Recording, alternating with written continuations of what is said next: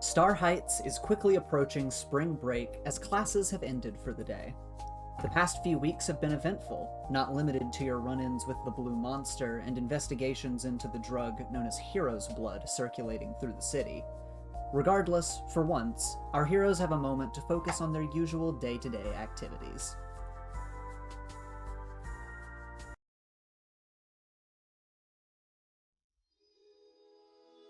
We zoom into the club here. It's been a while. Look at us. We're back. Someone immediately disconnects. Jay. Oh, Chloe left the Discord. Well, I'll pause us. Oh. No. Okay, well, welcome back, Chloe. Thanks. Jay, as usual, you're hosting the Universal Friends Gathering and talking with fellow club members. It was recent that you spoke with Maverick Astor, requesting to set up the fundraiser for the Haven Park homeless shelter. Understanding that you have tasked yourself with gathering the necessary cleaning supplies, and that the UFG will be in charge of manning and hosting the event, the Student Council will handle setting up an appropriate place and time. As such, Maverick has run the numbers for this car wash and gave you and your club a number of binders filled to the brim with bureaucratic paperwork in need of signatures. Having just finished up, you will need to deliver them to Chrysalis in the faculty office, but here you are in the club room. Okay, beautiful. Well, I think that's the last signature. And yeah, you're here, you're signing stuff, and like Tiffany and Robert, obviously, like, they're not in charge of the club, so they're not like signing stuff, but they're just here chatting and offering moral support. Aiden also offering moral support, but well, he was wanting to stay away from the papers at first, and then you noticed that they're all laminated, so you know he's just sitting over here next to you. Yeah, he's fine. He's fine. He's just like, oh, that was a lot of places you had to write, Jay. Yeah, that sure was thorough. Well, Actually, I mean, it is Maverick Astor. He's generally pretty anal about this kind of stuff, or so I hear. yeah, I'm getting that now. Well, okay. Kind of closing the binder up a little bit. Looking around the club room for a second. I'm in character. I'm here all the time. Me myself haven't seen it in a while. Yeah. And yeah, I'm just kind of taking it in for a moment, and I'm like, so, are you guys all good for the car wash as well? Everyone here is gonna be there, right? I just wanted to double check. Oh, of course I'll be there. Aiden sloshes around. Robert, does a little finger gun, and he's just like, yeah, anything to help the club. And Tiffany claps her hands and says, oh, I am so excited to be washing the automobiles. I am sure they will be very cute while being washed. Yeah. Jay kind of thinks about, like, Joey in that moment, actually. this other part of them that probably would also very much so enjoy this event. Mm-hmm. Well, do you guys want to come with me? I'm gonna be dropping this off at Chrysalis's. Oh, yeah, I'll help you out. And Robert just, he gives you a little smirk and croaks and says, I think I'll let the club leader handle it, but thank you, Jay, for your hard work. Yeah, thank you guys for hanging out with me. This was great. Oh, it is not a problem. It is always such fun to be in the club. Kind of getting up, closing the binder a little bit. Oh, the binder's actually already in my hands here. Mm-hmm. And looking to Aiden, and I think that as they kind of start to walk out, Jay would just kind of start to bring up the fact of, like, because we discussed how Aiden and Jay are going to essentially be the car wash. Yeah. And so just going to bring that up again. Kind of making sure that Aiden's still comfortable with that. Like, just asking, like, so, you're going to be taking on a lot of water. Like, it might be important to have an external source. Is that still all right? Oh, also, are you moving towards the door as you're saying this? Yeah, I think so. Yeah, as you're moving along, Aiden's kind of slithering around next to you and just says, I think it should be fine. As long as I'm able to expel some water, I think it should be alright. I just get nervous when I have to take on too much at once. We'll definitely keep it down to a minimum. We won't take on anything that we don't need to, you know, it's just for I don't want you to overexert yourself, and the water that it'll get dirty, so I want you to be able to get rid of the dirty water as we go. Oh, yeah, I can do that.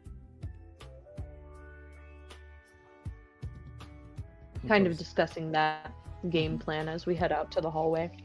Aiden slithers around next to you, and as you're on your way out, of course, you know, you pass by Vazula, and he looks up from a book he's reading and offers you a nice little wave and a smile as you guys head out into the hall.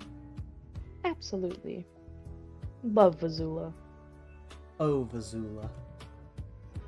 Yeah, you guys head out into the hall and go to make your way to the faculty room and make your delivery to Chrysalis.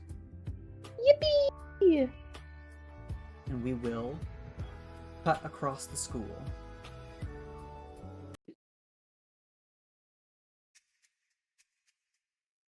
To the engineering club. We'll zoom in a little bit here.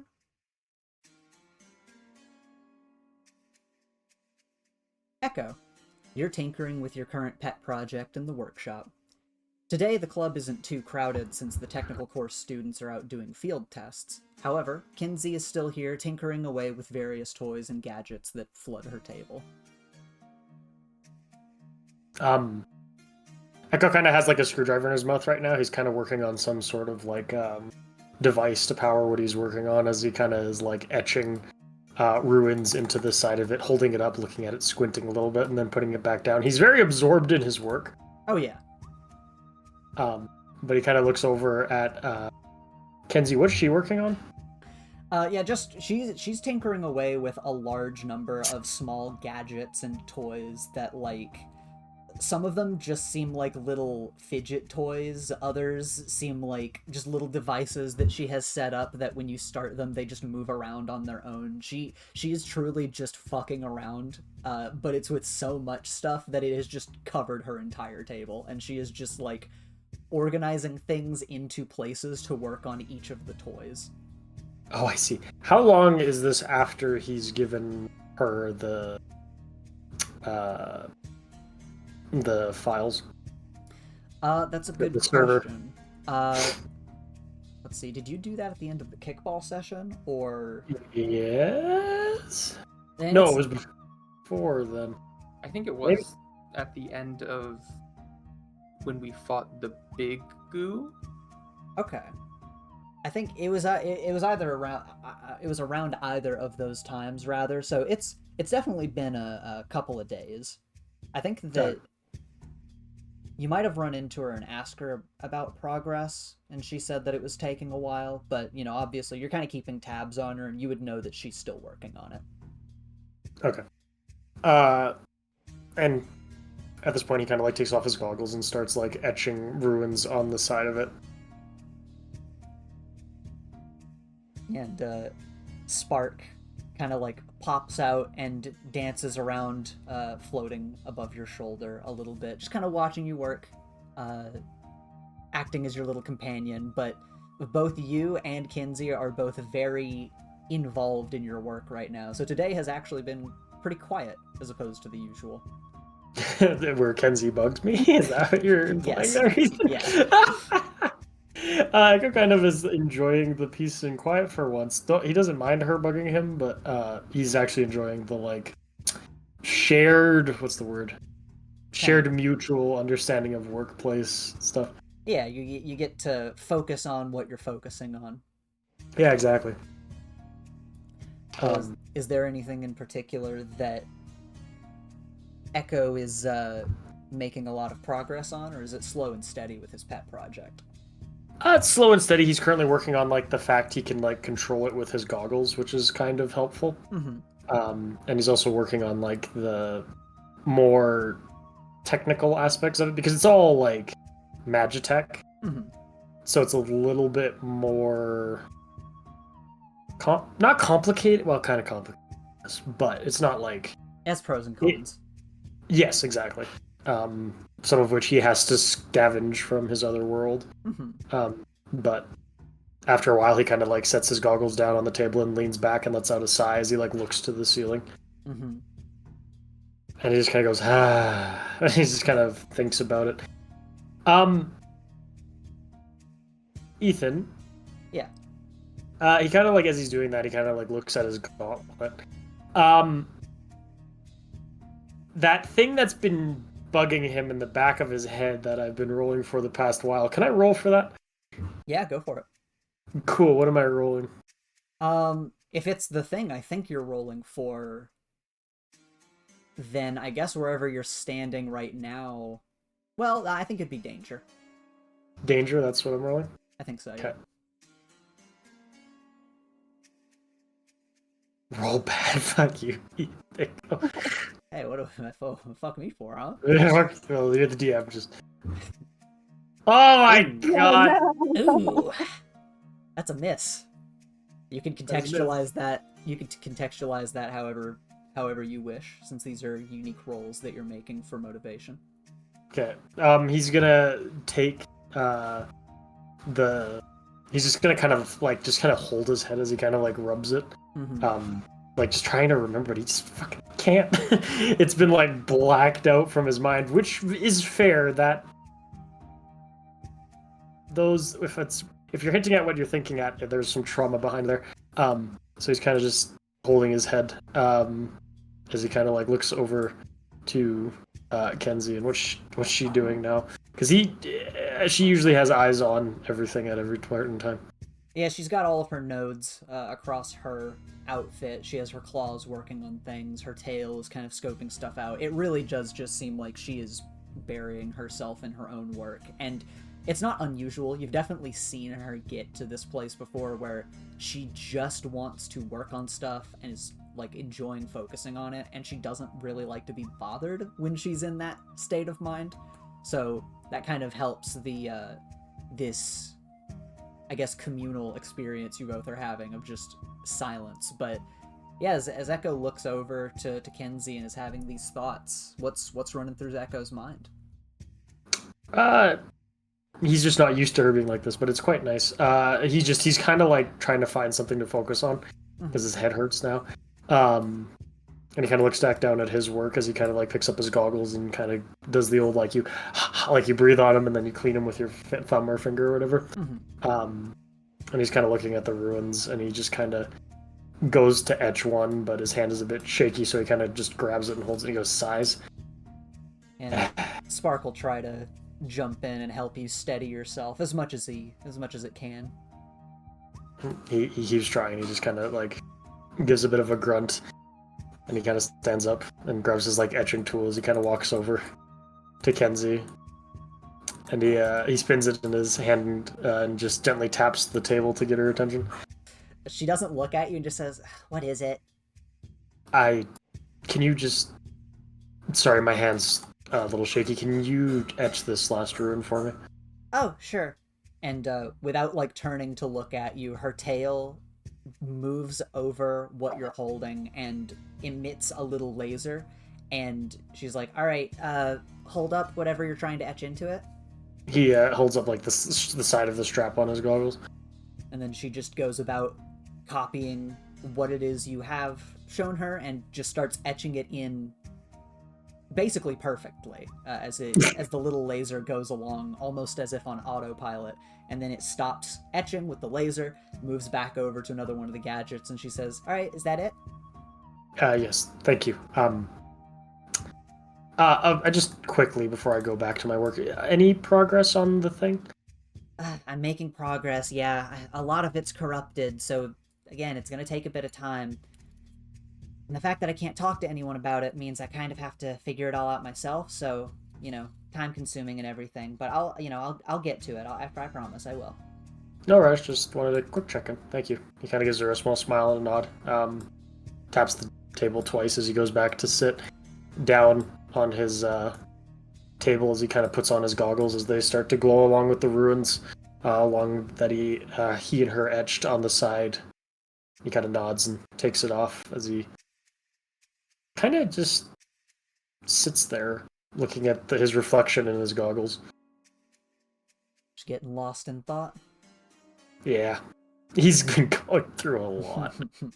That's fine, yeah. Echo can take a brief break from working on his pet project to, just give himself some space before continuing his work, as we will move along once again.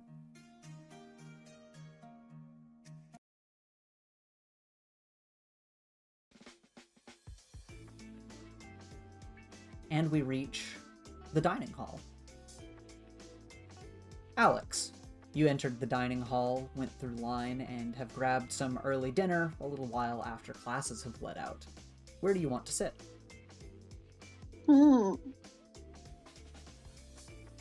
I'm not seeing a whole lot of people I know. I don't know if I'm seeing anyone I know right now. Yeah, this is very much the after-school, period where the dining hall's open. Anybody can kind of come and go for different phases to get food, and just kind of random students from other departments, parts of the school that you don't usually go to lunch with.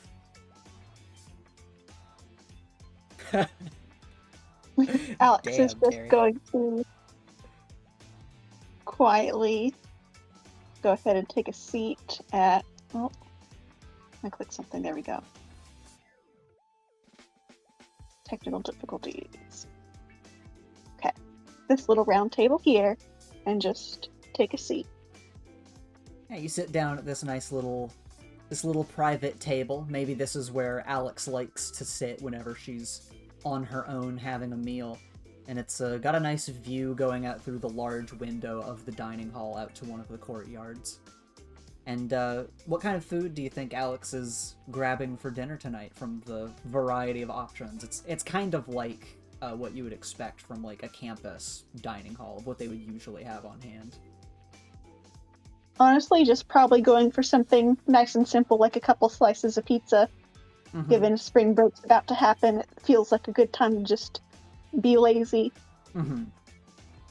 Yeah. You've got a nice simple meal, and she's eating, and as you're kind of taking this moment to yourself, what's been going through Alex's head recently? Because a lot has happened around her and to her in recent. Yeah, a lot has happened. She's just kind of gonna sit by herself, look out the window, and just kind of reflect on everything that's been going on. Everything from being hit by a meteor, she still doesn't know what really caused that or if that could happen again. Echo being almost killed, and that lady is still out there somewhere. Mysterious message from the brain teaser that there's some kind of traitor presumably in their midst. She has a lot to be stressed about, even though it should be a pretty relaxing part of the year. Mm-hmm. And not to mention the drug problems. That too. Yeah, is there anything specific that jumps out at Alex, or is it just basically a jumbled mess of everything going on? Kind of a jumbled mess. I imagine they probably just had some exams and stuff too. Usually that's around the time of spring breaks. Her brain is just fried and overwhelmed. Mm-hmm. And it makes sense. And yeah, Alex, you sit here and have your meal, by your lonesome here as you take a moment of silence and privacy. And we'll continue moving along. Where we'll cut next to the Gymnasium. Quick question: what was the name of the person who cut Echo's neck? Lasher. Lasher. It wasn't. I knew it wasn't Slither. That was the only thing I could think. Conceptually close. Yeah, it's in the ballpark. Mm-hmm. But I love Slither's villain name. It's a good name. But Lily, you're just finishing up a round of volleyball practice. Today mostly consisted of drills before Coach Braun let you guys play around together, with Evan and Haley on your team. As usual, you're crushing it, but Lily's mind may be elsewhere. Earlier today, Nightwalker informed you that he got a date set for your trip to Nustania, which can support up to 8 people. Including Nightwalker and yourself, that means up to 6 others can come. He's even gone to double check that everything will be prepared on time. So, where is Lily's head at? Just recently or in this moment?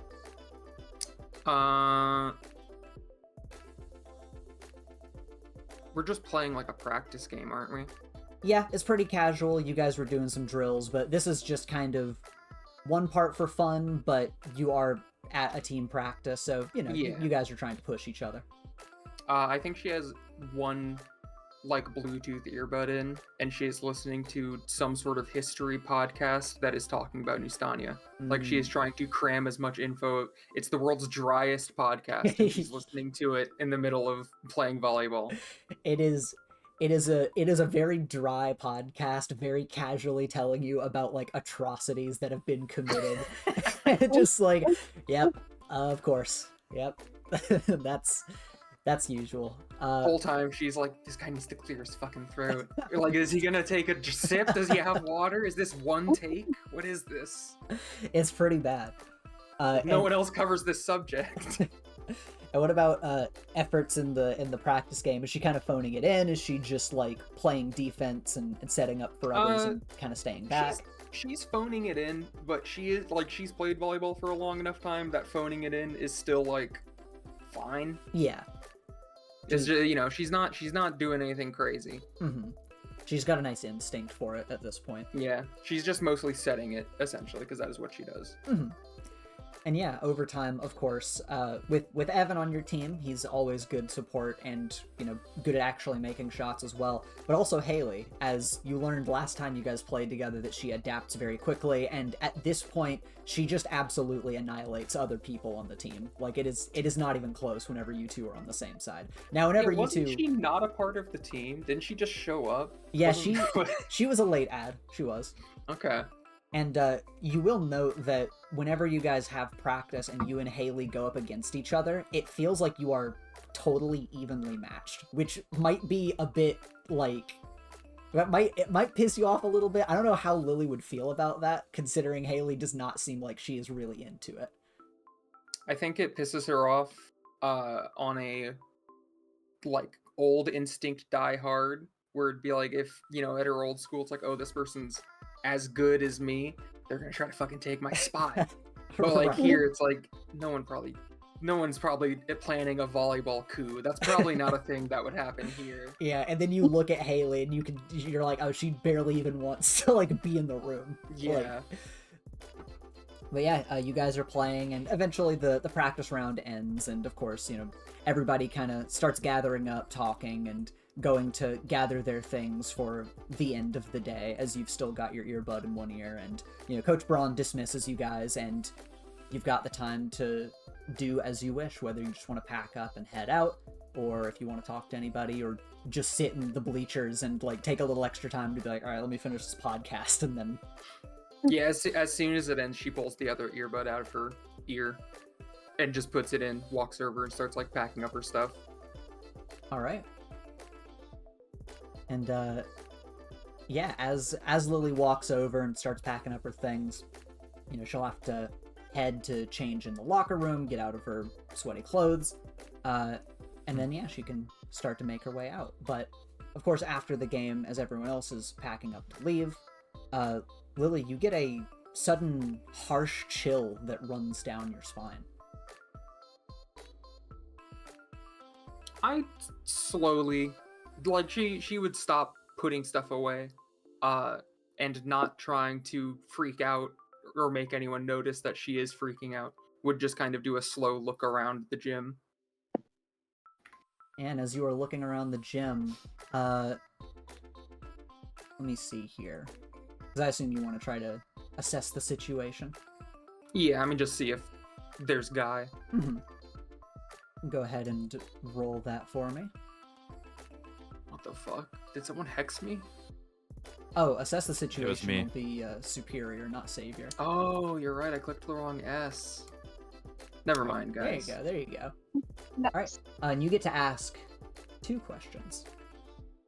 I guess I'm just looking specifically if Dey'ja are in the room.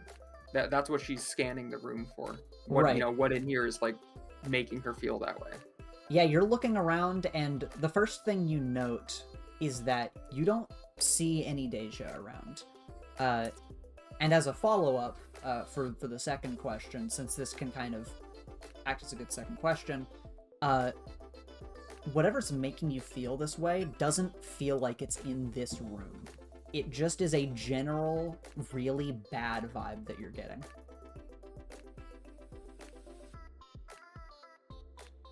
Did I do anything? No, I'm not, like, sick again. I haven't been bit by a weird monster. Lily will just text her dad. Okay. Just to be like, what's an update on mom? Because that is where her mind would go second. Okay. You'll shoot that text out, and we will move along.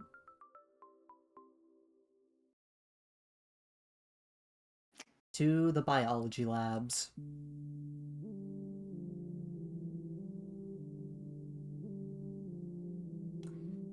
Terry, gas mask on as usual. You're spending time after class experimenting in the biology lab. What's Terry working on today? Other than, like, Terry would want to have more fear slime made. He does realize he's not had any of that recently, and it is very convenient. So that'd be the first thing he'd ask his funny wizard friend to help him restock on that. And after that, with the project, the long overarching project he's been working on, he's thinking to himself, he has everything. He has to act quickly because someone's after him. There's a traitor in the school. Everything could go wrong at any moment. Yeah. But he can't help but think he's missing something. That there's one final piece to this puzzle to perfect what he's made. Mm-hmm. And it has to do with this weird potential connection and thing that's kind of just haphazardly entered life events, which is this realm that these Dey'jas are supposed to exist in. Mm-hmm. And he's considering maybe that's the final piece. Maybe that's what makes this, like, completely unique and... the word's not copyable isn't what I'm looking for, but, like, something truly, like, that cannot be ever recreated. Right. Yeah. Totally unique. So he's thinking, okay, I have these pieces. I have my own fear toxin. I have alien physiology. I have magic. I have this serum. A fifth piece. And it'll be complete. Mm-hmm. He's also considering, because maybe this is enough, and if he doesn't act soon, it will just blow up in his face. He's juggling so many things. He knows that at some point Maul is going to act. He knows at some point someone might slip information. He knows that this strange quiz giver might interfere with his plans. Heck, maybe all of this has all just been a conspiracy to out him. He's balanced precariously and almost dangerously on two sides of thought. Mm-hmm. I have to act now before someone acts against me, and I have to make this perfect. And in this weird balance that's being created, he's doing nothing. He's so filled with anxiety that he's almost defaulted to just doing, like, basic prep, which is the fear slime. Mm-hmm. Yeah, because you were doing a lot of theory crafting, of course, in your time with your time in the lab here, and you have a lot of prep set up here. And you're prepping this fear slime, which, as a reminder, the fear slime is like a new way to kind of utilize your fear gas that's like given a tangible form and can kind of stick to people, which is a very good experimental use of your powers. And you've played with it a little bit before. But you mentioned you were reaching out to Lawrence to get his help on this, but you have not heard back from him. Terry taps his foot.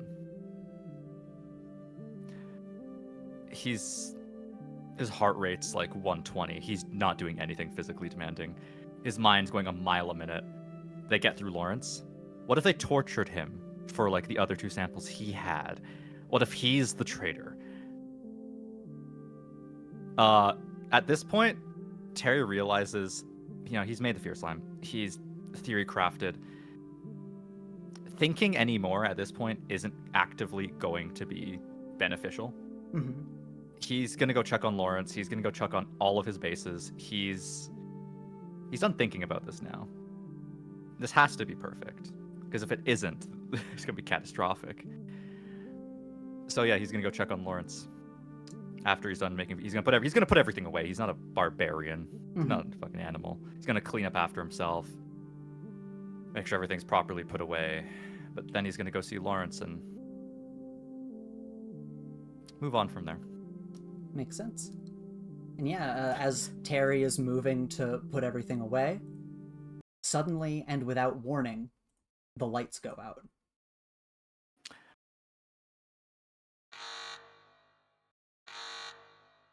The entire school is plunged into a blackout as an alarm sounds. It's impossible to tell what's going on in this brief moment of darkness, but just as quickly as it came, red emergency lights flood the halls. Does Terry have his outfit with him? We'll cut back to Terry. Okay.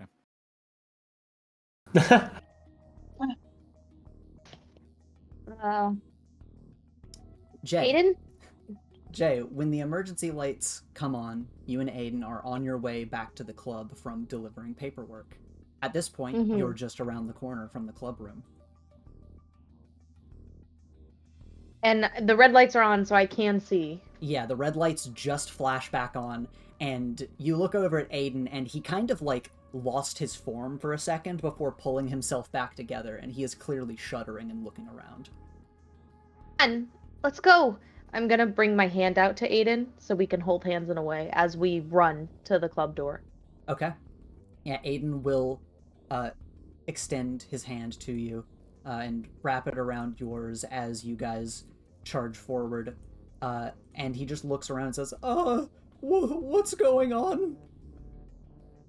I don't know. I don't know what this is for. Or maybe it's just a drill. Jay says that, but knows that it's probably not. Like, in their heart, they kind of just have this really bad feeling, like a sinking feeling. Mm-hmm. In their little robot heart. Yeah. Well, with that, you and Aiden charge on to return to the club room. I also would like to say, though, well, first I'd like to ask, do I know where Maya's at right now? Is Maya a bunch of snakes in the air vents at the moment? You know that because of your request to Maya that she has not been coming to the club recently, and that she has been watching the dorm building, basically staying in the vents in the dorm building. So that's shit. I mean, it's probably the safest place for her to be, I guess. Honestly, I just hope. Yeah, we're not all together, so it makes Jay worry, but she's probably okay. Mm-hmm. All right, yeah, I'll run back to the club room. I wanted to double check. Yeah, makes sense. Meanwhile, we cut back to Echo in the workshop. Echo, of course, you also experienced this blackout, and the lights come back on. And of course, in the workshop, your eyes are having a hard time adjusting to the red lights just after they come on, but you blink a few times, and you can see again. Had Kenzie left prior, or...? That's a great question. You were working pretty in-depth on your project, so you assume she must have just left to go to the bathroom at some point. Okay. What is, like... I'm sure it being a superhero school, they have protocol for this stuff. What is protocol in this situation? Protocol for an emergency situation, because there are various emergency situations. There are, like, intruder situations, there are, lockdown, a lot of various things, so without knowing what the issue is, it's kind of hard to be able to tell what you should do, but notably, you didn't hear anything over the PA system. So even if there were supposed to be instructions to be given, they have not been given. That's interesting. He checks his... I will say, just as a helpful note for Echo, a main thing that has always been noted during any of this is, if something happens, find faculty. go to teachers. They will help protect you. That is basically what's been drilled into your head. Okay. One place he probably knows people will be at, because it's a usual like common gathering area, is the lunchroom. So I think he's gonna get up and head there. Okay. And you just want to get up and head out of the lab and head that way? Yes. He's gonna slip like his goggles down, because still like red light's still low light, kind of. Mm-hmm. So he's gonna keep his goggles down as he just kind of starts running. He's And, gonna. As you do, you move over in this direction, and the door to the workshop opens. And when the door opens, you expect somebody to step through, but nobody is standing on the other side. Oh, that's not good. With his goggles down, he is gonna immediately try to run through all spectrums of visible, like, visibility, like heat and that kind of thing, to see if there's anything there. Because he knows someone who can turn invisible. Yeah. Roll to assess the situation. Will take my luck. It's pretty awesome.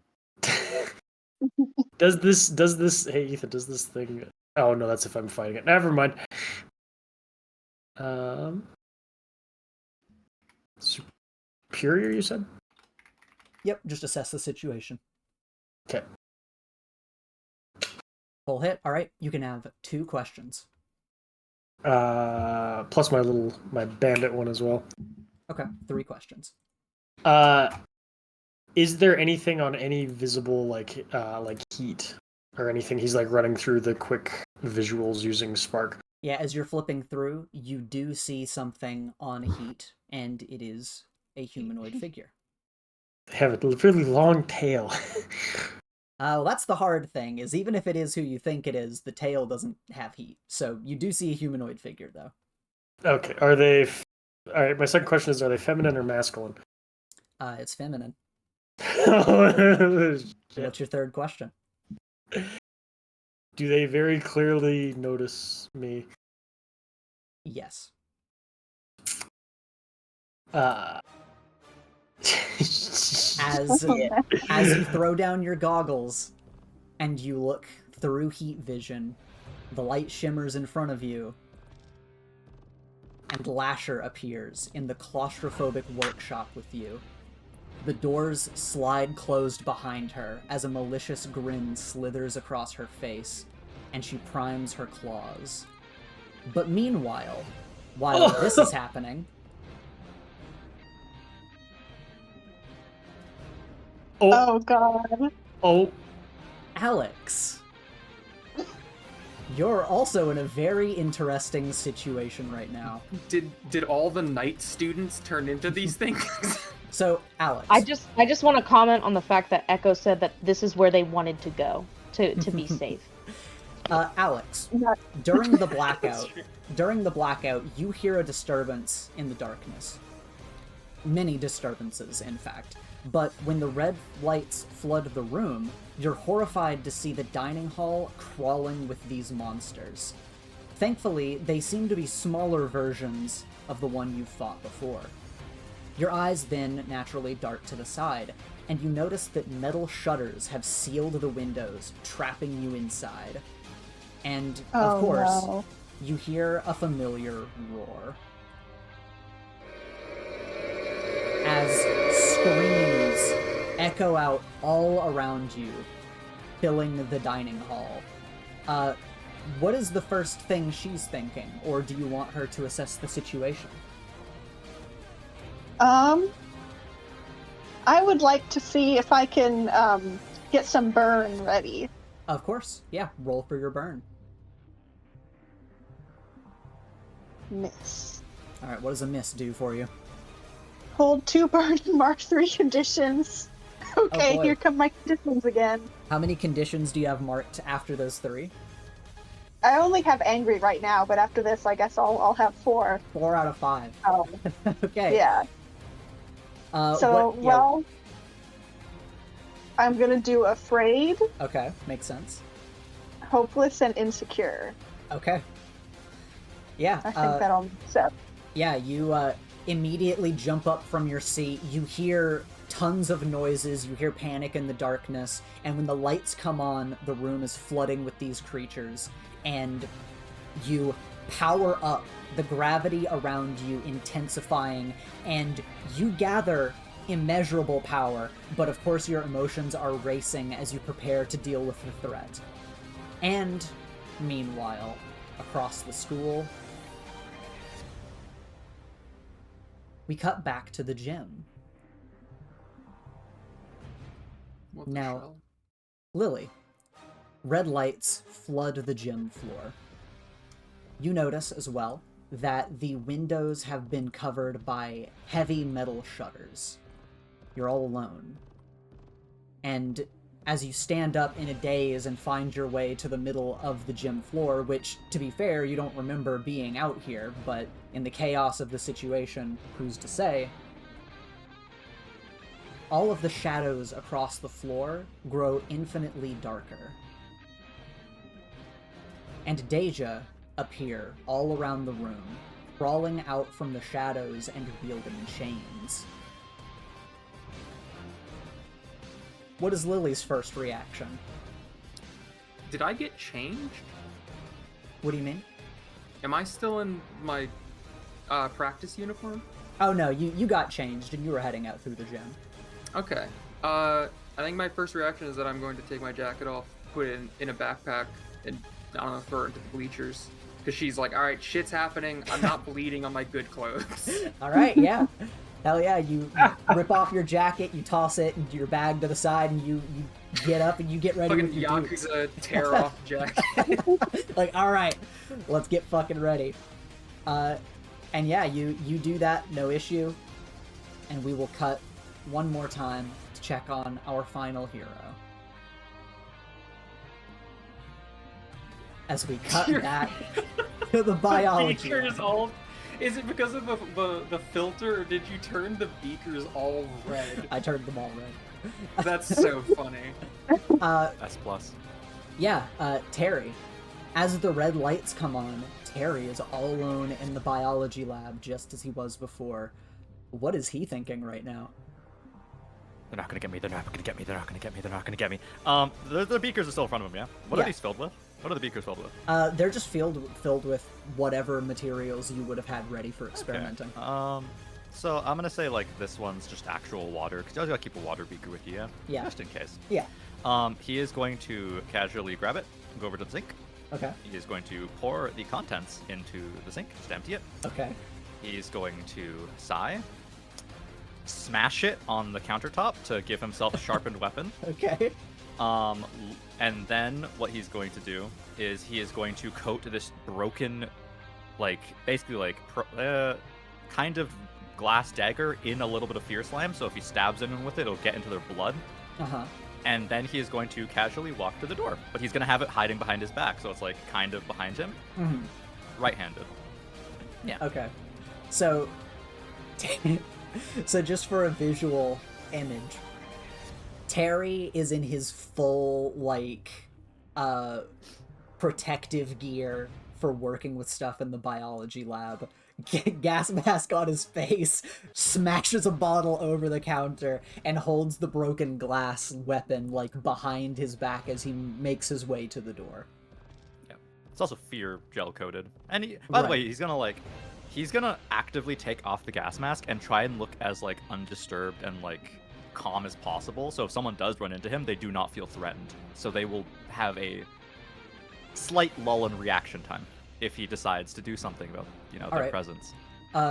Real quick for me, I want you to roll to unleash your powers. Roll plus freak. Plus freak? Okay. Kapow! Terry, as you go to remove your gas mask, fear fills your mind as you suddenly get the sense that that would be an incredibly dangerous thing to do. Puts it back on immediately. All right, and you're heading to the door to leave the lab. Yeah. He just says out loud in the room, like talking to him. It's not my fault this time. and then he's just gonna go like walk to school. All right. Then, with that, let's cut back to the workshop. Why am I up first? Yeah, you're up first, Will. Aren't you excited? We're back. We're so back. Go for the head. Echo immediately like retracts, like he pulls back a bit, like takes a step back as he like rubs his neck and just glares at Lasher. Mhm. And he's gonna wait for her to speak first. Lasher just grins at you. She is in a primed position, and her tail just lashes out at you to immediately try to slash your throat. There's no preamble. She just goes to kill you instantly. Oh! So, since you're waiting, roll to take a powerful blow and see if you can dodge this. Oh, sure. Why not? Roll to take a powerful blow. Holy smokes, can I remember how to run my sheet? Okay, miss on take a powerful blow is a good thing. Yes. The tail lashes out at you, and you manage to dodge back, narrowly avoiding it as you feel the air in front of your throat, where you were cut last time, get sliced. And you jump back, and it is clear she is not in the mood to talk. Fair enough. I kind of respect it. Can Echo kind of like... Okay, question. One question. These tables, Echo's been here a while. Is there more shit? Like, is Kenzie's shit still on the table? Yeah, there's just a bunch of random scrap and small gadgets on the table, yeah. Okay, second question, rather. Can the table be moved, or is it, like, welded to the floor? I mean, it can be moved, it's just very heavy. Like, on a scale of 1 to 10, how heavy? Like, you'd probably need 2 people to lift it. Generally, Okay, anyway. I mean, obviously this is a super school, but you know what I mean. Fair enough. So Echo is going to then, just narrowly dodging this. Did she go for his throat again? Yeah, she went for the same exact place you were cut last time, like at the same angle and everything. What a bitch. He's going to, like, kind of, like, roll backwards over the table and, like, pretend to, like, fall off the side as he opens a portal, and he's going to just try to, open a portal to the Sand Realm, and he's going to try to, like... Interestingly, when you go to open a portal, your gauntlet does not respond, and it is completely inert. Oh. Hmm.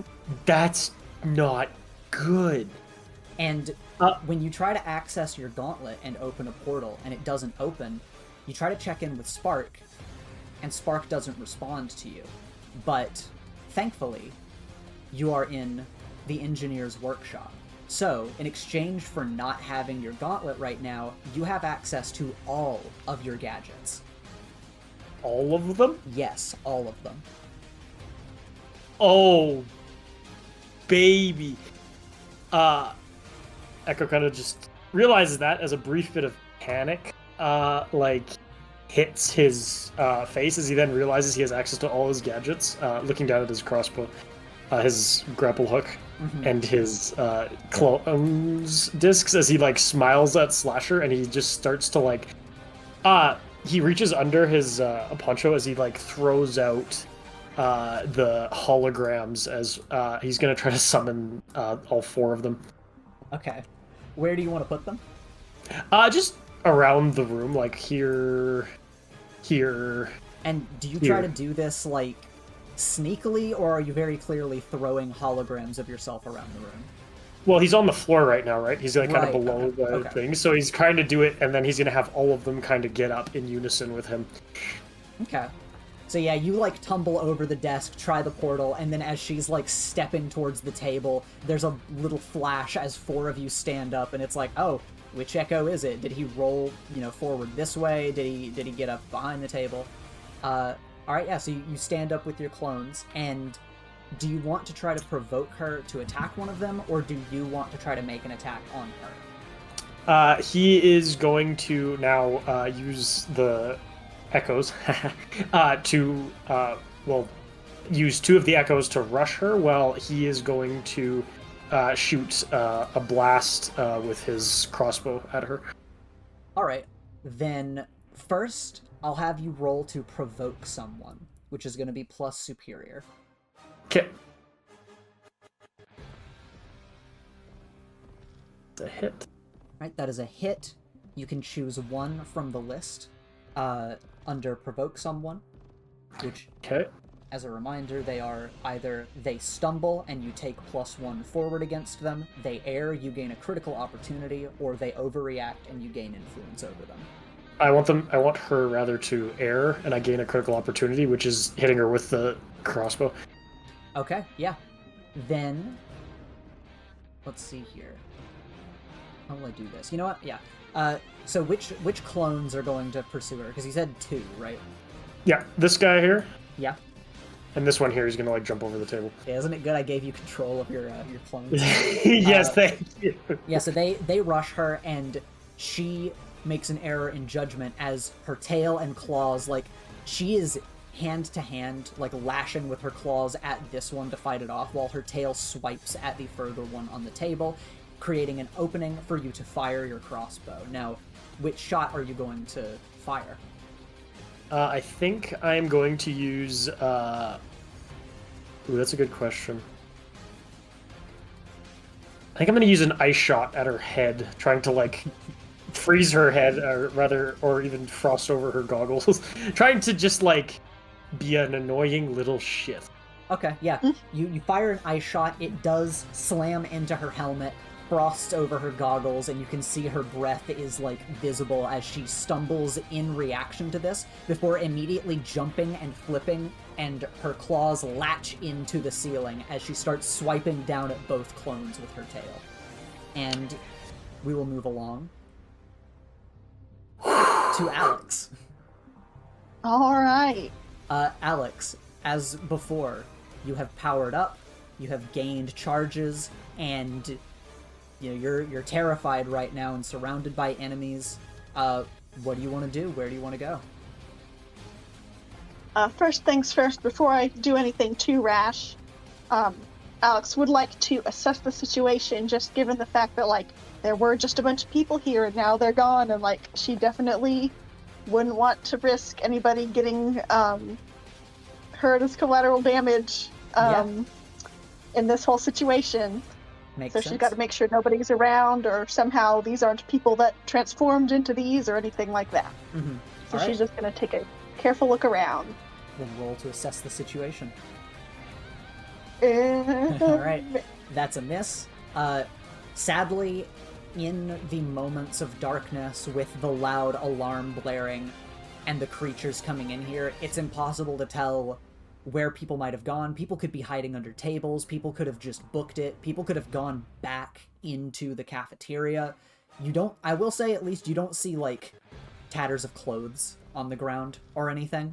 But as far as what happened to the people you were in here with, you have no idea. That's a scary thought. How big are these exactly? Are these, like, person-sized? These are, I would say, like, big dog-sized. Okay, so these are not nearly as bad as the one we encountered before, Yeah. but there's a whole lot of them.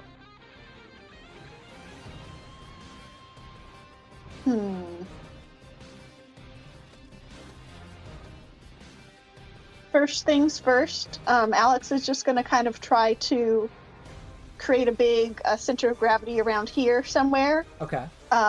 Just see if she can kind of get them all stuck together in a ball so they can't really move or do anything. Just Sure. restrain them for the time being. Do you want Somewhere to use somewhere. a specific one of your burns, or do you just want to unleash your powers? I'll save those for now. Okay. I'll just unleash my powers. Alright. Ooh. Let's see. You lash your hand over in that direction and try to pull in the gravity, and it seems like you're about to pull a bunch of these kind of into this little serving station, but because of how emotionally tense you are at the moment, you accidentally let go, and they just go flying in different directions. So they just land, skid across the floor, and growl at you as some of them prepare to start attacking you.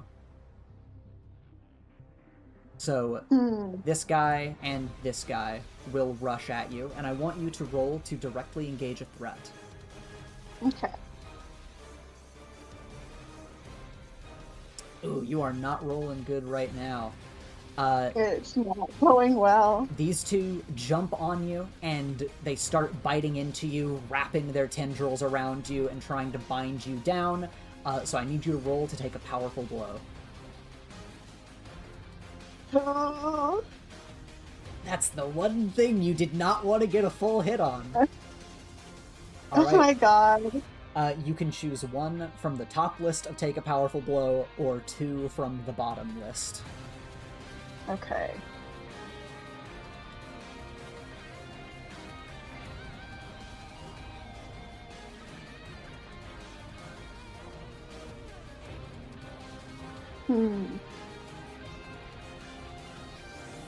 Well, there's nobody else to lash out at, Right. and I don't have room to mark two conditions, Yeah, so so I really can't do two from the bottom list. Yep. There's one I'm option. going, There's one. I'm going to lose control of myself or my powers in a terrible way. Let's go! Okay. Just a little while. Yeah, these two jump on you. They start biting at you, wrapping you in tendrils. This one from behind jumps at you, and all of the closest ones start rushing you in like a dog pile in order to just completely surround you and try to subdue you. And of course, that freaks Alex the fuck out. And as your eyes gleam with power, you are going to burst outwards. And if you want to describe for us, what does it look like when you lose control of your powers in this moment?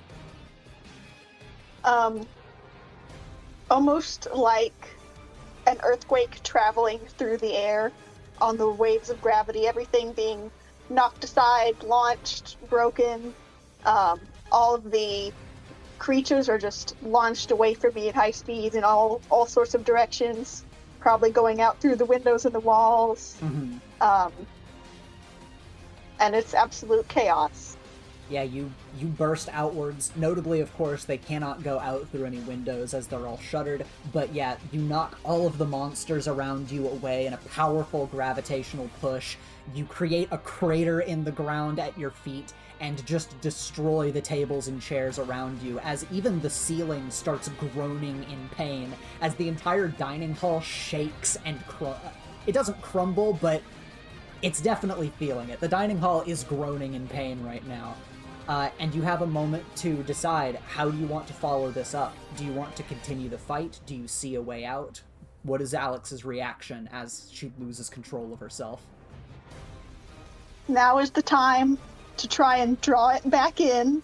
Okay. And I'm gonna use my burn. I'm gonna use both of them for my move, Overcharge, to channel the full capacity of my incredible powers to overcome an obstacle, reshape my environment, or extend my stances, and automatically get a 10+ on unleashing my powers. Okay. Yeah. So she's gonna pull it back from the destruction that has begun, and now she is gonna go absolutely hard. And my idea is something we had talked about a little bit before, but I want to start by bringing them all together into a giant clump so they can't escape me. Okay. But then I'm going to just eviscerate them from the atomic level. I'm going to destroy the gravitational bond between their atoms as they evaporate into the air, never to be seen again. Okay. Yeah, so of course, you pull in your incredible destructive power, and in a moment of clarity, you basically create a black hole in the air in front of you, bringing in a massive amount of these creatures as you condense them and pack them into a sphere in the sky, and you scatter their atoms as they all begin to just be ground up by this intense gravitational force, and they become stardust in the sky in front of you. and you do successfully annihilate all of these creatures in front of you. And of course, your eyes, gleaming with power, glance around the room, and there are a few creatures on the far end that hiss at you and like start backing away in fear for what you have become. And Yes, be afraid. we even get a visual of like your shadow standing tall behind you as you face the remaining monsters. Who wants a piece of this? And we will cut away again to the gymnasium as Lily has her Yakuza moment. She throws off the coat. She is surrounded by Dey'ja. Lily, what do you want to do? I would want to try to open a portal to see if I can just leave. Okay. Yeah, you throw your coat to the side and you go to open your portal, and I'm not going to make you spend anything for it, because as you open your portal, a Dey'ja crawls out of it and lashes at you, and you get the immediate feeling, oh, they don't want me to, they do not want me to leave. It feels like they are gunning for you. Okay. And this one, are they attacking me? Do I have to roll anything? I'll say just this one, you open the portal and it like basically flies up in the air above you, so you still get an action. Okay. I would like to assess the situation. Would that be my action? No, you can assess the situation first. Yippee! Kapow! Double sixes. Okay. Do I feel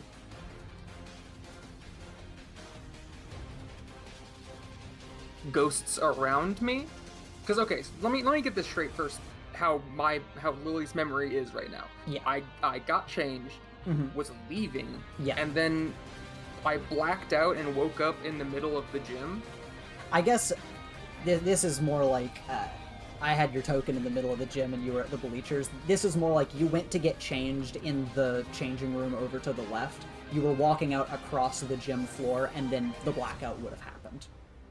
Okay, it's just the way you had said something like not being sure how I got here. Yeah, that was me hand waving you being in the middle of the gym. But there's, Okay, yeah, okay. with you changing, there's a good reason for you to be out here. Okay. Do I feel ghosts in the area? Other than the ones that are in me? Do I feel like there are still ghosts in the area that are reacting to this? You do not feel any ghosts outside of the ones that are inside of you. Okay.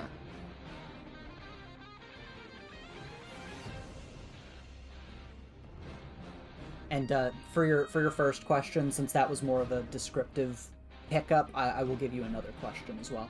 Yeah, okay. Where were... When I left to get changed, were people still in the gym? No, people were making their way out. Okay. I think that's kind of all I have right now. Okay. I will attempt to use the ghosts that are within me to jump up, because gyms always have like the I guess not always, but gyms I've seen always have that like scaffolding kind of shit Yeah, in the top where like the absolutely. lights and stuff are hooked up. I'm just gonna try to jump up there. Sure. Let's see, is there anything specific you're wanting to do once you get up there, or are you basically just wanting to create distance and get up high? Yeah, just wanted to create distance. There's something I would do once I'm up there, but Yeah. mostly just creating distance. You are definitely able to jump up, and is this like one big jump? Are you trying to like do double jumps with your ghosts?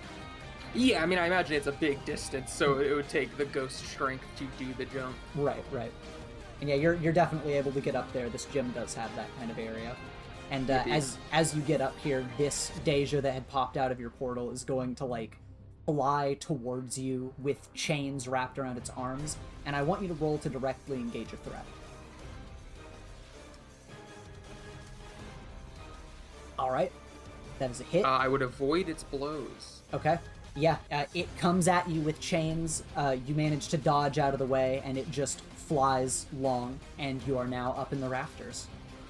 Well, I was going to start moving across through them, trying to get like down towards this door, basically. Right, trying to get out of the gym.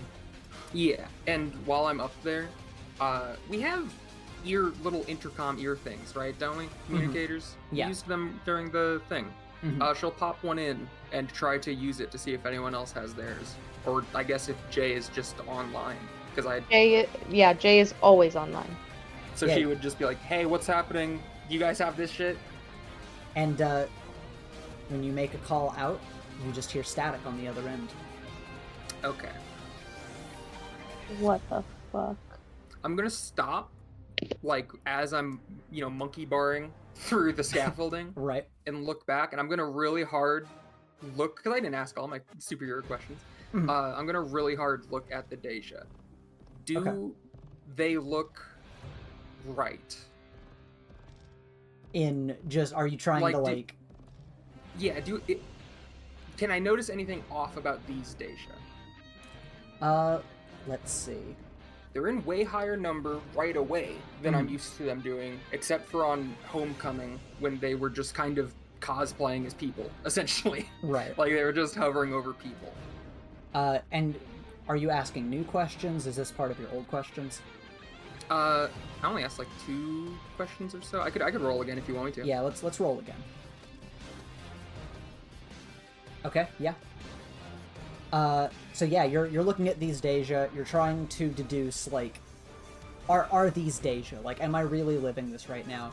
And the answer is, they are painfully correct. This feels all too real, as there's something interesting when you have looked back at the fear toxin, where it makes you hallucinate. It kind of, like, pumps the adrenaline in your system, and you feel fear for the things that you are afraid of. But on looking back, you're like, okay, I know that they weren't real, but I could not help being afraid in those moments. In this moment, your body is screaming at you that, hey, the Dey'ja are here, and they're here for us.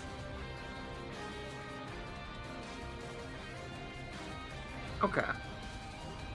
I will continue to monkey bar through the gym. Alright. Then we will move back to the workshop. Oh, okay. Yeah, welcome back, Echo. Hi, it's me, your boy.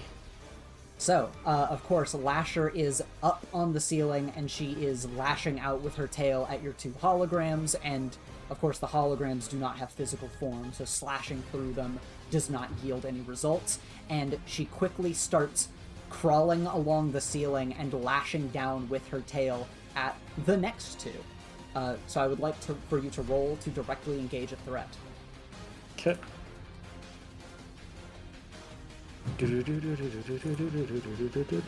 Is her goggles still fogged up with ice? They are, yes. Okay. Alright. That is a miss as she scrambles forward along the ceiling and starts swiping with her tail. And sadly, you are able to bring up your gauntlet to stop most of the blow, but your arm and shoulder do manage to get lashed as you are thrown back into the table next to you. Not prone on the floor, but knocked back into it as the other hologram has the blade go right through it as you're, like, defending yourself. And What? she is just turning in your direction. What do you want to do? Ruh-roh. What is on the table here? All the stuff you were working with before. Oh, so that screwdriver is still there? Yeah. Echo's gonna grab it and like hold it like it's a knife. As he kind of just takes a breath, and he is going to flip it. He has his gauntlet hand, and then his regular hand. He's gonna put it in the hand that doesn't have the gauntlet on it. Okay. Because he needs his gauntlet hand. What am I gonna do here? She already cut out his throat. He is going to. Now that he has her, she's up on the ceiling, and her visor's like frozen, right? Yes, it is. Okay. And he doesn't have access to spark, does he? Nope. Using his eyes rather than relying on spark, can he see any weaknesses in her armor? You can roll to assess the situation. You just don't have your usual sharpened eyes. Correct. All right. Yeah, you get 2 questions. first, is there a way to disable that wonderful tail of hers? You have to assume that there must be. The tail is connected to the spinal cord of her suit, so there must be some kind of system controlling it that is like neurolinked to her. So it is an extension of her. Okay, and then my second question is it clear that he can like pull her helmet off fully, or is it like kind of attached to her suit, like her whole suit, like in the back? It's attached to her suit. Okay. You have to assume that it must be detachable, but it is like a part of the whole suit. Okay, it's not like a single piece, kind of like Echo's goggles. Right. Okay. Echo is going to kind of extend his gauntlet again, and he's going to, instead of shooting a crossbow bolt, he is going to shoot his grapple and go to, like, because is she facing him? She is, yeah. How much room is it between her and the wall? However much the line tool tells us it is. We'll use the line tool here. Let's see. Where is the line tool? Here it is. It is... I guess it's roughly 10 feet away. 10 feet, okay. Here's what Echo's gonna do. 10, 15 feet away. Echo is going to use his grapple and try to, like, shoot it at her, and he's going to try to, like, pull her down over and hit the corner of the table. Okay. WWE move. Are you trying to grab her at any specific spot, or just in general you're trying to just grab at her? Probably her head, because it's fogged up. Okay. Then roll to directly engage a threat.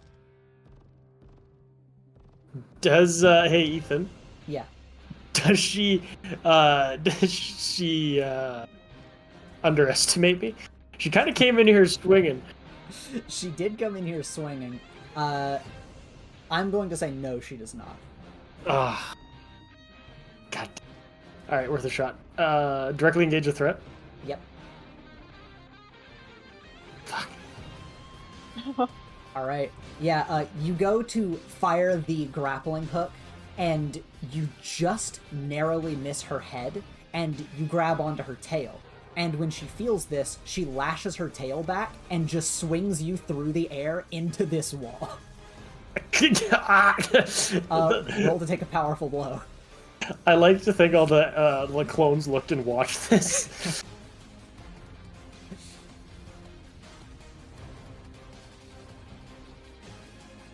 Oh. Ooh, alright. You know what to do. I am going to, for this in particular, 2 from the second list. Ooh.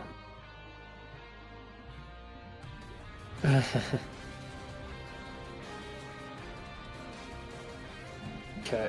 I am going to give ground to my opposition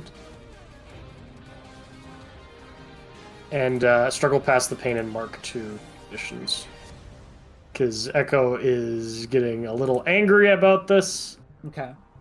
And he is kind of feeling a little hopeless. Okay. Both of those make sense.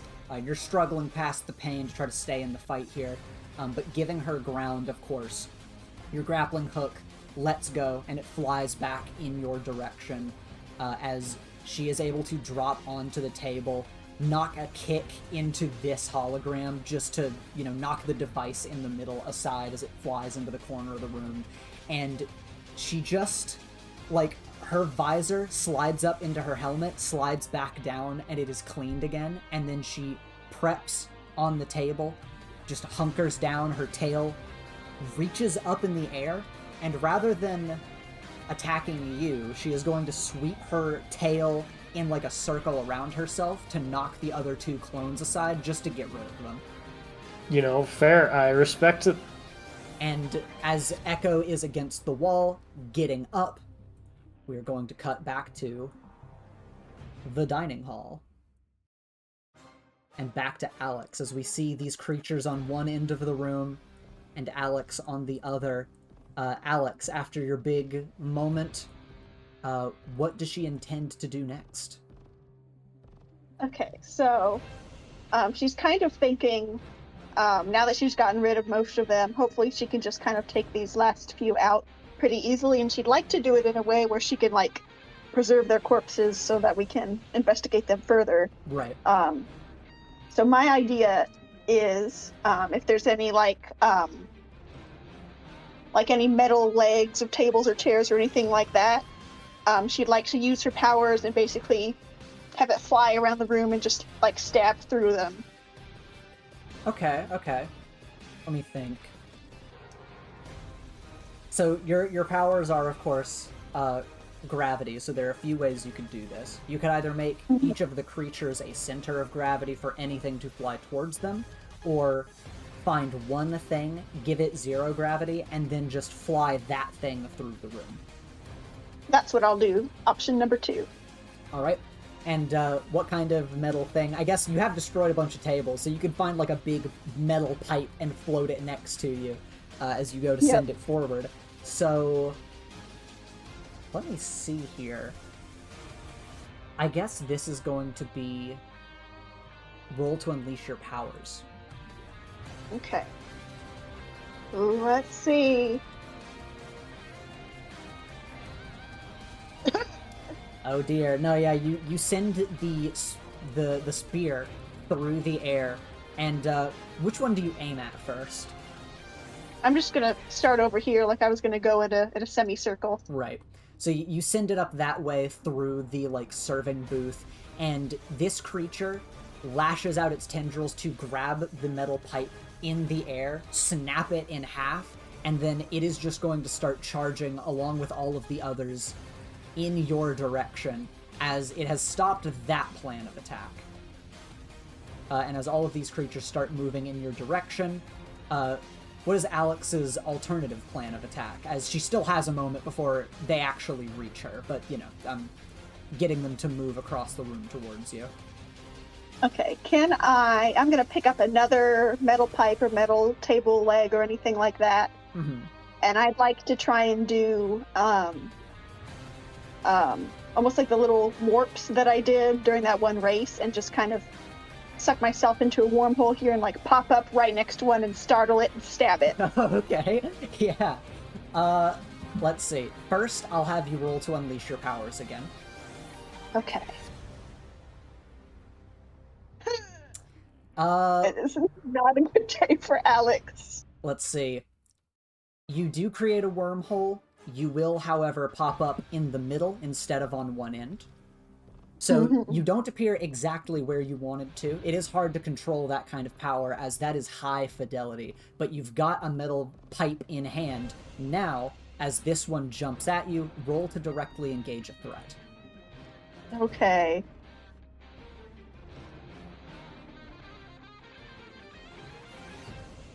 Oh, Why dear. happening to me? Oh, dear. Okay. You stab the spear into the center of this creature, and you've fought these creatures before. It unfurls into tendrils that just grip onto the pipe and your arm and keep you there, and one by one, these monstrous creatures dart around and jump onto and off of tables and chairs, and they are all just once again going to scramble around and dogpile you, as, once again, they're just going to try to tear you apart on the spot as you're held down. So, once again, roll to take a powerful blow. Let's see. That's a full hit. What do you think, Alex? What do you want to do? Let me see my options again. I will say, last time you saved it, so that option is still available. Oh. I'm gonna have to lose my control of my powers again. Okay. Alex, once again, you are overwhelmed, and power courses out around you, as once again, the earthquake shatters through the air of the dining hall as monsters begin flying out in various directions. They begin getting pierced by debris from tables and chairs alike, and the entire room shudders and groans once again, as now you have not only heavily damaged the dining hall, but the dining hall collapses around you, and you completely destroy it. And we are going to cut away from Alex as the dining hall falls on top of her. Do you think that constitutes detention? Ah! All right, we cut back to Lily. Lily, jacketless, is running along the bars at the top of the gym, and you're just making your way for the exit, right? Yeah. All right. Of course, as you make your way, the closest to Dey'ja are going to try to fly up to you, and they have chains like wrapped around their wrists, kind of held between their hands, as it looks like they plan to chain you down. And you can hear the what's the word for it that you're running on again? The scaffolding. You can hear the scaffolding beneath your feet start to creak, oddly enough, as I need you to roll to directly engage a threat.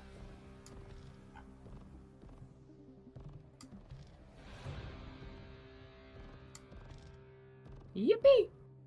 All right. So you can pick 2 from the list. I will. Let me put that up. I mean, obviously, I'm going to avoid blows. Right.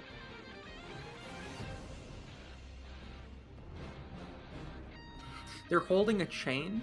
Yeah, like, not all of them holding one chain, but each of them have chains as if they plan to each individually use those on you. Can I take, because it says take something from them, can I try to take one of the chains? Yeah, you can do that. Which one do you want to take the chain from? I'll just take the one in front of me. I'll, like, jump over him. Mm-hmm.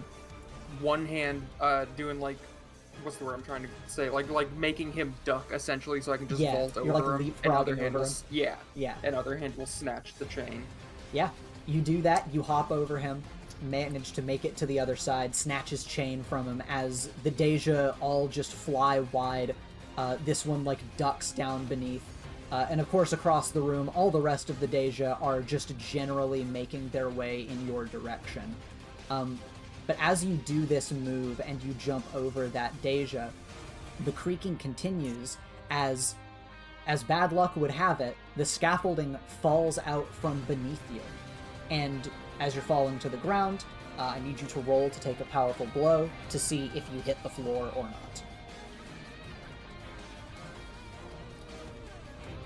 Could I do something to try to not fall? Let's see. Since you grabbed that chain and you've got a bunch of ghosts in you, I'll say you can roll to assess the situation and see if you can find any better options. Because this will give you a bonus. I had a funny idea in mind. Oh, well, what's the idea you have? I was gonna just send one of the ghosts out, because it's just the scaffolding I'm on that's falling, right? Yes. Send one of the ghosts out to a part, up ahead, and make them solidified so I can just whip the chain to them, and they can just kind of hold it and I swing from them. Sure, yeah. In that case, I won't have you worry with assess the situation, and I will just have you unleash your powers. And actually, you know what? You got a good roll on that, so I'll give you +1 on this since you did get a 17. Yippee.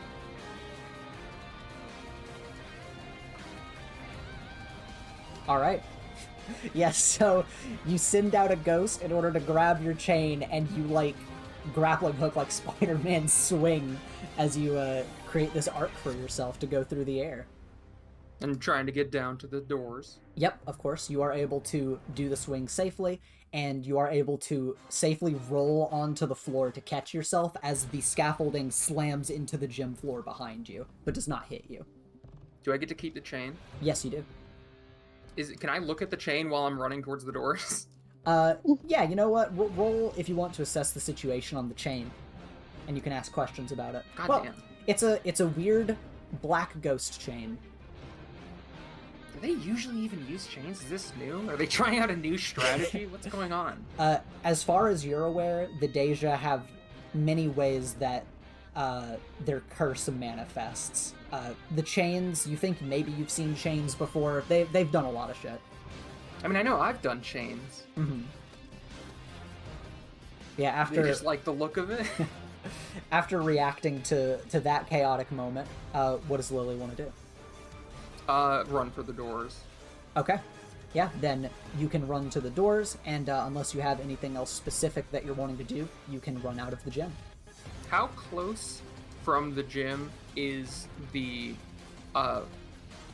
Ultimate Friend Group club room? I'm actually thinking about how I have the school laid out.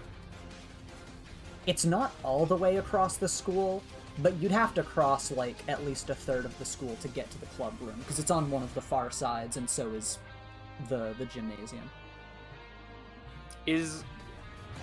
Would the engineering club be closer? Yes, actually. Okay, then I guess I'll run towards that. In Lily's mind, she's like, Jay should be able to hear me on the comms. Mm-hmm. Maybe it's being jacked, but if it's being jacked, then it's not just Dey'ja that's happening, and that doesn't make sense. Mm-hmm. Whatever, I'll try to find the nerd. Alright. Yeah, that makes sense. And so we will move along as Lily throws open the door, exits the gym, and we'll go back to that very workshop. As we follow up once again with Echo standing up against the wall, and in your mind you kind of flash back to that moment with Lasher where you were against the wall of the alley, also having to struggle to stand up. She's standing over you on the table, and after lashing her tail out around her, she turns to you and prepares to attack. But first, what is Echo's response? What is Echo's plan? He's going to try to quick draw her with his crossbow. Okay. You go to quick draw with the crossbow. She goes to lash out at you. Actually, she's going to air dash across the table to try to grab at you with her claws. And in this, like, speed test, roll to directly engage a threat.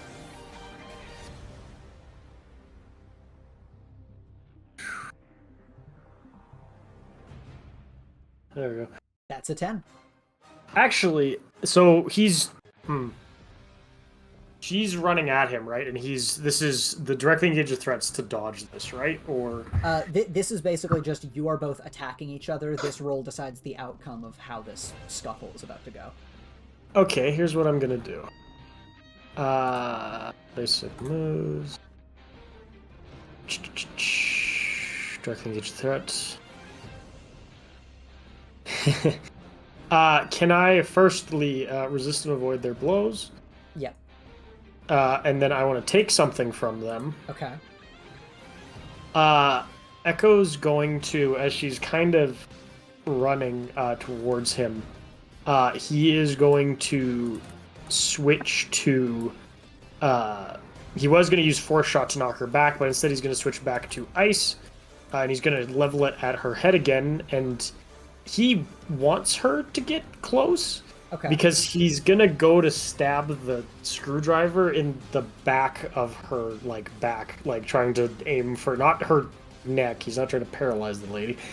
He's trying to, disable her electronics or fuck with either her headset or her tail. Okay. So, just describe again to me the goal of this specific encounter.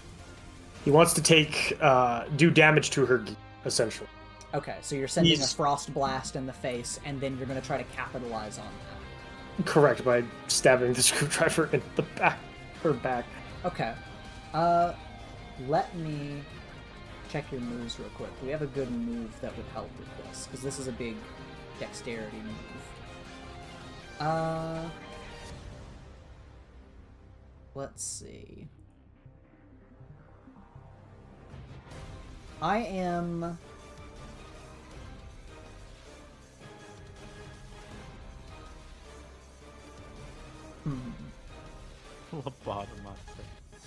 Not killing. No, I know you're not killing her.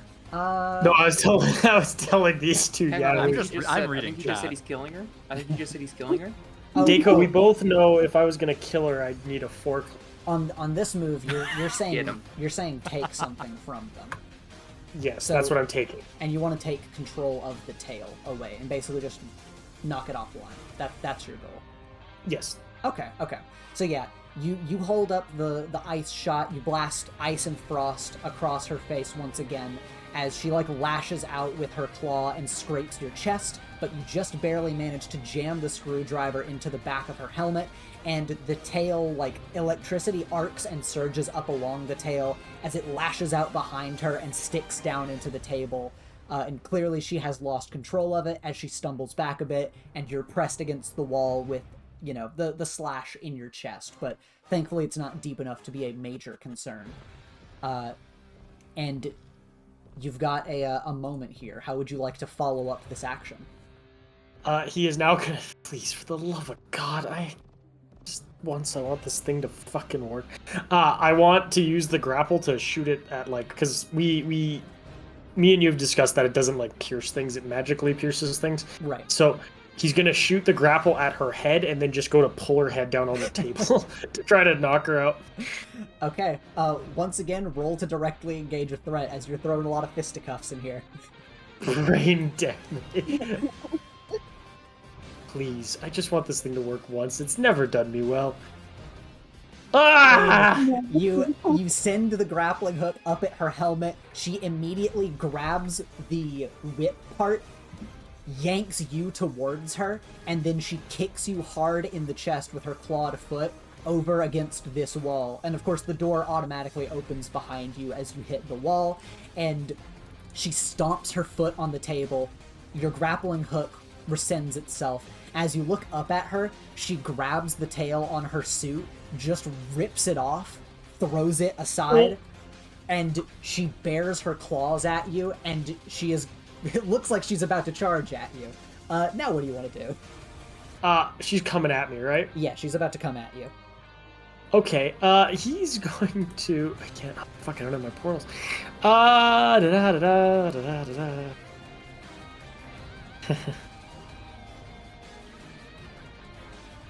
Hey, Ethan. Yeah. How finished is my project? It's as finished as you want it to be. You've been working on it for a while. Where is it currently? That's a good question. If you're working on the big thing, like the big thing we discussed, it would probably be in the back over here, behind this window. There is a, like, testing bay, and if you were working on a piece for that, it was probably, like, your,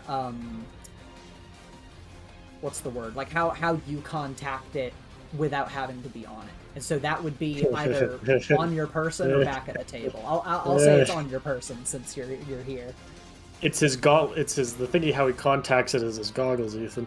Right, okay. So yeah, you've already attached it to your goggles. You gave me the keys. I'm gonna turn the handle. Can I use... I'm gonna summon that and try to ram it into her and into this wall. Yes, I believe you can. Let me double check the move, because I think you do a specific roll with it. Yeah, it's a passive thing, and then... It's fast too, buddy. Yeah, it is fast. Whenever you're using it, no matter what the roll is, well, from the list anyway, you use superior. So yeah, just describe what's happening in the scene. Echo's not doing too good. He's like landing here as the door is open, as he kind of like is like kind of slumped. As he like he has goggles already down, but he kind of like rests his hands on as the ruins glow, and like you hear this like energy kind of kick on in the back room there. Mm-hmm. As this is a window, isn't it? Yes, up here, this is a window. Does this door open automatically? It does, yeah. He's going to try to drive it through this door and just make an absolute beeline for her to, like, kind of Akira drift, crack her into the wall. Mm-hmm. And what drifts out of the back workshop? This, what can only be described as a hover bike that has glyphs along the side. It almost looks like, you ever seen those like scooters from Star Wars? Something kind of like that, but more like souped up and made of like not necessarily scrap, but more ragged in appearance, rustic even. Patchwork. Yeah, kind of. As it comes out of the back and goes to like crunch. Okay. Then yeah, you do the little beep. You call your your special little hovercraft, and you'll be rolling with superior. So let's see. I think that this is going to just be a simple directly engage a threat, but rolled with superior. Super. Something I'm actually good at. Yeah. Let's go. Never roll danger ever again. We've got a late reaction in the Roll20 chat for me. Oh, he rolled a 1. Yes, I definitely rolled a 1. That's why we're cheering, yes. Yeah, yeah, that's what I would cheer for. Let me just refresh the page. Get it all caught up. Dude, he's gonna... If she backflipped over this, you would actually fucking Green Goblin yourself. Here we are. Don't tell Harry! No talent. No talent. No talent. Okay, yeah. So you get an 11, which means you get 2 from the directly engage a threat list. Oh, this is kind of funny. Well, I imagine you want to surprise the opposition. Yes, I want to give her a little surprise, a little got him, a little surprise. Here's a bike. Yeah. And then I want to take her. I feel like taking her consciousness is boring. Just take her movement, maybe, to like pin her to the wall. Yeah, let's do that. Okay. All right. So yeah, she is going to air dash through the air at you, and she is going to basically like slash into your neck with her claws. She is going to grip you and pin you against the wall, and just as she pulls back her arm to go for the finishing blow, the bike peels out, Akira slides, smashes her into the wall, and pins her there, forcing her to release her grip on you as you go like stumbling back into the doorway. As she has Echo pinned and he's like kind of looking at her and his goggles glow with the ruins, I want to think he like smiles and just like spits blood on her goggles. Damn. And yeah, the bike smashes her into the wall and pins her there, to the point that there's like a little crater in the wall, and she cloud of smoke. It's very dramatic as she's pinned back here. Cool. He is. Does this provide? I assume this provides an opening for him. Yes, of course. You have taken her movement, so she is pinned. She's both pinned to the wall, and you can tell that some of her jets that have been allowing her to air dash are damaged. I never remember her having air dashes. Yeah, that's new. She got a new. You think across your mind at your first encounter and think, man, that air dash would have been really useful when I threw her into a portal. Interesting. I'm sure that's unrelated. She's been modifying her tech to immediately counter me. He's gonna walk up slowly as like the red lights kind of are like on, kind of like flickering or something. I don't know, just a visual.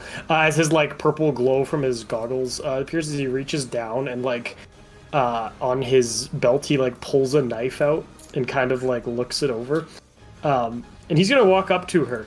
And go to like, what is she doing right now? As he kind of walks up to her. Well, she's pinned behind the bike, so you'll only get so close, but you are able to get in arm's reach. And as you get in arm's reach, she clearly reaches at you with a free arm to try to grab at you. She's not done fighting, but she is pinned to the wall. You just happen to be at safe distance because of what you've done to her. Edgar kind of like takes a little step back and he kind of tisks. And he kind of like just looks at her and like levels a gaze and just goes, "Why?" She just growls at you, spits blood at the ground, and just says, "You deserve it." Do I? Because you came back at me. To get home? from the dimension you stranded me in, with no food, barely any fucking people. You stranded me out there to fucking die. Don't act like you're all high and mighty or innocent, kid. I'm not, but remember what you said last time we met? I think it was something along the lines of, if you saw me again, you'd try to kill me.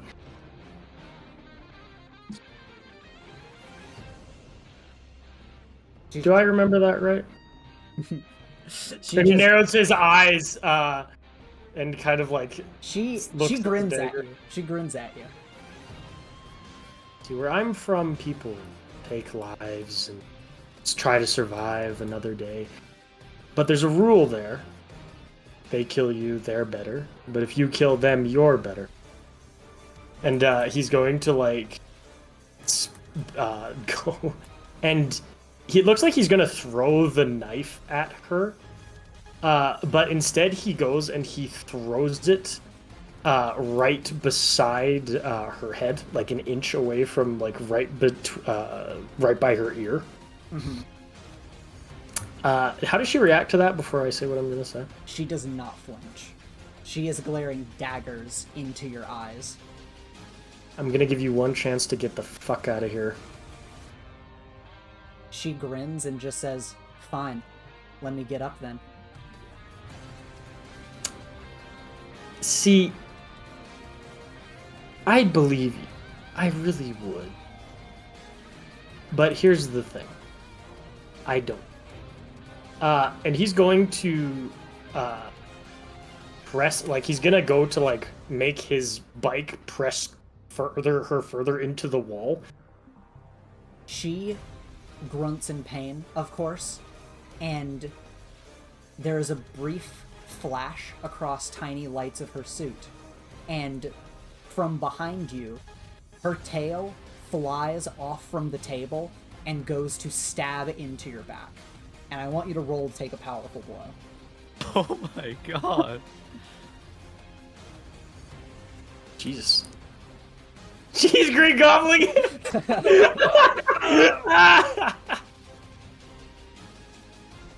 Wait, okay. What's like the proper hex here? You're the one who's out slashy. Out of Alright. her mind. You choose one from the bottom list.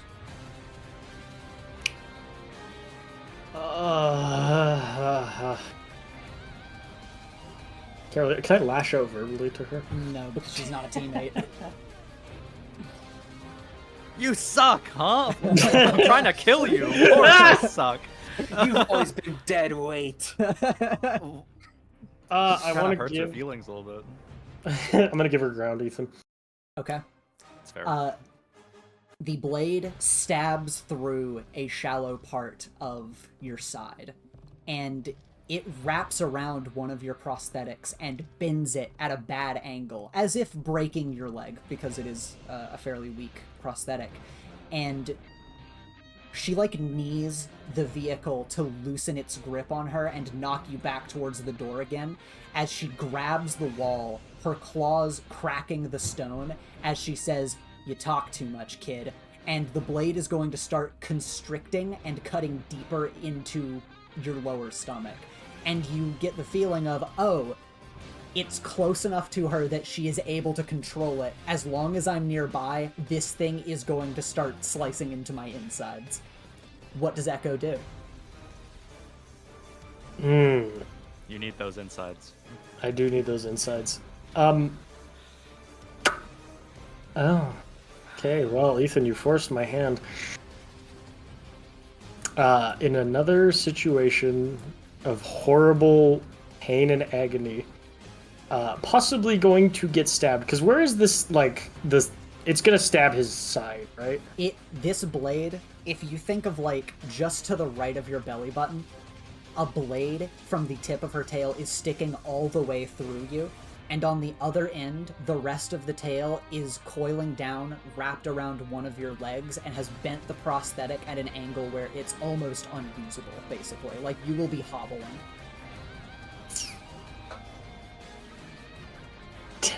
It's already over, bro. Ah! Well, you see, that would be funny if I didn't have a moment of truth. Holy shit. I would like to pop my moment of truth. All right. Let's play this for now. And let's look at your moment of truth. If you could, please. Okay. Hi, Nicole. Welcome to me popping my moment of truth. Oh boy, I missed a lot in 30 seconds. So my moment of truth, it says, do you want me to read it? Is that what we're going? I'll read the moment of truth to you and you can follow up. Sounds good. You basically exist with one foot out the door, ready to leave this place, to go back out into the wide expanse of the universe. You've never fully committed. That is, until today. Until right now. Now, you pour everything you have and everything you are into this moment. You pull off tricks no one from this planet has ever seen before. You use your tools in ways no one here could have ever imagined. You devote yourself, here and now, to a cause, and you achieve your goal in ways that you never could have if you'd only stayed home. Of course, now you've proved to everyone that you really don't belong here, and the very skills that let you succeed are the ones you earned out there. What is Echo going to do in this moment? He wants to basically overload his gear to try to provide him an upper edge right now. Okay. He doesn't have spark on him, but he wants to, because his gauntlet it's innate right now, right? Mm-hmm. He wants to, because he still has his ruin carver. He wants to carve basically a ruin into the tail to try to get it to malfunction, to give him just a little bit of room to like jump out of the tail and basically close the distance by using his grapple hook to shoot past her. Mm-hmm. And embedded into the wall. He's not aiming for her. He knows better. Mm-hmm. And then use that to send him flying towards her. And right when he's up close, he is going to use, because he can't use his legs. His legs are out of the, his leg is out of the question. He's going to use his crossbow and use force bolts to like put it right between her eyes. Mm-hmm. And try to basically knock her out. Okay. But in saying that, Ethan, before I do that plan, I want to ask you, do my portals come back for this? Your portals do not come back for this. Alright, then I'm going to make use by saying he's basically overcharging himself, essentially. Yeah, you're overcharging all of the gadgets you have at your disposal. And of course your force bolt. Yes. And I'll add a fun little spin to this as well. You quickly carve this glowing rune into the tail, which causes it to malfunction, let you go, and you boost into the air.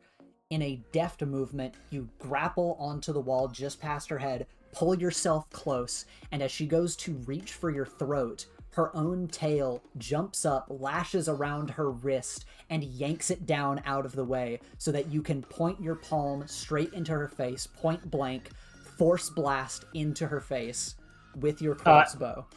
And as he says this, he's going to say, I know I'm better. I know I talk too much, but I do know I'm better than you. And he's going to just unload it right in her face. And her visor shatters as glass, almost in slow motion, falls in the air. Her head smashes back against the wall, and she's not dead, but she is very heavily knocked out as you see blood splatter on the wall behind her head, and her body goes limp. Echo kind of falls to the back there as he's just breathing, and just because I can lock a thing, I'm gonna lock Superior, Ethan, because Makes sense. As he kind of just like lays there, and he kind of looks down at his gear, which is currently kind of like sparking a bit. Mm-hmm. And is that other thing we talked about gonna happen? What other thing? The consequence of my own action. Send me a message real quick. It's been a little bit on what specifically you mean by this.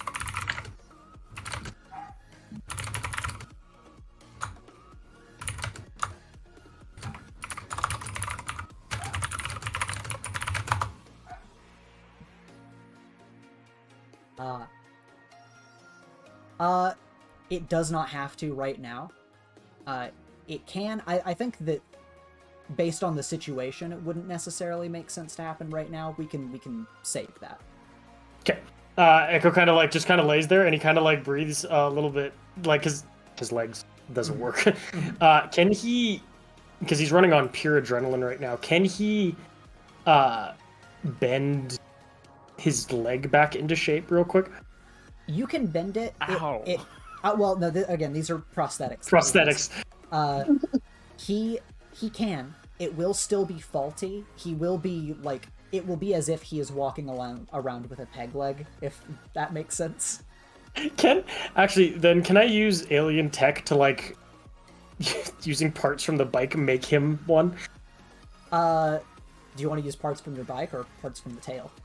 Parts from the good idea. Let's use the parts of the tail. Even our brains are connected by a mental link. Yeah, you can go ahead and do that. Cool. I'm gonna use alien tech.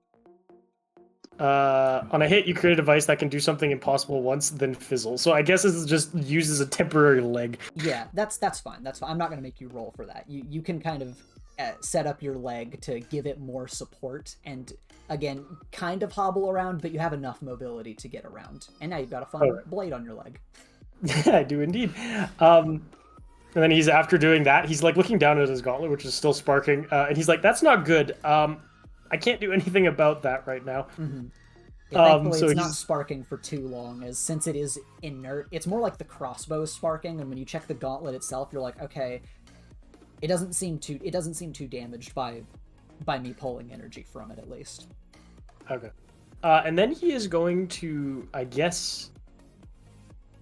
I really want him to. He's gonna go to quickly pat down Lasher and see if there's like, I don't know, anything on her that would tell him why she's here. No, yeah, you pat her down, and it's just her cloak, the suit, nothing of note on her. You are confused as to why she is here. And sadly, without Spark, it's not like you can access databanks in her helmet or something, which also you did break, I guess. Yes, he did do that, because he did just shoot her point blank in the head. He is going to go and like take the blade he had embedded, or the dagger he had embedded in the wall, and kind of walk over. And for the briefest of moments, he considered slitting her throat. But that fades away as he remembers who he is. And he just goes to like sit down and take a breather. Okay. Well, what are Echo's plan? We don't have to show all of this at this exact moment, but does Echo plan to try to go get somebody? Is he just chilling out here after the fight? Yeah, he's just gonna chill here for a second. He doesn't want her to get away. That's why he's staying Okay, here. okay, yeah, she's knocked out at the moment, so he's like, all right, I'm gonna catch my breath and make sure she's not going anywhere before I do anything. So Yeah, he doesn't want her to slip away like a snake. Well, with that, everyone in one way or another has moved out of their individual scenarios in a lot of very different ways, and so we will cut back across the school.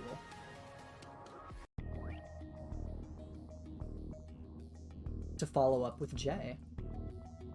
Was I like really far from the club room? I thought I was right outside it. You were close, but it was easier for me Okay. to paste those three scenes together. So this is happening at the same time as all of that.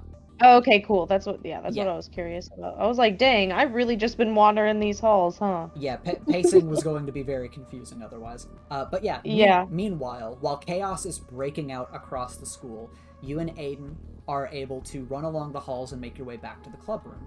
And of course, you see that the windows in the halls have been shuttered as you approach the club room. All right. Okay. I'm gonna make sure everyone's in, and then maybe we can all go back to Chrysalis together. Okay. I think that sounds like a good idea. Aiden's still like holding your hand as you guys run, but he's gonna let you go so that you can open the door. Okay, got it. I run up and I swing it open. Where are my friends? Sorry, moving stuff. You're good. And yeah, Aiden moves over next to you, and you open the door. The doors are going to whiz open. No, don't worry about it. Don't step in yet. Oh, okay, got it. My bad. So yeah, you open up the door, and across the room from you, your eyes dart around the room. Initially, you're like, okay, where is everybody? And you have to look around the corner. And when you look around the corner, you do see Robert and Vizula kind of standing, talking to each other with their backs turned to you. Okay. Oh god. All right. I'm stepping in. Guys. And as you call out to them, they turn to face you. Okay. Let's just Jay in character. Why'd that music start playing? Why'd that boss music start to play? And uh let me refresh the page real quick, because visuals once again are taking a while to load. Thanks, Roll20. Thanks, Roll20. You're a good program, Roll20. You just gotta try a little harder sometimes, Roll20. As they turn to face you, Yeah. you see this. And I have one example for you to show up close. I'm not. I hate it. Thank you. Thank you for that. That's my best friend. Your friends shamble toward you, eyes glossed over with rainbows, as black, oily fog cascades out of their mouths. Shining tears drip from their eyes, though oddly, they're smiling as they approach you.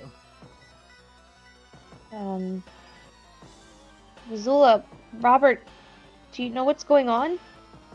And mouths agape, dripping with fog, they continue to move towards you before suddenly rushing at you.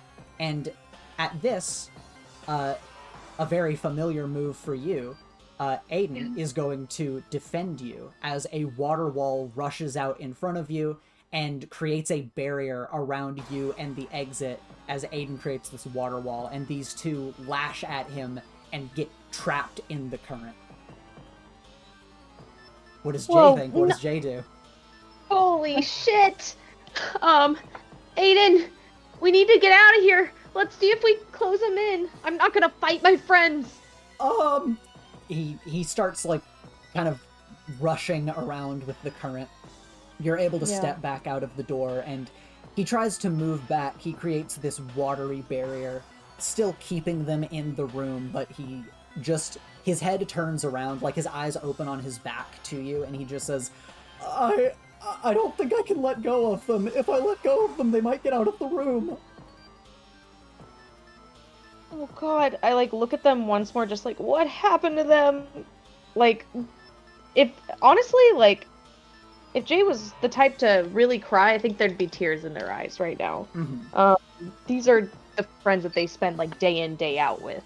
So to have them just suddenly lunge and try to attack is terrifying. Mm-hmm. And Aiden, with more bravado than usual, just calls out, I think you need to go get the teachers. I'll hold them in here so they can't leave. Are you sure? I don't want to leave you alone. Don't worry, I've got this, he says, clearly very nervous as they are trying to claw their way through the water. Okay, I promise. I'm gonna do it. I'm gonna have a moment where Jay is going to use their powers in a way that they haven't yet before. Okay. Them personally, Jay, as they kind of jump forward, essentially, as if they're going to run on all fours, but they transform into a motorcycle, which they themselves have never done. Okay. Yeah, you transform into a motorcycle, and do you give any words before you drive off down the hall?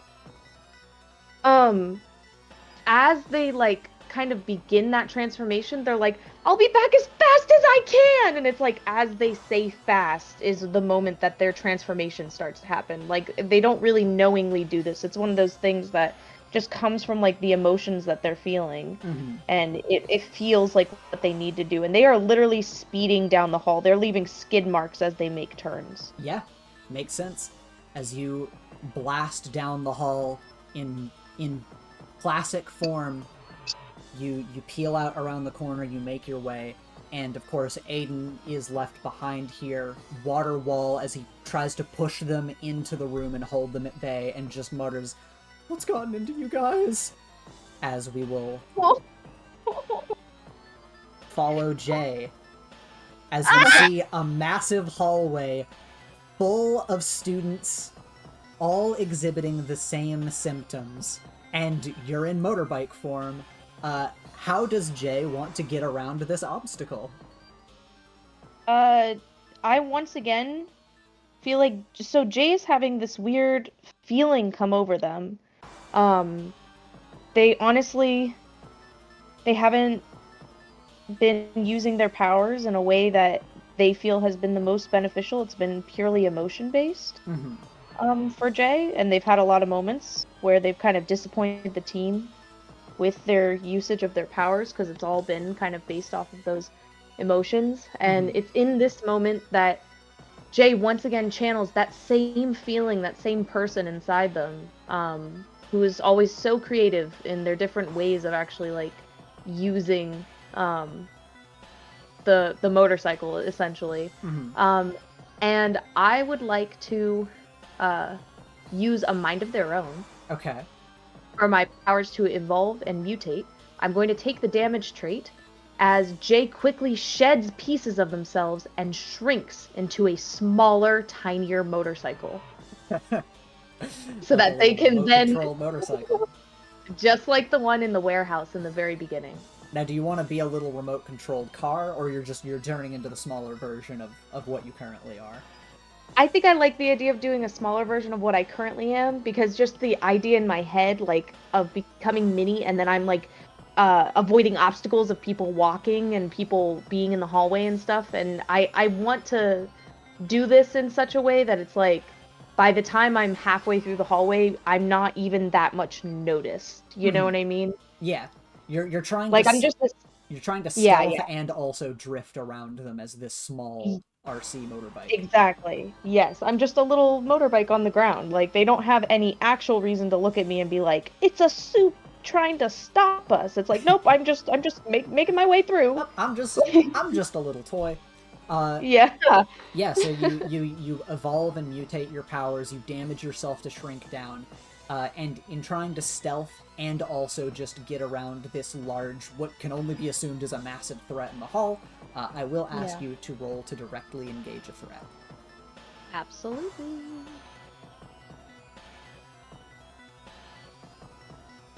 Yeah. Alright.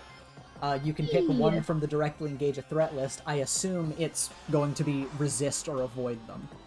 Yep, I was just about to say that. That's exactly what I want. So yeah, as this tiny motorbike, Jay, you start making your way around all of their feet, narrowly dodging around all of these students, and you're like going between their feet, going around them, causing some of them to spin around to get a bit dizzy. Some of them don't seem to be paying attention to you and more on each other. Some of them do just try to like idly like kick at you or reach at you. Being tiny, of course, this is more terrifying. But unscathed, you are able to part the seas and make your way to the other side of this tidal wave of what look like zombified students that are flooding the halls. And you get past this violent, densely packed mosh pit, and the hallway is free for you to continue. All right, I continue going. I am now tiny, though. I am not. They don't get rid of that.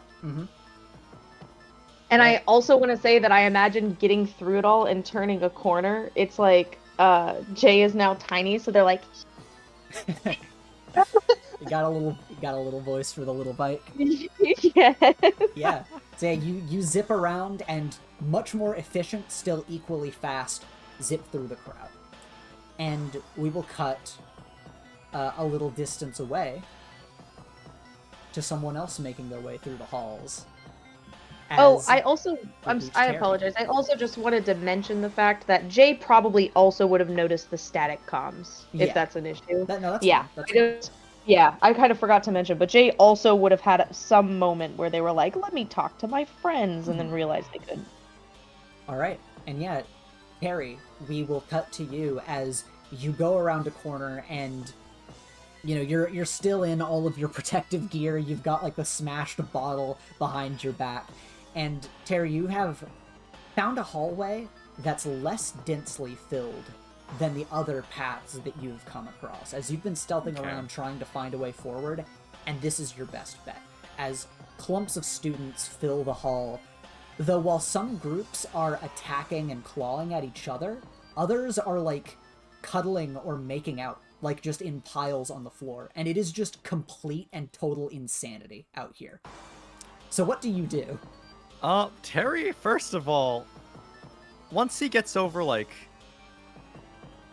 it's not even surprise. Like, when like you're seeing something that's like so absurd, you go past surprised, and you're flabbergasted. He doesn't feel any strong emotions here because like the fear, he's always afraid in some sense, but like this is so insane. He's like, am I sleeping? Like, is this a dream state? And, like he quickly like figures out, no, I'm not dreaming. I'm not unconscious. This isn't like hallucinations. This is happening. Mm-hmm. Fascinating. Fascinating, but heavily dangerous to me. Mm-hmm. The first thing Terry's gonna like clock, what is going, like, we can kind of see there's some sort of like gas coming out of like their orifices, specifically like mouth and eyes. Mm-hmm. Can Terry clock anything about that? Is it similar to like anything he's seen? Roll to assess the situation.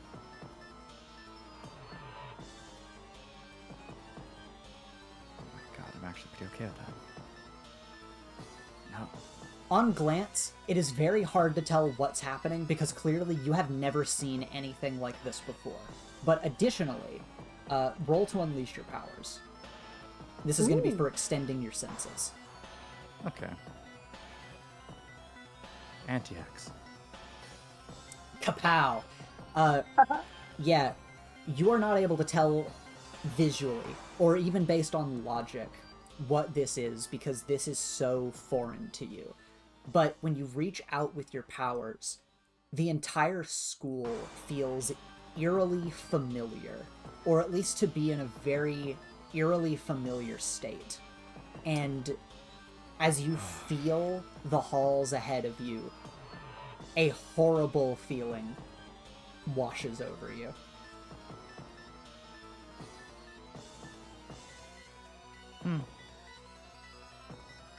Well, this is what I think it is. Interesting. Gonna have to find Lawrence quickly then. So they're like in like various states of like fear, mania, or other, extreme emotions. Do they, if he like slowly and casually tries to walk past, do they notice him? You've gotten the vibe on stealthing around other hallways.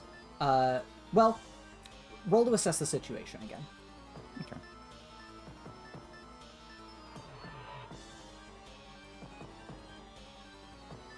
Okay. You've gotten the vibe on stealthing around through other hallways that whatever they see, like whatever enters their line of sight, seems to immediately take their attention. And right now, none of these guys seem to be looking in your direction, but you worry that if you get too close or make any sudden movements or noises, that their attention will snap to you. So they're hypersensitive to like sensation currently. Yes. It's like, okay. Terry would, okay, I feel like Terry would know this and like Terry would expect this. There's a sprinkler system in Star Heights Academy, right? Absolutely. No, yeah, there's no sprinklers. They want fires to break out in this school. Yeah, it's a pro fire school. Yeah. Headmistress Forsythe's on some next level shit. She likes fires. Is there, okay, like, could Terry like take off a little with like his little neck fluff and like try, or like see if there's a fire alarm and like try and get the sprinkler system going? Interesting. You can definitely try that, yeah. Okay. Let's see. Wait. Secondly, Terry is going to like make the assumption that this has to do with like, he has a gas mask on, he's not being affected. This has something to do with something in the air. Now, if Terry takes off his gas mask, just straight up, he's going to assume he's going to end up like them. He doesn't know if there's an immunity here. He doesn't know if there's like anything going on. What he's going to make another assumption. Whatever is in the air has to actively be lighter than oxygen, so it does to like be breathed in and not just sink immediately to the ground. He is going to try and use his powers to displace whatever's in the air around him with his own fear toxin, which he does have an immunity to. Okay. And also use his fear toxin to try and set off the fire alarms. Okay. Get the sprinklers going. Yeah. All right. Roll to unleash your powers in that case. Okay. And I'll say in advance, if you fail, you can also use to mutate your powers if you so wish to do something unique with this. Okay. Okay, yeah. Okay, you get a 7 to 9, so you either mark a condition or I'll tell you how it's unstable or temporary. Unstable and temporary. Terry's trying to Okay. He's trying to just you've never cuff his pants. Yeah, you've never done this before, so in trying to surround yourself to create this sort of aura to displace what's around you, you definitely think you can make it flammable for just a moment to set off the sprinklers, but you think that you won't be able to hold up the aura for long, since this is the first time you've ever tried doing this, and your powers have not adapted to this use case. Okay. In that case... How else? Is there a fire alarm anywhere near here? In this hallway? I mean, there's definitely one in a hallway. I'll say it's on the other side of this hall. Okay. What does Terry have on him currently? Terry has like a beaker on him, right? Yeah. Okay. There's nothing in it. It's kind of empty. No, yeah, that's the one you broke. Yeah. He's just gonna throw it and have it like break over here. Okay. Yeah, you toss it. It shatters near that door. Instantly, all of these guys start looking and shambling in this direction. And, obviously, backs turned to you. Okay. Terry's also going to assume they are kind of unironically partially blind. He's going to take his jacket off and hold it in front of his face to act like it's like a cover, so they can see his legs, but he's going to try and shimmy along the sides and cover his face to see if they can even understand that this is a person holding a jacket in front of them. I mean, at least the ones that... this big group in front of this door, you have successfully distracted, but the ones up ahead, you're not sure unless you get close. But if you get close and they do have a reaction, you'll be close. So that's kind of... Are these ones distracted? Yeah, those two are as well. Okay. So Terry's gonna move to here, and this group over here might not be distracted yet. Yeah, those guys are more kind of looking between each other, so if you get much closer than you are now, you worry they might look in your direction. Okay. Very quickly, because Terry realizes time is essence here, he is going to try and just kick this one into this guy. Okay. Roll to directly engage a threat. Or actually, no, roll to provoke someone. Provoke? Yes. Okay, that's fair. That makes more sense. Anti-hex. Ah. Ooh. You go to kick this guy, and he does shamble in this direction, but rather than just getting this student's attention, this one turns back to you, as does this one, and it gets the attention of the three up ahead. So now all of their eyes are on you, but only these 5 in this area. Okay, so here's the next move. Terry is going to... No, okay, jig's up. He's going to toss his jacket on this one's head. Okay. And then push this one into these two. Okay. And try and make a run for it here. Because that's the safest distance, he thinks. Yeah, now roll to directly engage a threat. Come on. Yes! Alright, you can choose 2 from the list. Gonna take this one by surprise, take their... I don't know, their action, I guess. Their vision, their vision, their awareness, and then gonna take this one's footing and try and give himself an opening to push him into this one, so that they both are off, and then there's a place here where Terry can just sprint. Yeah, you're creating a big opening and parting the crowd to run. Yeah. And as you run, of course, you you've still got the thought in mind of should I create a fire? I think that there is a fire alarm nearby. I can try to pull the fire alarm, and your fog is able to, in brief spurts, create this aura around you. But at this moment, not safe enough for you to feel like you can take off your mask. But that said, again, if necessary, you can always force your powers to evolve, just to not cut out that line of logic if needed. He's trying to be really careful, because if this is a chemical agent, Terry doesn't know if this is flammable. Like, unironically, like, this could be like a dust explosion situation. Fair. So he's gonna keep my head down the hallway. He's down a jacket. He doesn't know if the prolonged skin exposure is a good idea either. So yeah, he's gonna keep looking for a fire alarm, or like some easy way to like get the sprinkler system going, because he's assuming water will have a very when you get to the effect end here. of this hall, you are able to pass by like a corner near a classroom that has a fire alarm on the wall. Okay. Do you want to pull it as you go by? 100%. Okay. It's the same siren sound, but yeah, you pull the fire alarm and the alarm starts going off again. Sprinklers start going through the area, and what's Terry kind of looking for as the sprinklers start going off? Terry is trying to see what effect like water has on whatever this is, and how it like he's gonna assume it distracts all of them, like this bar. First of all of the students that are around you are immediately distracted and like sensorily overwhelmed, so they're not paying attention to you at the moment. Okay. Is there one like kind of close to him that's by itself? Yeah, sure. There's this group near you. He is going to want to see how his own gas reacts with whatever this is. Okay. Then yeah, you can roll to unleash your powers. Gotta, never waste a good disaster. And how are you going to try to use your powers on this person? First, he's not gonna like dose them, because he has no idea what'll happen if he mixes pure fear gas with whatever this is. But he just wants to like give out enough fear toxin that it like mixes in the air with whatever this is to see if there's an effect. Additionally, roll to assess the situation.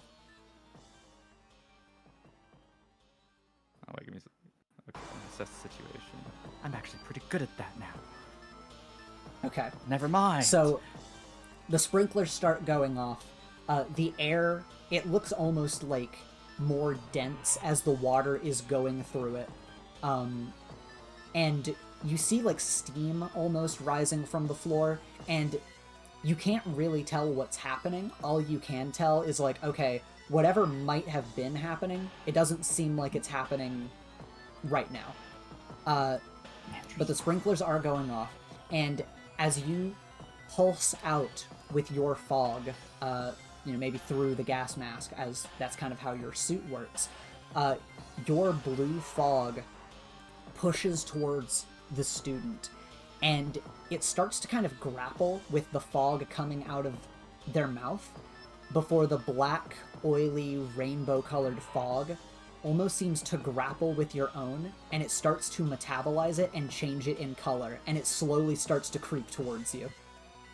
Terry just does like a full spin to like break off the gas flow, like an actual like Crash Bandicoot spin move. Yeah. And then quickly backs away, and that's not good at all. That means like there are very few things that could do that. And firstly, if this is what he thinks it is, a hypothesis correct. Interesting. He is just going to keep moving. Then he needs to find people in his head, because like if this is similar to his own gas, he would think, or it's more of a hope, but it's a logical assumption that non-organics or other classmates with unique physiologies might not be affected. Considering, first thought in his head is Aiden's. Like, how would this affect just pure water? I'm assuming it wouldn't. So in Terry's head, there has to be someone who's around who isn't exhibiting whatever this is. Yeah. So and with the sprinklers going, he's assuming there's like a region of the school-wide free zone, or at least enough where he can like work to try and find people. Makes sense. Yeah, then with that, you run off and break away from the crowd, break around a corner, and we are going to make our way to this hallway. As Terry, you round a corner, Jay, you also round a corner, and at two opposite ends of the hall, well, Jay, you see Terry. Terry, you might notice a small toy motorcycle driving along, and behind both of you, you are able to hear the movement of students rushing in this direction. What do you guys want to do? Are these windows? There are windows that you are able to see have been shuttered closed. Shuttered closed. Okay. This is a door. Yep. Terry's gonna see the RV car, or like the little bike, and think back to an RV car and go, you know what? Probably not like the tiny bike is not gonna get me. If Terry's in a situation where there's like weird mechanical tiny creatures and whatever's happening with the students, he doesn't know where to begin with that, so he's just gonna assume that's not a problem. He's gonna notice this door here. He is just going to go in. And I will say, if that door is open, Jay definitely, obviously, is looking up and is like, "Oh my god!" Yeah, and is going to do a very quick, like, drift into the open doorway, like, probably hoping that Terry is just about to close it right behind them so that they are both in safely. Yeah, you're definitely able to do that. You've got high speed. Terry, you're able to roll into the room, and as you like glide up here and drift along, you both make it into the classroom. The door shuts behind you, and you hear a crowd of footsteps push past the classroom, and then silence. Is there like a way to lock it? We've been in the school a lot. There has to be a way to lock the doors. There like, are, or yeah. like, Yeah, Terry would really quickly just go and like hit like the numpad and like lock it. Yeah, you hit the emergency lock on the door, and it goes into lockdown mode. He falls to his knees and then like just kind of moves to a sit and like leans against the wall, and lets out a kind of shaky, lets out a sigh. Oh boy. I'm down here. Oh, okay. It's Hey. me. It's Jay. Oh, hey Jay. Whew. I shrunk myself down just like Joey did. And I'll say, if you want to turn back to normal size, you can shrink freely now. You don't have to do this. I can shrink freely. You Yeah, promise? You can shrink freely during this scenario. You can shrink back again. Yeah. Okay, thank you. I do want to say that there's a moment where they're like speaking high pitched, and then it levels out like as they're talking. And they're just kind of like, I was with Aiden, and then whenever we were trying to get back to the friendship club, there were tons of people inside. It was Robert, and it wasn't Robert. There was gas coming out of them, and Vazula, but Vazula wasn't Vazula either. And I'm trying to get back to Chrysalis. Oh yeah, Chrysalis would be a good option for this. Some kind of teacher. Not sure if they wouldn't be compromised as well. I suppose it'd be hopeful to assume that I'm actually. Terry like does like a SpongeBob like do like thought bubble. He's like, how would this react to Headmistress Foresight? Not sure that they breathe. Yeah, you just Glass imagine fishbowl head. fog like washing on the outside of a glass dome and be like, yeah, there's not really a way to breathe. Yeah. Did you notice that our comms are down? Terry like looks at Jay and then looks at his own hands and goes, God, I'm stupid, aren't I? And then checks the comms. And Terry, when you check the comms, it connects with Jay's. Hey. Through the comms. Oh, how did you do that? I wasn't able to talk to you earlier. Honestly, I kind of forgot to like check the comms. I feel like God. Sloppy. My bad. It's okay. But what about Lily? And Echo? Have you gotten in contact with anyone else, or is it just me? Just you. That's unfortunate. Now, I turned on the sprinkler system back there. It seemed to That distract was them quite you? well. Oh yeah. Well, it's either that or get mobbed by whatever is happening to everyone. Thank Again. God, I thought it was a fire. Oh no, it was definitely me. The other option was to subdue all of them, but I'm not sure I could do that without heavily injuring. So I had to do a little stealth. Pardon me, give me a second. Terry would get first thing he's gonna do. Is there anyone hiding in here, or anyone that's out of sight in this room that we just didn't notice? Roll to assess the situation. Okay. God, that'd be awful. What the hell? Yeah. Jay, you can also roll to assess the situation. Thank you. Sorry, I'm once again taking a second here. It might not be too good, but we'll have to see. Baby, there we go. Okay. That's a full potential bar. You're able to quickly wheel around the room, look under surfaces, and no, you guys are this room is empty, and you guys are alone. Whose classroom is this? It's just it is one of the classrooms.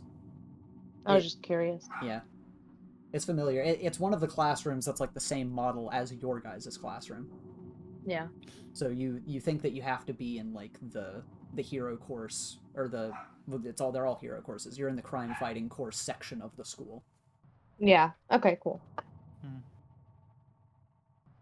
Terry would check the computer. Does it function? Nope. He says, well, that would have been really convenient. He checks the plant. How's the plant? Firstly, this is air. This is everywhere in the air, right? That's Terry's immediate assumption now. It's in either the ventilation or it's just spread the entire school. Do you want to roll to assess the situation? Yes, because that's important. Mm-hmm. God, I'm assessing so much. You are assessing. Keep assessing. Yeah. Yeah, you have to assume that this is everywhere. Okay. How's the plant reacting to this? It's a fake plant. It's a fake. Fuck.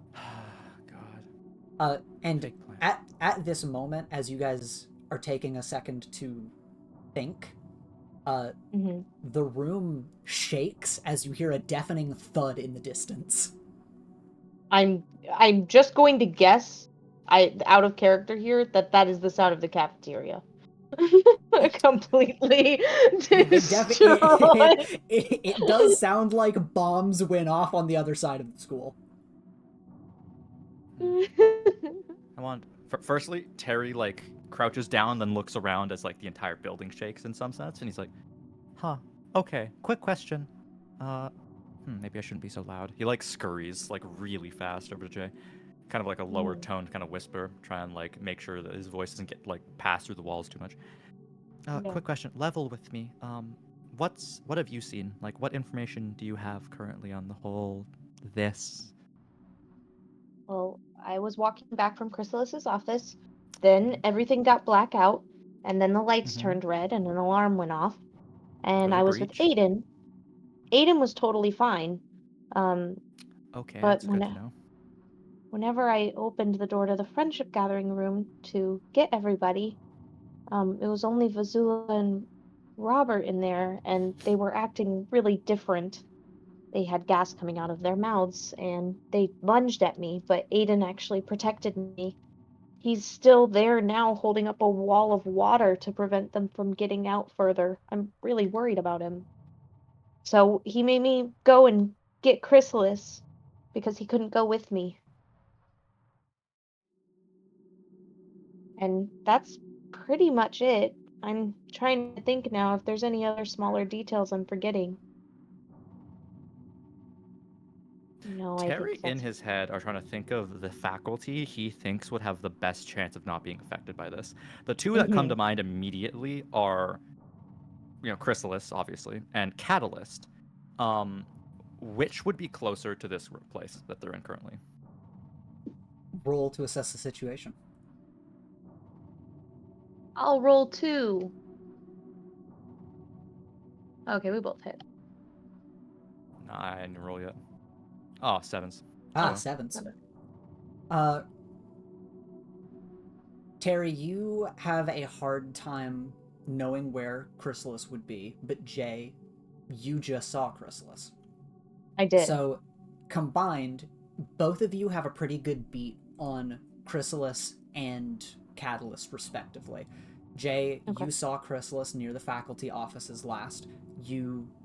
It's been just enough time now that, she could still be around there. She could have moved and been closer to maybe the front of the school. It kind of is hard to say, but you would have to assume maybe that sort of region. And Yeah. Terry, you would have to assume that Catalyst would either also be at the front of the school at the infirmary or would be back in the med bay because he spends quite a lot of time back there, which is a little deeper in the school. Or rather, it's towards the front of the school, but it's in one of the wings. It's not like in the middle where you guys currently are.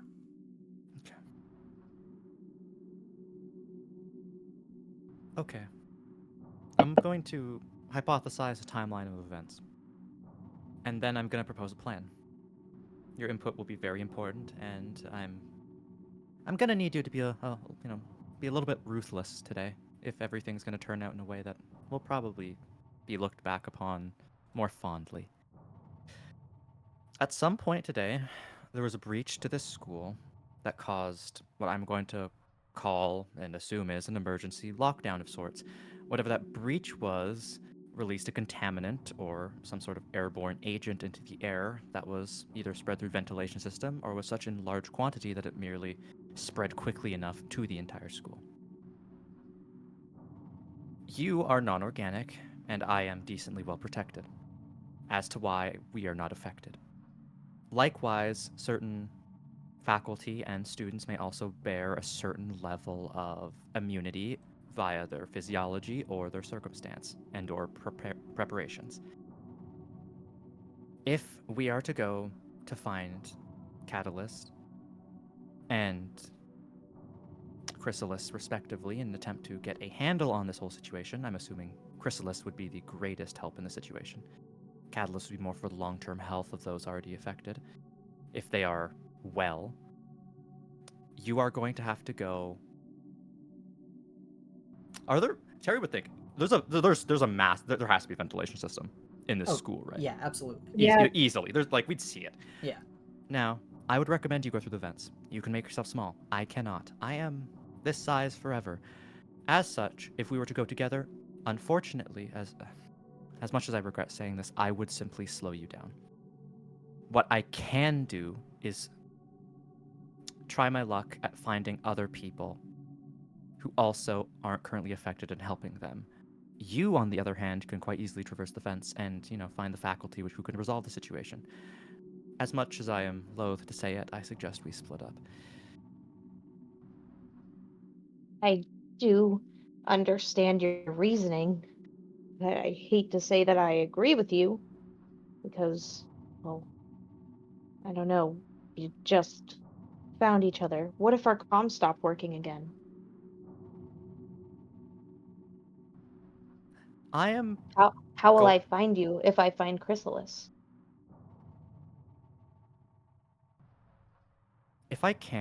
if I do find others, I will attempt to lead them back to a safe place. That may not be where you are. Our comms might fail.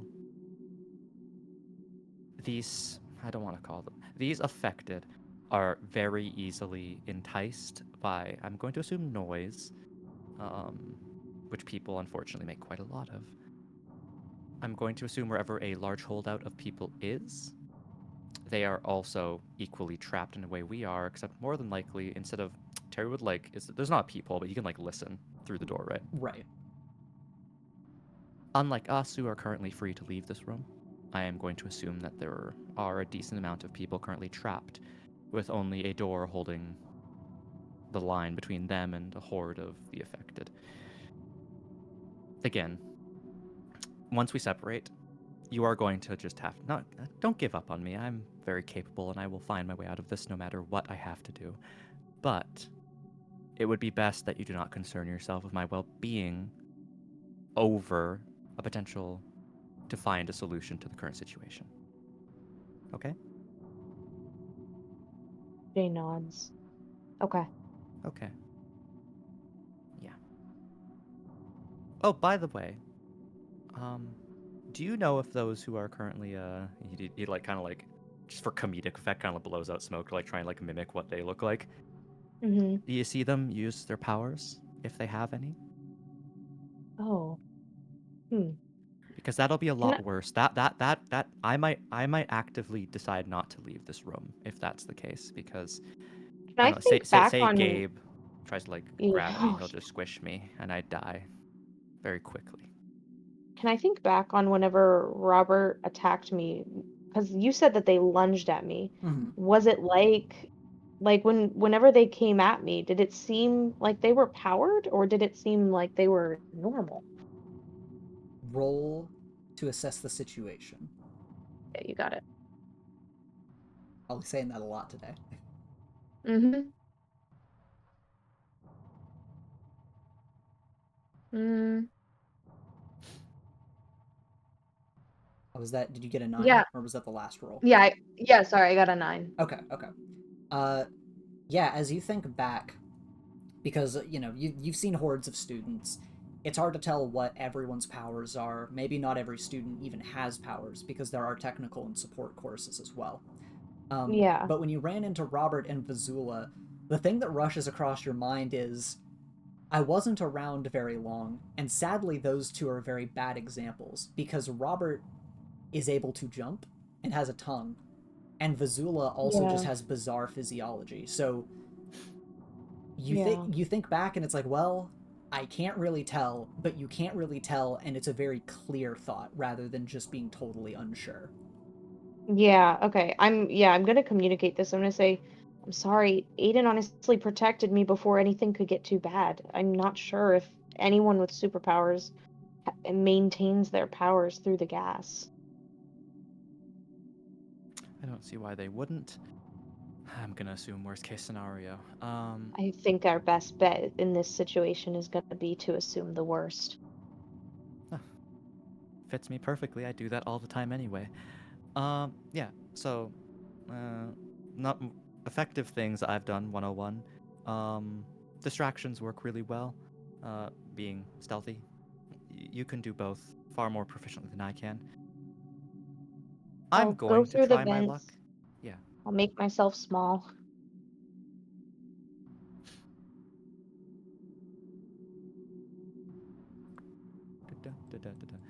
Good luck.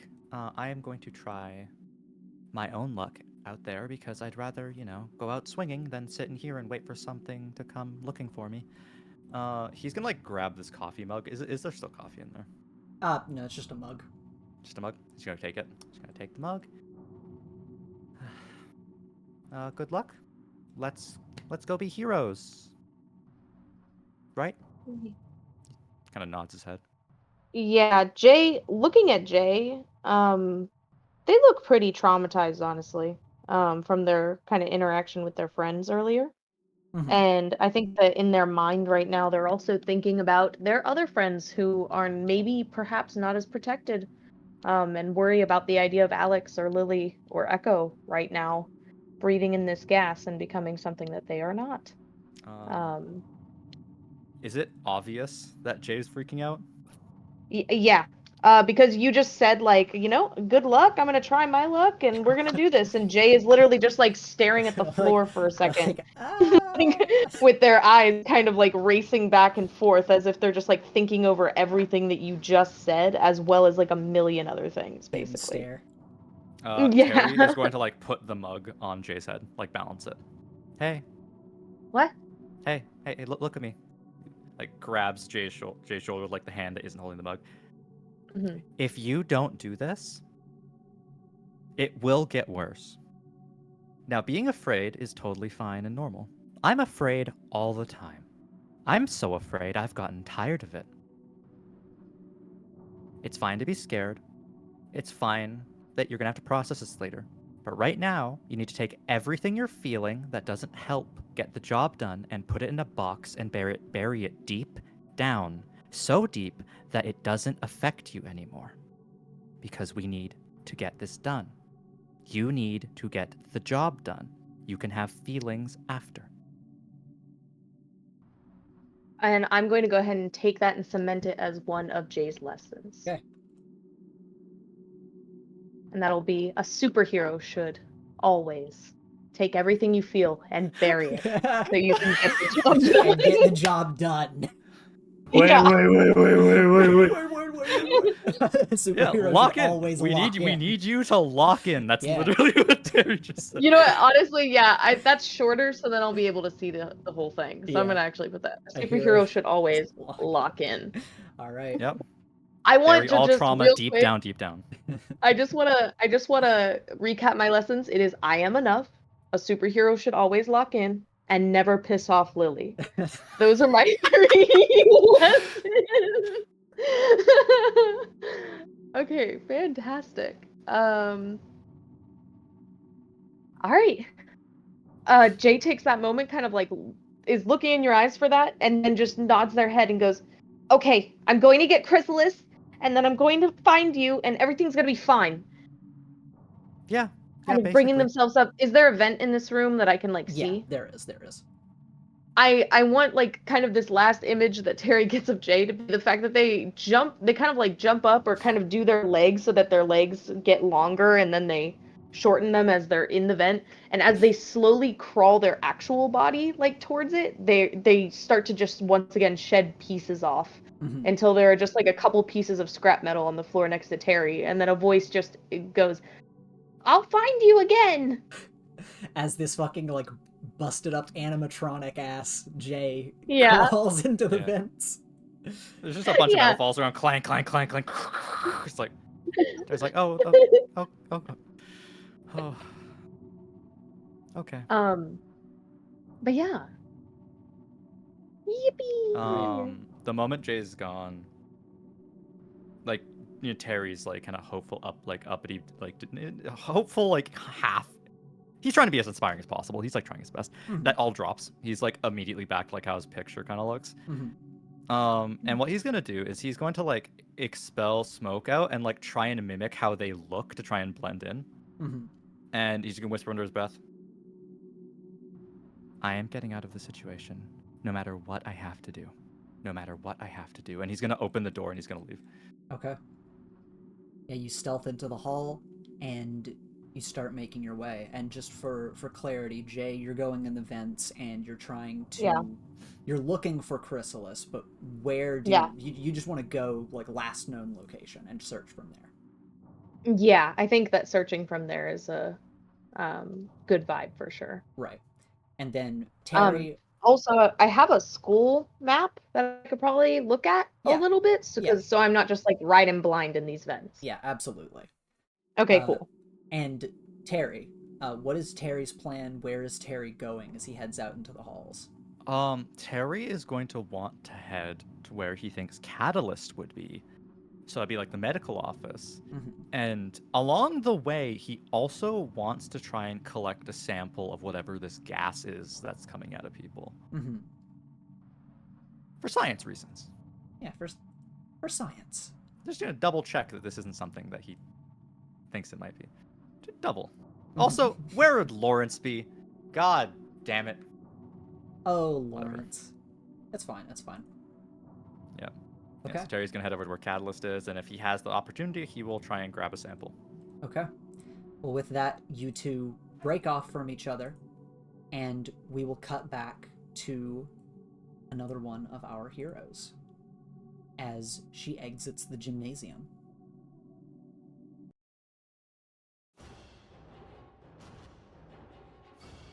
What the scallop? So Lily, of course, you have just escaped the gymnasium and you head out into the main hall. And this is a cool visual effect, but the air looks to be bending and distorting almost, and this is just the way things are. But as you break out into the hallway here, what is Lily's plan? Where is she going? What is she doing as adrenaline like races through her? I was going to go to the engineering club. Mm-hmm. Is that still? Have I not passed that by now? No, this is basically like right when you have left the gym, so I wanted a reminder of where you were going to. Yeah, if that's the closest place that I could assume someone would be. Yeah. Would I think Nightcrawler is not Nightcrawler? Sorry, don't come at me, Marvel. Nightwalker. He would be in his class at this point, wouldn't he? Because it's like the end of the day, but like you know, I assume he's doing like office work or something. As you think back and you remember your conversation with him, he was actually leaving the school to go double check your prep for the trip. That's unfortunate. Yeah, I guess I'll just go. All right. And of course, as you are exiting the gym, you know Dey'ja are behind you as you go, and you know Lily will, I assume, run down the hall, and will. Yeah, I will poke my head Mm-hmm. when is something about to jump out at me. Oh, I was just gonna say you're gonna want to hook a right up ahead, and that's the direction you need to head in. Okay. Also, Roll20 is just being slow for updating not my GM cam, but the recording cam, which is, you know, that's awesome, but that's... Roll20 being bad? What? Yeah, Roll20 just being, like, slow and bad. I will take a quick detour just to, like, get close enough to this door to make it open. Mm-hmm. Just to look inside. Yeah, and you look inside, and there is nobody in the room. But everything in the room has been, like, tossed around.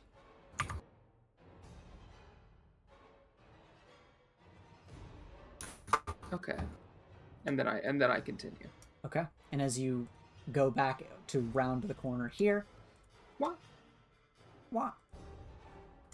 So you go back and go to round the corner. Suddenly a sharp, cold feeling shrieks up along your back as ahead of you, Dey'ja start creeping out of the shadows, and to either side of you, more Dey'ja begin to drift up, either out of the ground or out from the walls, just in continued pursuit of you. Okay. How does Lily respond to this as Dey'ja start to fill the halls around her? I already took off my jacket. I took off my backpack. As I'm running, I'll hop on one foot for a moment, take my shoe off, and hurl it as hard as I can at this one. At which one? At just the one that's immediately in front of me. Like, Okay. I'm still, like, running forward. I just take a hop for a few steps. Okay. And then I just shotgun blast this thing into his face. Okay. Yeah, I launch a ghost out of my hand at the same time just to add, like, the expulsion. Yeah, the super shoe blast with Yeah. the ghost. Yeah, you do that. You lob a shoe off, blast it into this guy with, like, ghostly spectral energy as, you know, it, like, smacks into the Dey'ja, or... no, yeah, it smacks into the Dey'ja, and the Dey'ja will, like, float back a little bit as the others surrounding it are going to rush towards you, despite you charging ahead. But this one is not. Okay.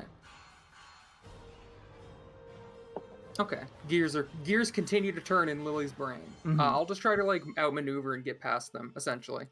Okay. Then roll to Because I think I engage want a to threat. not attack them, basically. Mm-hmm. No! Alright. The three others that are around that Dey'ja charge towards you, and, you know, you go to make some acrobatic jumps and leaps to avoid them, but sadly they catch you in the air. One grabs one arm, the other grabs another, one of them grabs at one of your legs and your throat, and they just force you back into the center of this hallway, pin you down, and start... Well, all the surrounding ones start pulling out their chains as they move towards you in an attempt to, you can only assume, permanently subdue you. Okay, but I'm not...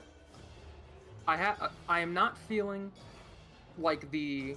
Because anytime I've made contact with them before, you've described, like, a sort of just having contact with them feels like I'm dying. Yes, and you are feeling that at this moment. Okay. You didn't mention that earlier when I also Goomba stomped one. That's true, that's true. But yeah, the cold, sharp feeling is shooting through your body, and you can see the veins appearing wherever they touch you. I mean, I try to get out. I don't really have another option. Yeah, you're struggling against them, and as they are pinning you down here, you see a very unexpected sight, as the one that is grabbing one of your legs and your throat is smashed from behind and goes flying over you and loses its grip. And you see that Triffany has flown in and cannonballed into it before jumping in the air and kicking at the other two and knocking them to the side. Okay, this makes no sense. Why can you see them? Thank you. Why can you see them? Okay, let's run. Yeah. First of all, Triffany just... I get up. Triffany grabs you, pulls you up, holds like both of your hands as she flies overhead to just glide through the halls, and she is just panting and says, "You are surrounded by so many beasts. I am glad to have gotten to you in time." And she will go to fly by this Dey'ja down the hall. Is my scene over? Can I talk to No, her you can for a talk to her moment? as you... Yeah, you can talk to her as you fly along. Describe what you just saw. Describe what you just saw. Monsters, large and voracious, yes. Okay. Describe color. Very colorful, I would say, many of them. Am I tripping balls? What's happening? What do you mean, dear? This makes... Okay, just keep flying. I'm thinking. This makes no sense. Where am I flying to? I cannot find anyone. I don't know, just keep flying. And she I was nods, going to the engineering club, but at this point, and she it's probably dead. and she Probably nods and did. she nods and she will fly towards the engineering hall or the She's engineering club. Where's the the trust that he isn't dead? He's probably dead. All right. And after this moment, we will go here.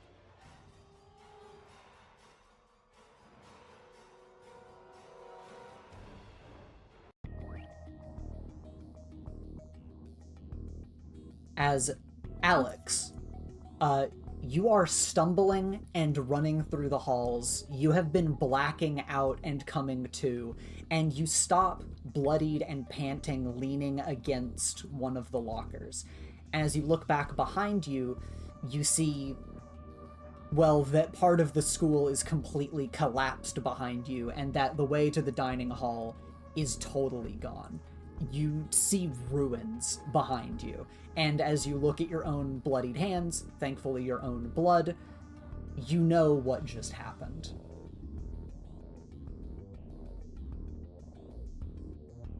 Yeah, it is not a good day for Alex. What is going through Alex's head? What is her plan?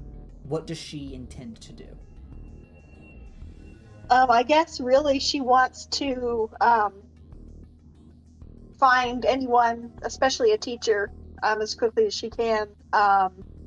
Given that, as far as she knows, I guess the school is just under attack by a bunch of miniature versions of this creature, and who knows if they may be elsewhere in the school or anything. Mm-hmm. So she's just gonna do her best to make her way through the halls and hopefully find a teacher, or at least somebody who knows what's going on. Makes sense. Yeah, as you start rushing through the halls, eventually you start to hear screaming and scratching and the smashing of metal in the distance, and you know, okay, clearly I'm not the only thing in these hallways, and clearly if there was stuff in the school, it wouldn't just be in the dining hall. There is stuff ahead of you. Does Alex want to prepare to fight? Does she want to stealth around? What is her plan? Ooh, she is not in good shape. Stealth is probably the way to go right now. Okay. Then roll to directly engage a threat as you make your way through the halls.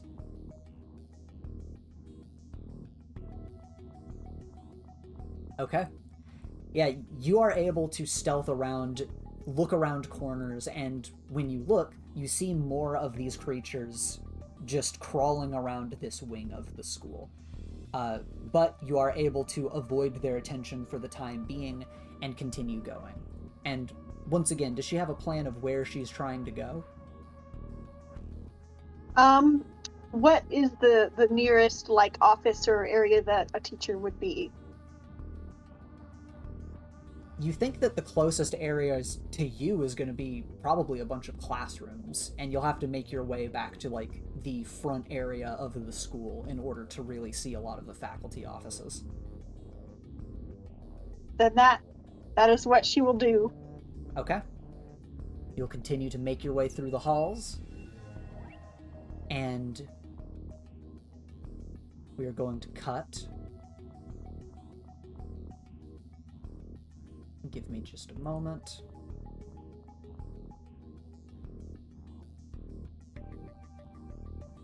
As I take us to our next location.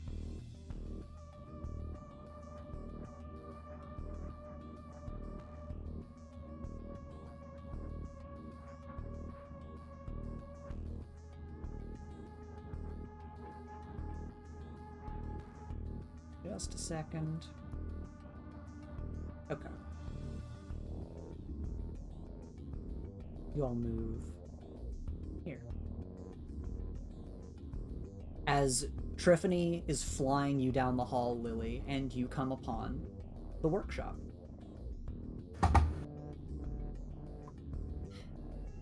I think instead of entering it, Lily would like hold out a hand to tell Triff to like stop.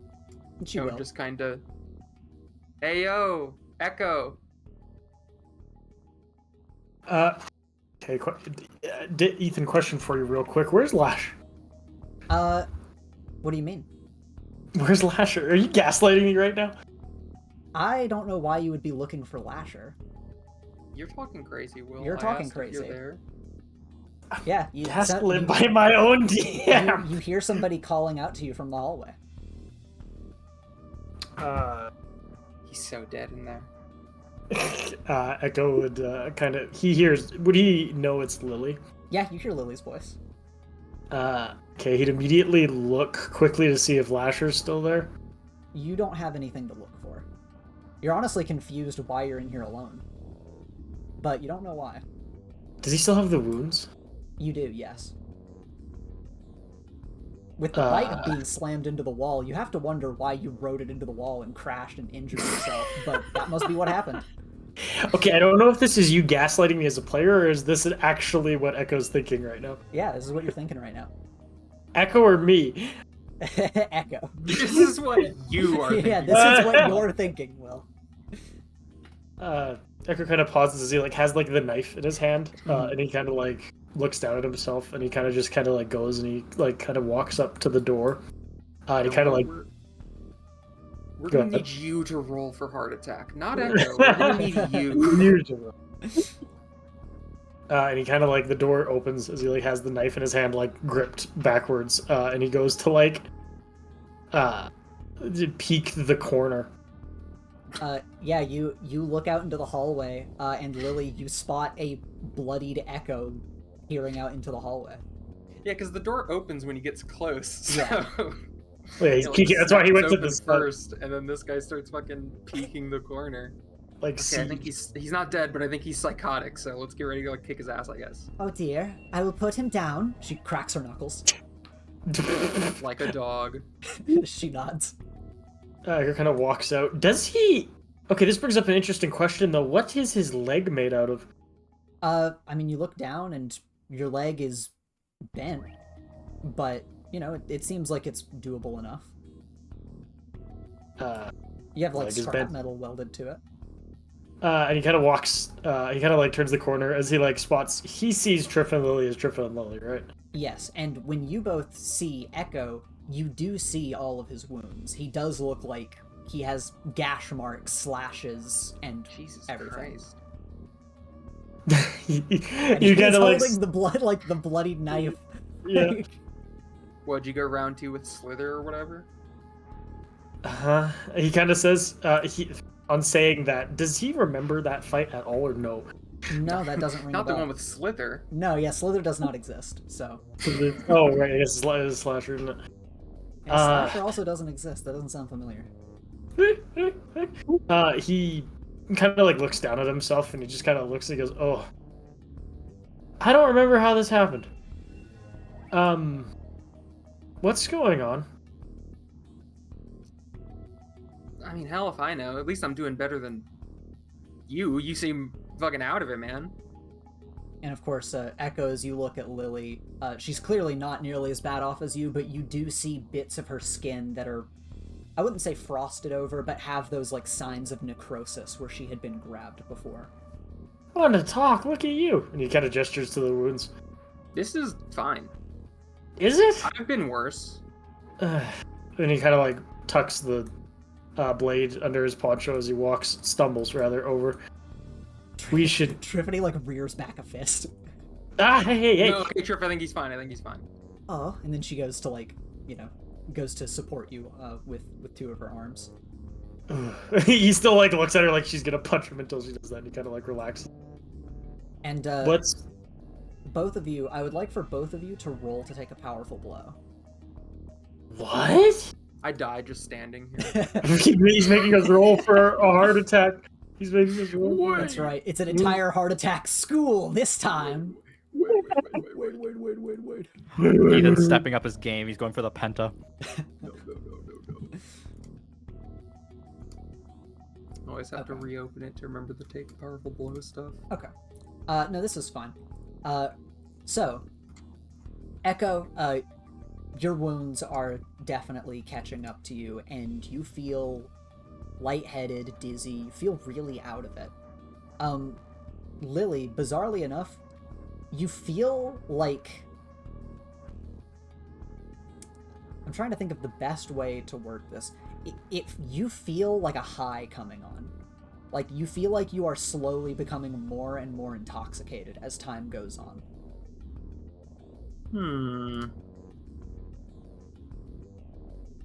Echo like puts like some he like coughs up more blood. He just kind of leads on Triff. I'm sorry if I get your fur bloody. Tiffany shakes her head and just says, "It is no problem, dear. Blood is a sign of victory, yes? Or gruesome defeat, but here you stand." I don't even remember what I was fighting. Was it more of the beasts, dearie? Beasts have been across the entire school, from what I have seen. Lily, can you just go check in there real quick? Yeah. I do. Yeah, you walk in and the room has been wrecked and there's a bike crashed into the wall. Did you fight a bike? No, that's my bike. Okay. Oh, that's fun. So I saw in the hallway before, the air is like weird. Yeah, it definitely felt like dark distortions kind of throughout the air. And I'm feeling some sort of effect. I'm beginning to feel the effects. Effect of what exactly? I don't know. I'm starting to feel wrong. Describe this feeling? Like, I mean, high. Can you see spark in my earring, by the way? And he kind of taps it. No. My Can gauntlet. you? Triffany just Like- flicks your earring and giggles a bit to herself and then steps back again. My Have you gauntlet. tried to open a portal? Yeah, it doesn't work. See, and he kind of like gestures as nothing comes. Okay, yours just don't come out. Mine had a guy pop out. And spark isn't here either, which worries me a bit, I'll be honest. And I've not felt any ghosts outside of the ones I've had already. Like holds his head. You don't think this is like a thing, right? Okay, so are you also feeling the high? I don't know. 'Cause I've that lost. was- That was a nothing Yeah, sentence. you I've lost definitely a lot are. of- You definitely are. I've lost a lot of blood. I thought maybe we're getting like brain teased again. What the brain teased? What do you mean? Like brain teaser, he pulled us into that thing on Christmas. Yeah, but that wasn't this. Well, yeah, but he made a fucking dimension that pulled us into. I don't know, he could fucking dress it up a little bit, make it look like the school. But other people are here, like Triff. So that doesn't seem to track. There were other people there too, though. Well, yeah, but Can we please sit down for a moment? are you feeling bad too, Triff? Yes, she nods her head. if it's like distortions of hang on, come in here. If it's like distortions of the air, it feels like magical, so I wouldn't think face coverings would do anything. Because I don't know, I guess like I feel like magic could just target your fucking soul. But I don't know, you got anything in here to at least try? I got this, and he pulls down his goggles, and he's going to look through them to see if he can tell if like there's anything funky wooky with the air. Roll to assess the situation.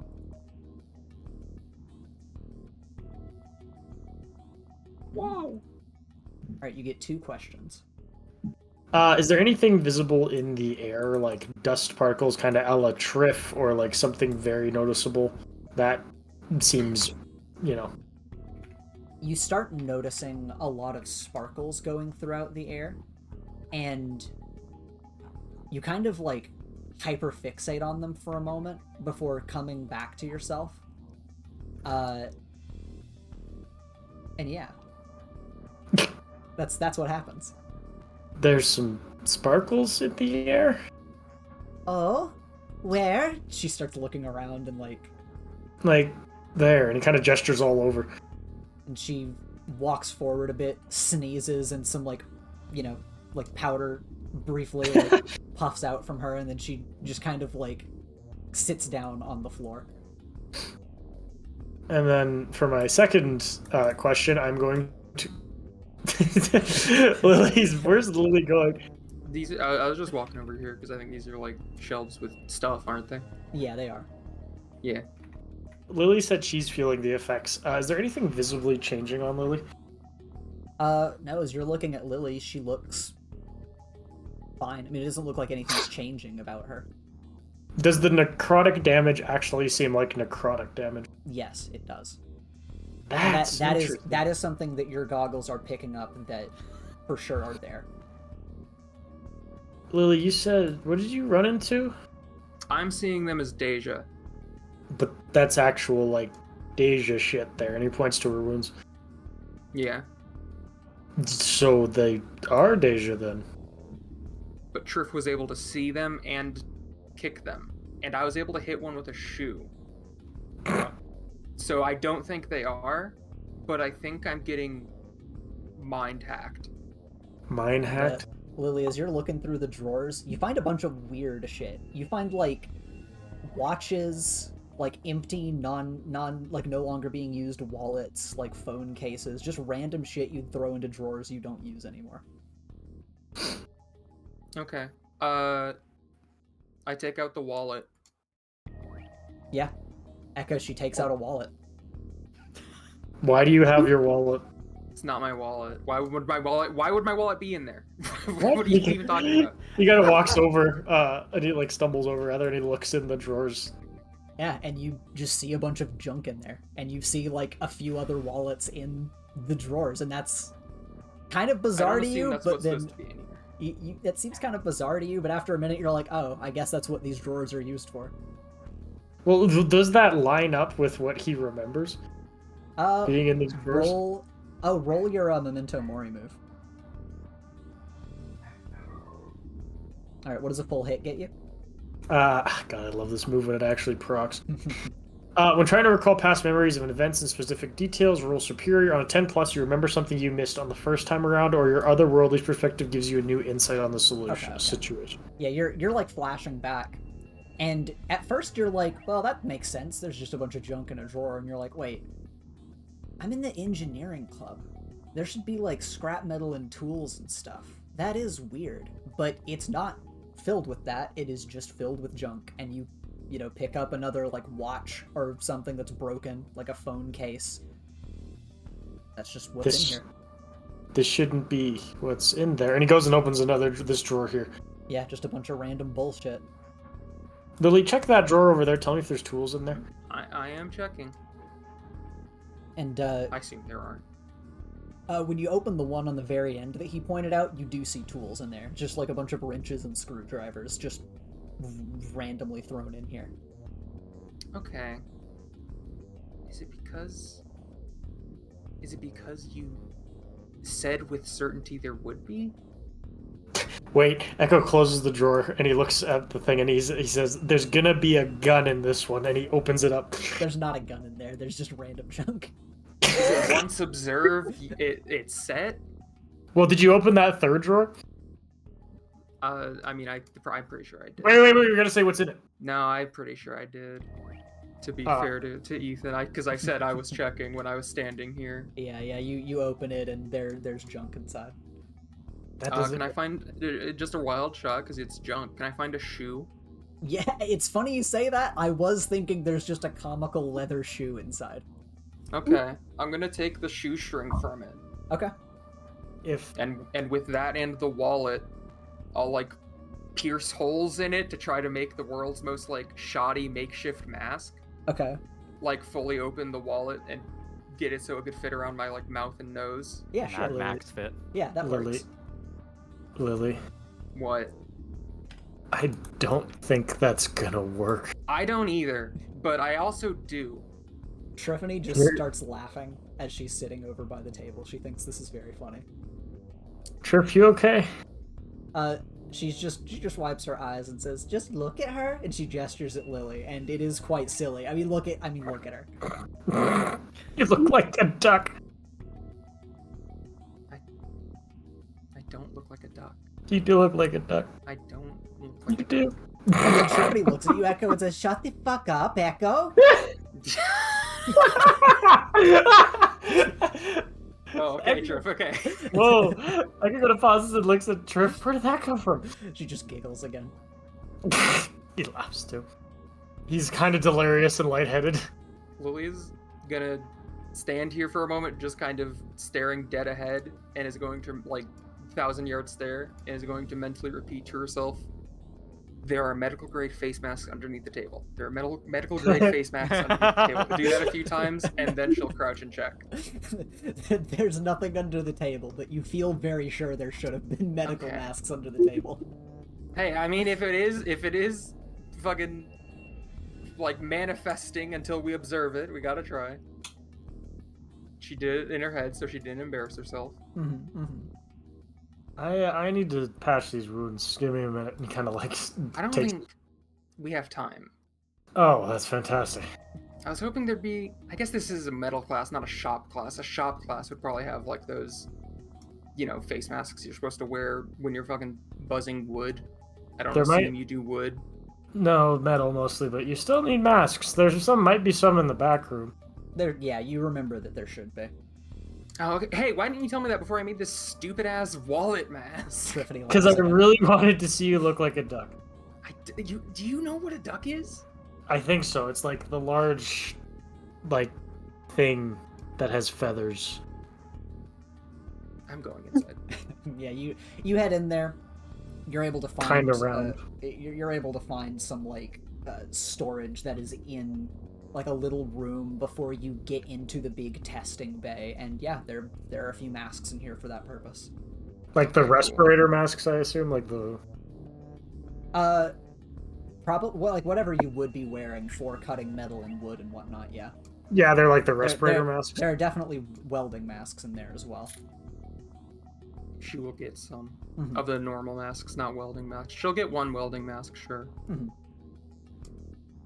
And she'll hand them out. I don't know if, again, I think it might be magical, so I don't know if breathing actually matters, but, better safe than sorry. Triffany just stands up a little wobbly and takes one, and when she goes to grab it from you, Lily, you also feel a bit wobbly, and then when she takes it from you, you're a little more firm again, but you're like, oh, I might get vertigo again if I walk around. I'm gonna eject a ghost to make them carry me. Okay, yeah. You start floating around, a little bit wobbly in the air, but being carried regardless. I don't know where to go from here. The only teacher I trust is not here right now. Hey, you'd be nice to Chrysalis. How do you know I wasn't talking about Chrysalis? I mean, I wasn't, but, you just kind of assumed. Fair point. Echo looks like he should be painting street art in the subway with this mask on. We should go somewhere. I don't know where. Um, I'll try my comm again. I press it. I say hello. Yeah, neither of you hear anything on the comm. And Echo, you don't even hear from her comm. That's weird. See, that's why I don't think it's Dey'ja. They aren't gonna fucking jam our comms. They're like ghosts. I'm more concerned about... It's funny you say that. Echo, roll assess the situation. Oh dear. Deiko, the idea of like a Dey'ja sitting in like a fucking like computer chair, like hacking comms is so funny. They're in the back of a van, an unmarked van. So you have 2 questions about the comms, Will. Is it... Echo takes his out of his ear and looks at it.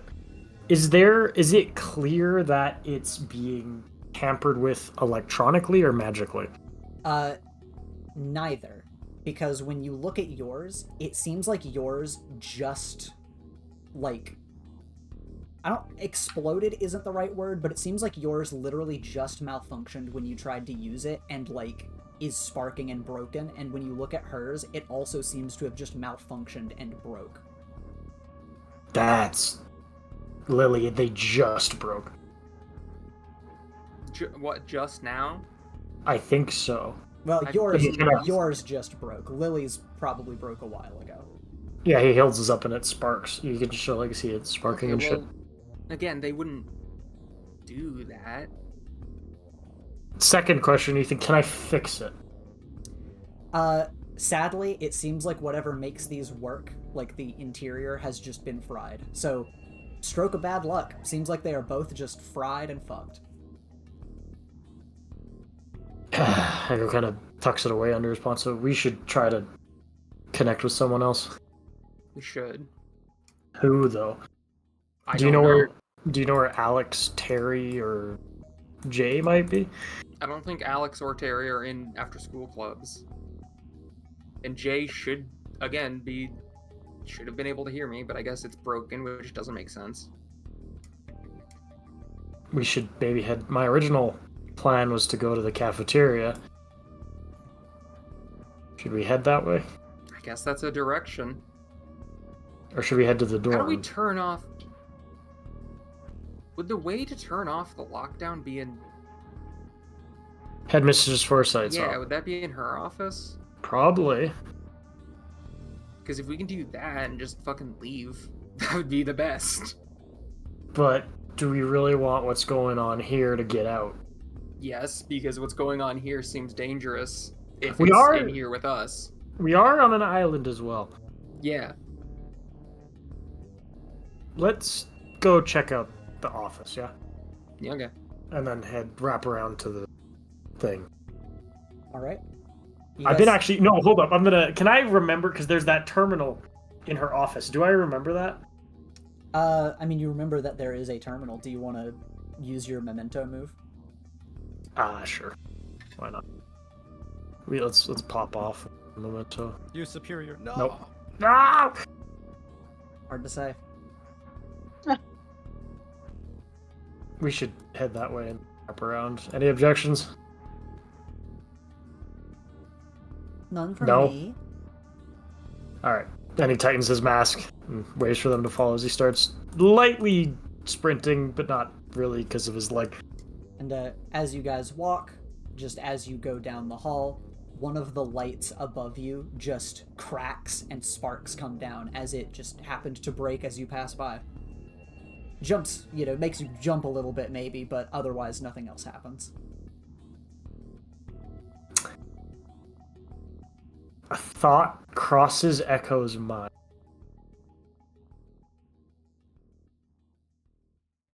Thought? It's the one. But he kind of pauses. Mm-hmm. Because he knows spark is made out of energy. Right.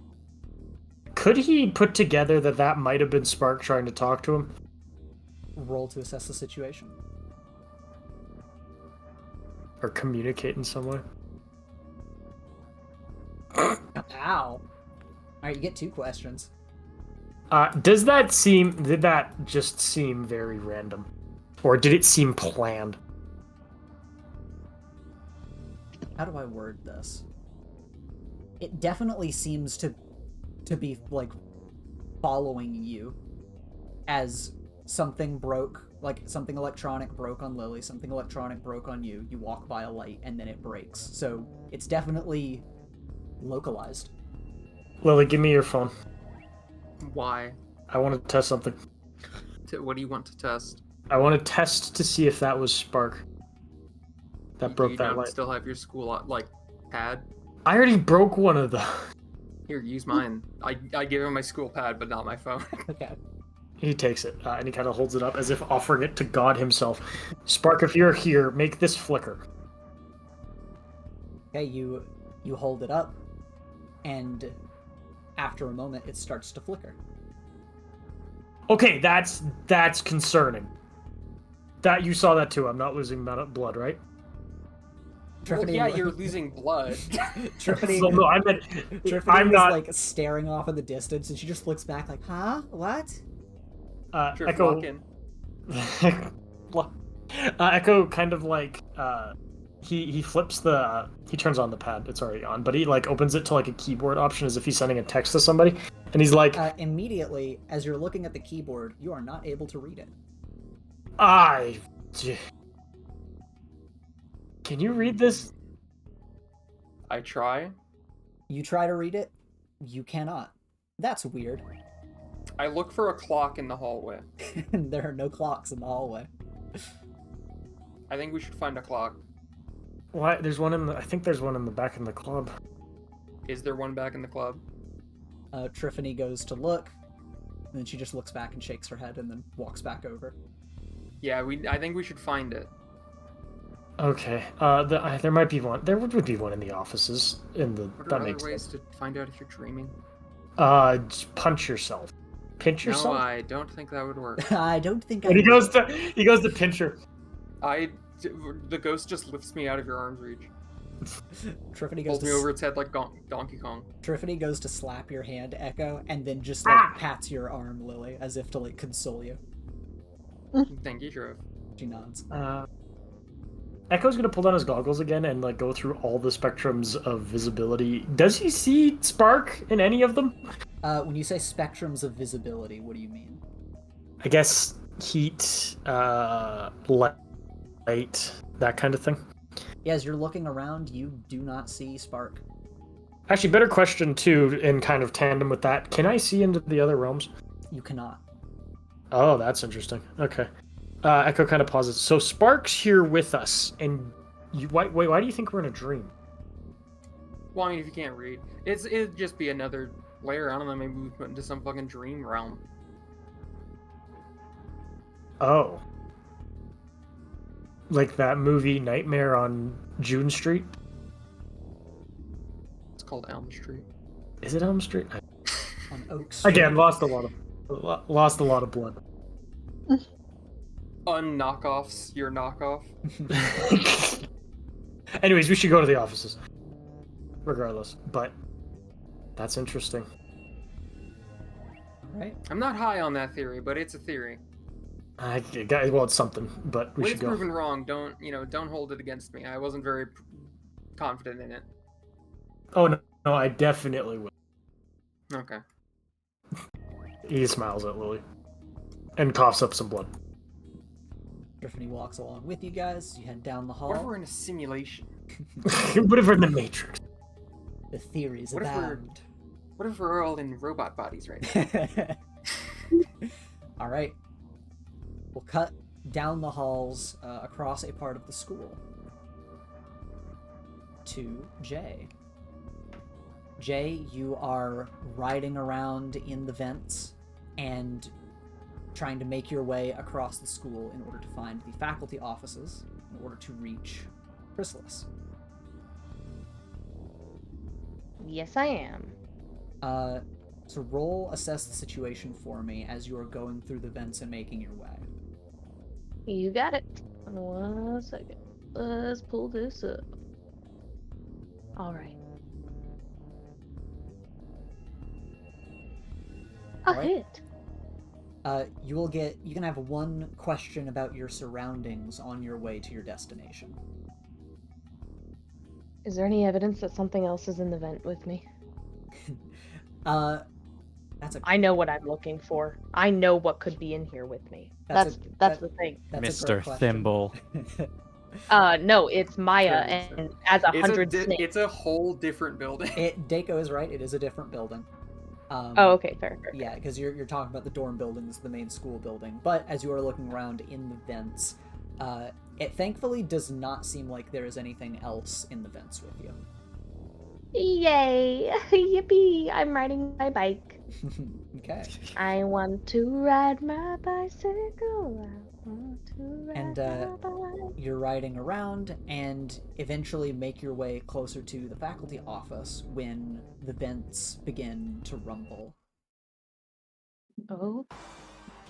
And suddenly, the vents are torn out as you fall into the main hallway. Not all of the vents literally across the school, but in this hallway. And Okay. as you look back behind you, you see this. As What? you see Great Oak standing at the end of the hall, perfectly still like a statue, with rainbow-colored ooze pouring out of their eyes, and roots extend from them as it grips different parts of the hallway, just as if reaching out and spreading just to be able to reclaim. I run away. Okay. Yeah, roll, Yeah, valid. yeah, Based. roll to directly engage a threat to run away from the threat. If it sucks, hit the bricks. Hit the Ow! fucking bricks. Hit the bricks. Yeah. You leave. I'm What more not- news I'm to not- describe? I'm not trying to avoid having to roleplay, but it Jay makes sense. absolutely would see Great Oak Yeah. of all teachers growing larger in the hallway, and they are currently a mini motorcycle. Yeah. Pick two from the list. Yeah, you got it. I'm gonna leave. I'm gonna. I assume resist or avoid their blows. Yeah, I'm resisting or avoiding their blows. I love the idea of me impressing them, and then I don't know, that's stupid. Just want to like take away their line of sight from you. Yeah, I think I want to resist or avoid their blows, and whenever it's take something from them, I imagine that what Jay does is like, oh fuck this, and like kind of turns around, and they're gonna fire a tiny blast from their arm cannon. But I'm imagining that with this kapow, what it does is it like ricochets off a locker and goes ping pong, ping ping ping pong, ping pong, ping, and like hits a bunch of things basically. Okay, to take their attention. To take their attention for a second. Makes And then sense. that's kind of the flavor of like how Jay ends up like just zooming and is like, okay, gotta find another way, I guess. Yeah, you're bolting down the hallway as fast as you can, a tidal wave of roots and branches reaching after you, trying to grab you and ensnare you. But you fire a blast back, starts pinging and ricocheting around the hallway, roots start trying to grab at it, and you are able to outspeed, turn a corner, and get the hell away from what's happening there. It's gonna get better, or it's gonna get worse before it gets better. So you gotta get the hell out of there. Yep, nope, not dealing with that at all. And we're going to cut across the school as we're going to see a familiar location, but with a different event happening.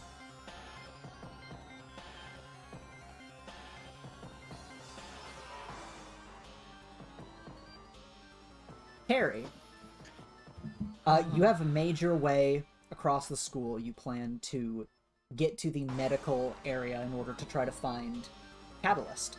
And as you come down the hall, you're a bit farther away than this, but you're able to look down the hall and you see a crowd of, let's say, infected ahead of you. Terry's wants to sigh. He wants to sigh so bad, but he knows if he makes noise right now, he's going to get mobbed. So he has like this coffee mug, and he's just gonna like go toss it like over them. Okay. All right. You toss it over them. They all look in that direction, and some kind of start shambling that way. It seems like Liberty Eagle and Dove are just kind of standing where they are. What do you want to do to to follow up on this? Terry is going to like be blowing smoke out. Like he's trying to look like them. Like he's trying to like actually like blend in. Okay. So he's gonna be like, okay, and this is mental. He's not gonna like actively say anything. Just hypothesis time. They're kind of stupider than normal, and he's going to just try and like, I'm definitely one of you. Look at the smoke coming out of me. I'm just going to walk past very slowly, matching the pace of the shambling ones towards my own distraction. Yeah. All right. And as you do that, roll to provoke someone to try to fool them. God damn it. Yeah. No. Oh dear. Yeah, you stumble into the middle of this crowd, and from behind you, Liberty Eagle and Liberty Dove both shriek at you, very bird-like and monstrously, as they both go to lunge at you. Roll to directly engage a threat.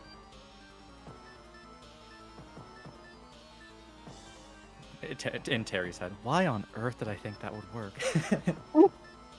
All right, you can pick one from the list. Oh my lord. Give me a second, let me grab the list. Directly engage a threat. Well, he's gonna avoid them. Like, Okay.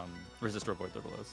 Yeah, so Liberty Eagle just shambles towards you to try to grab you. You weave out of the way, and Liberty Dove dashes at you inhumanly fast to punch at you, and you manage to continue moving out of the way as she slams into this locker cool. and absolutely annihilates it, and knocks these guys over as well. But she like obliterates this entire locker as she tears the door off and just looks in your direction.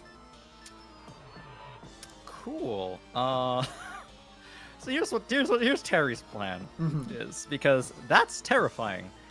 In his head, he's gonna go, well, you're always nice to me, so this feels kind of bad, but gotta look after number one. He's gonna throw the fear goo like and try and hit her in the head.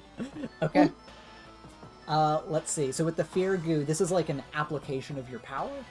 Yeah. Okay. Let's see. What should I have you roll for this? What's your intention with the effects of this? Whatever is messing with them is obviously messing with their minds to a degree where like they're hostile or like incredibly manic. Terry's just like, if I add pure fear on top of that, will I just push them into catatonia? And will they stop bothering me? I don't know. Yeah. Let's test it out, because the other option is what happened to that locker happens to me or the people to my left. And I think them going into catatonia is a better option, if that's the case. Then roll once again to provoke someone. Come on. I'll take it. All right. That is a 7 to 9. You can choose one from the list as you lob. What does this look like as you're lobbing the fear slime at them? Is it just a mass of it? Is it like paintballs? Like, what is this form? Oh no! Like he has like a bunch of like basically like fear slime, like it's not like putty. It's more like goo. Think like aloe vera. So you've not given form. it shape into like. No, so he just like grabbed like a hand. You got like a bit and like threw it like mud slinging at her head, and it's like, and from provoke someone is they err, you gain a critical opportunity. Okay. Yeah, you throw the slime in her face as she grabs at her face, stumbles back into the locker, and she shrieks so loud that it makes your head throb, but it distracts all of the infected around you. Liberty Eagle also stumbles back, and you get an opportunity, a critical one at that. Yep, he's gonna try and book it to the medical office. All right. Then, you dash down, and at this main hallway, as you dash around here, you know that in this direction is the infirmary, and in this direction is the med bay. But as you run through this area, you see someone. Scan. As Mr. Thimble, a small rabbit, sits against the wall and is like limping forward from the offices in that direction. What is Terry's initial reaction to seeing Mr. Thimble out in the hall?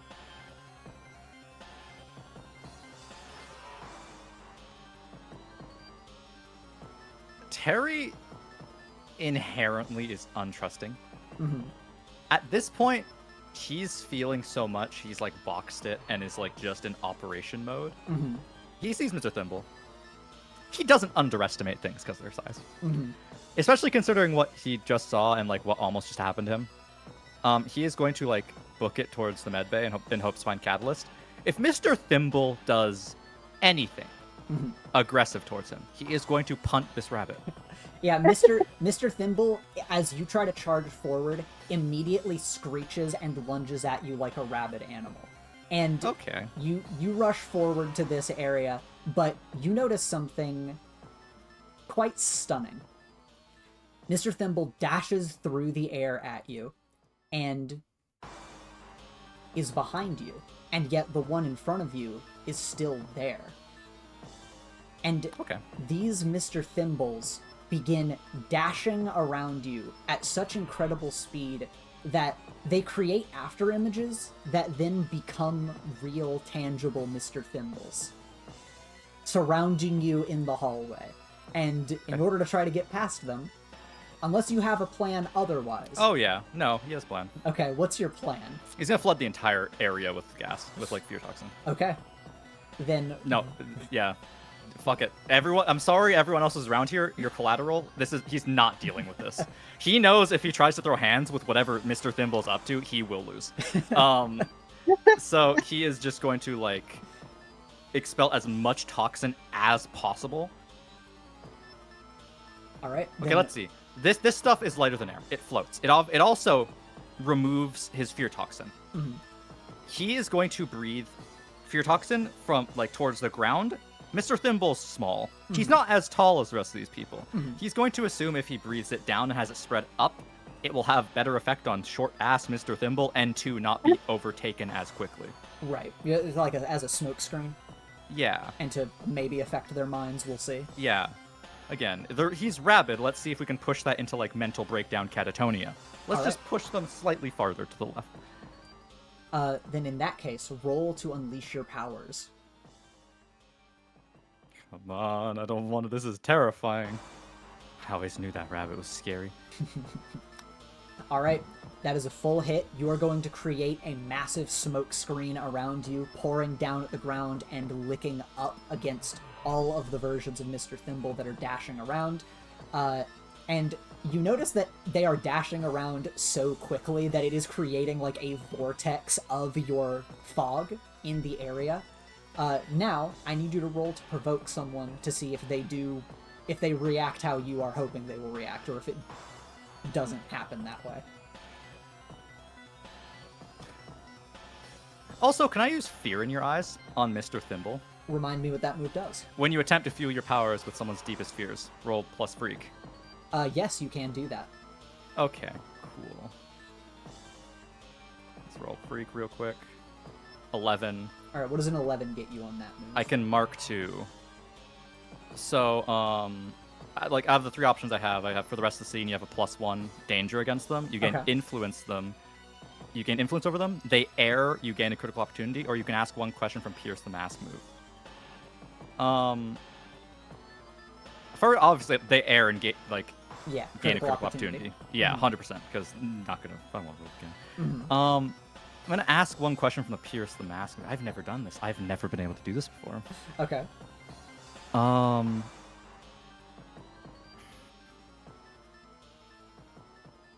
What was Mr. Thimble planning on doing if Uh, Terry wasn't running away? As you feel their rabid impulses within their minds, and it floods into yours from the fog, you get a vision in your mind of countless Mr. Thimbles swarming you and tearing you to pieces with their teeth.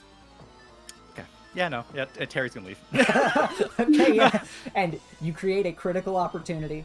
So you are in a smoke screen, and they are not able to see you, and you can try to push through to make your way to the other side of this crowd.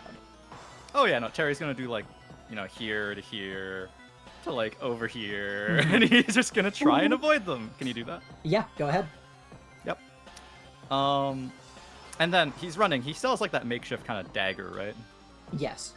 He's gonna throw it back over towards that over there. Okay. Yeah. So it like breaks and crashes and gives him more of a distraction. So like he also doesn't think he can outrun Mr. Thimble, so he really needs to like not be on the radar. Yeah. So you throw a Okay. distraction, you make your way through, and the smoke screen is still behind you as you make your way over here, and when you look forward, you see another person. As Huh? you see the monitor floating in front of you, and what is Terry's initial reaction? Terry is going to look to see if they have any of this like obvious terrifying symptoms going on. Roll to assess the situation. In this brief, chaotic moment.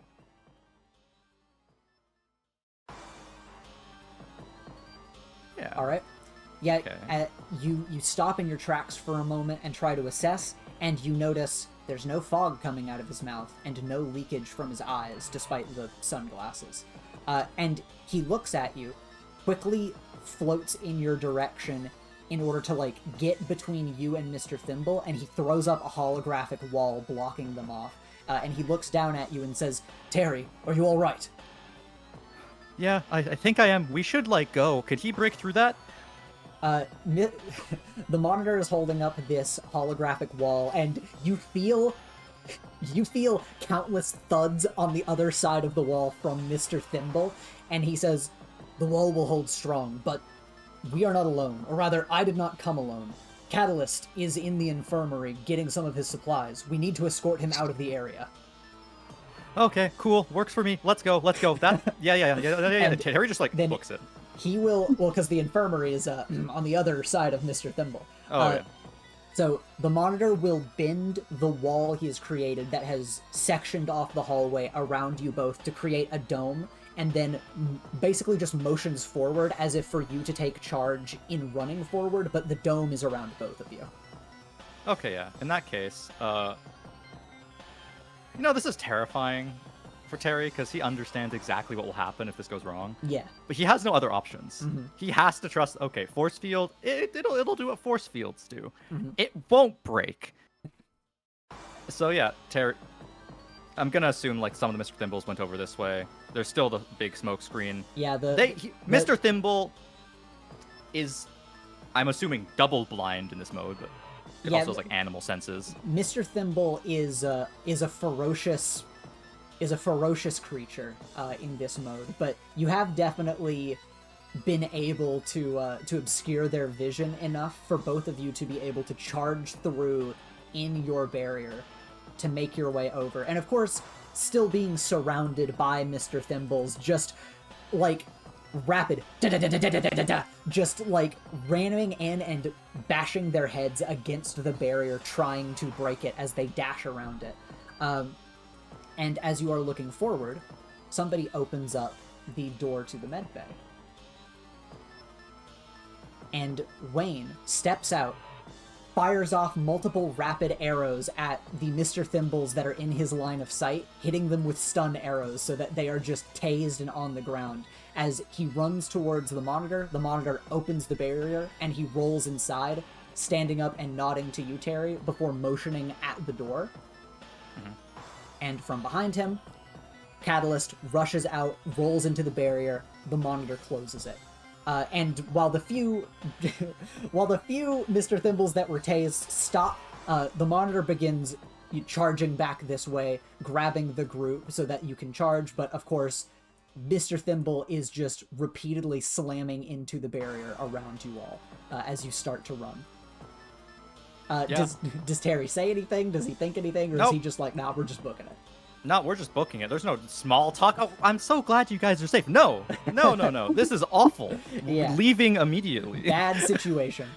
So you guys charge down the hall where it's like, and you look back behind you as some Mr. Thimbles are just in this area, while others are darting off into the vents. Oh no. And that is the last thing you see before you round to the corner. Can Terry comm real quick? You can get on the comms, yeah. Do they work?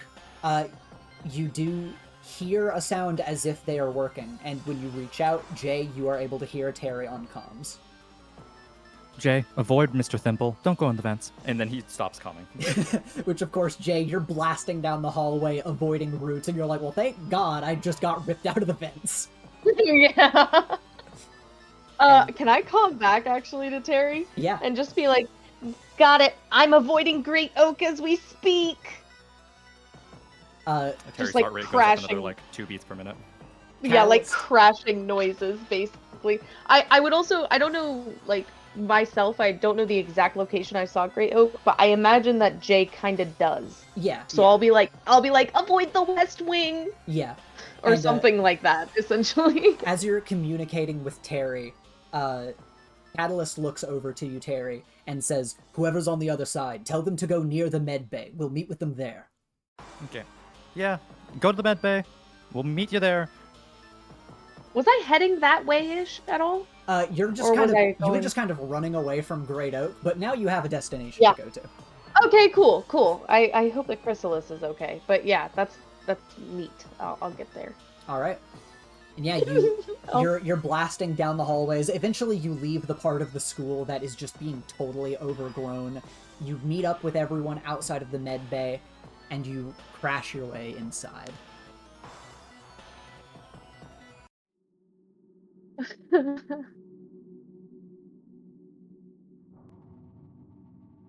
These guys just see as a tiny motorcycle joins into your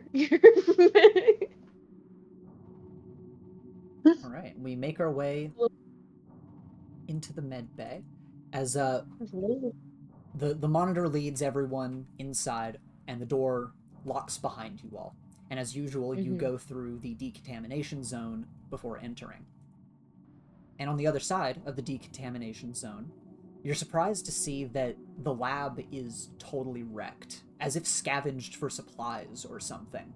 And yet, after everyone scopes out the area, you can confirm no one is here.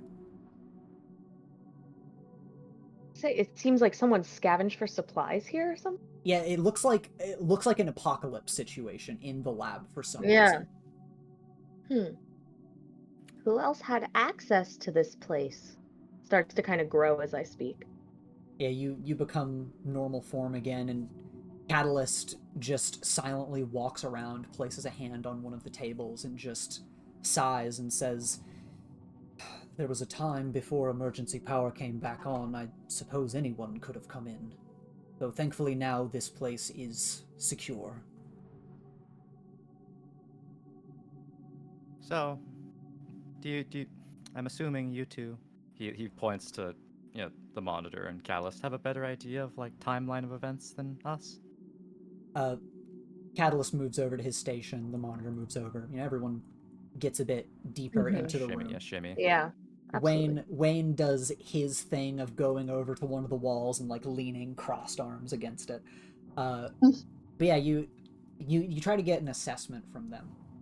And the monitor speaks to you both and says, well, this group met up some time ago, and we have been, since the event started, trying to find any students that did not get infected so that we may decontaminate them and secure them here in the med bay.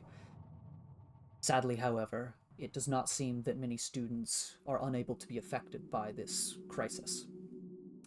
And Catalyst speaks up and says, hi, Jack. I was in communications with him before the blackout. He said even during that time that in order to fix this situation, we would need to head to the generator, restart the main power supply. Yet, he's gone dark since then. I believe he had called for backup, but there's no telling when anyone will arrive at this rate. Alright. Now, normally this would be pretty confidential information, but I feel like circumstances let me ask. Out of all the faculty, who would be most dangerous if they lost all inhibitions? Catalyst looks back to the monitor, and they both have thoughts on this. Let me double check just to make sure that I don't give a wrong answer, because there are a lot of good answers.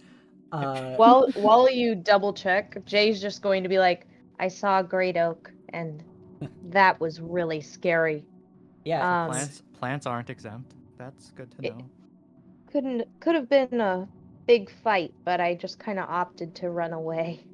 Jay's kind of like looking embarrassed by that, but also still looks kind of scared. Yeah, as the monitor runs through the laundry list of faculty in his mind, he looks to you, Jay, and he nods and he says, "It's a good thing that you ran when you did. Great Oak is likely one of the most dangerous faculty members here. We understood that there was a portion of the school being overgrown once we lost Great Oak on comms. It seems that that is going to continue to spread at a frightening pace." He was growing into the vents. That's why I didn't run into. Sorry, the other faculty member's name. I'm forgetting. Mr. Thimble. The bunny. Yeah, that's why I didn't run into Mr. Thimble, because, well, I had already been knocked out of the vents at that point. Wayne just speaks over to you and says, "You're pretty lucky." Jay thinks about that for a second, and then just looks at them and is like, I don't feel very lucky right now. Wayne just shakes his head and says, "You know who you are. You're lucky to. Everyone else in the school doesn't at the moment. At least we have the power to do something about it." And the monitor nods at that. Terry, you've dealt with something similar to this, right? I have. Is Jerry there like any... looks at his hands. Yeah. No, I have don't no idea. know. I have no idea. Twirls hair. Ah!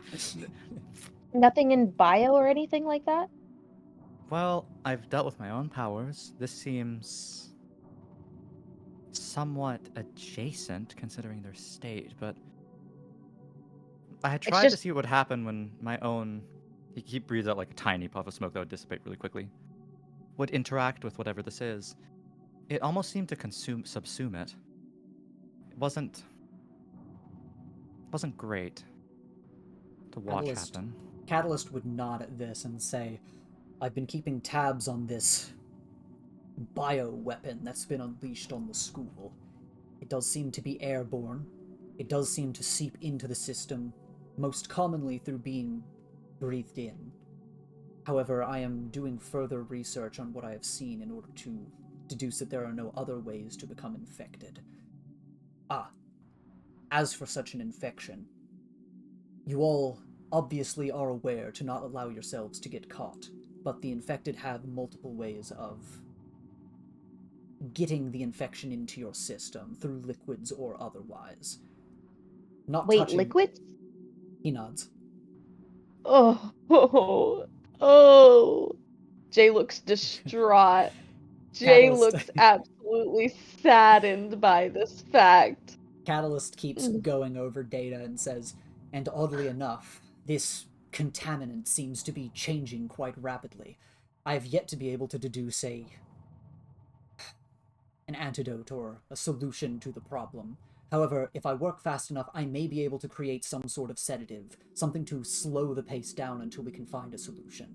And he's rapidly, going away at his keyboard and trying to figure out some kind of answer, as he just kind of shakes his head and says, "It doesn't make sense. Even for a virus, this is much too fast." Would having a sample of it make it easier for us to make, I don't know, I don't know as much about this. I'm not in the bio club and stuff, but I take regular science, and I know if there's a venom, then you use the venom to make an anti-venom. If we had a sample of the gas itself without actually interacting with it, could we make something that could counteract it? Theoretically, yes. It would need to be well contained, however, as even the slightest chance that it could escape would ruin our chances of keeping this area hunkered down. We would lose our one safe haven. It would need to be done with utmost security. Do you think it's just in the air? It seems to be in the air. It also seems to be within each infected person, coalescing into whatever this liquid is that is pouring out from them. Jay kind of thinks for a second. They get up from the floor because they have a lot of thoughts rushing about Aiden right now, but they just want this to come to an end. And starts to stand and starts to deform their body a little bit. Mhm. They're feeling a little bit hopeless. They're feeling a little bit distraught, but they have an idea and they just want to see if it's possible to execute it. They begin to form their arm into something that almost looks like a vacuum. Um, as a small containment unit starts to form around their shoulder. Okay. You're wanting What to. if I went out there and I used this? I could suck up some of the gases, either in the air or from one of the infected. I could contain it within myself, and then if this place, I mean, this is a pretty well-functioning medic bay and lab, I could potentially transfer it into another safe container. It's Catalyst. not the ability to breathe. It's not going into me. You gave yourself the ability to breathe. Catalyst thinks on this. I And don't have lungs. I can't process You gas in kind the of same just way as made a lung. No, I didn't. It's like a vacuum. It's literally just a vacuum with a bag, not a bag, but it's like a metal containment unit, Catalyst. basically. It's like Ca- the Ghostbusters vacuum. yeah. Yes, Uh, that's literally what I just formed my arm into. Catalyst thinks on this, and he says, theoretically, that should be possible. You are inorganic, after all. It is possible that you are completely immune to such a thing, but. And the monitor cuts in and says, we had mentioned before that we were working alongside Great Oak, and Chrysalis as well. They were on the opposite end of the school securing students. We believed that Great Oak would be immune due to the lack of needing to breathe, though it seems that eventually it just made its way into their system, naturally. Maybe through their skin, due to being a piece of nature itself. You, most likely, work on different rules. I hesitate, however, to put you in such danger in the event that this virus adapts to affect technology. And Catalyst just shakes his head and says, that is preposterous. If we assume such, we're not going to be making any moves. Such a thing could never happen. Surely.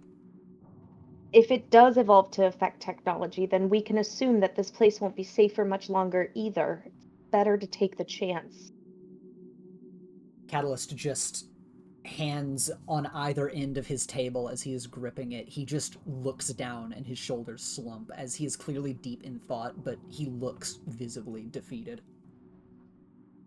And Monitor just shakes his head and mutters under his breath, you hope Chrysalis is all right.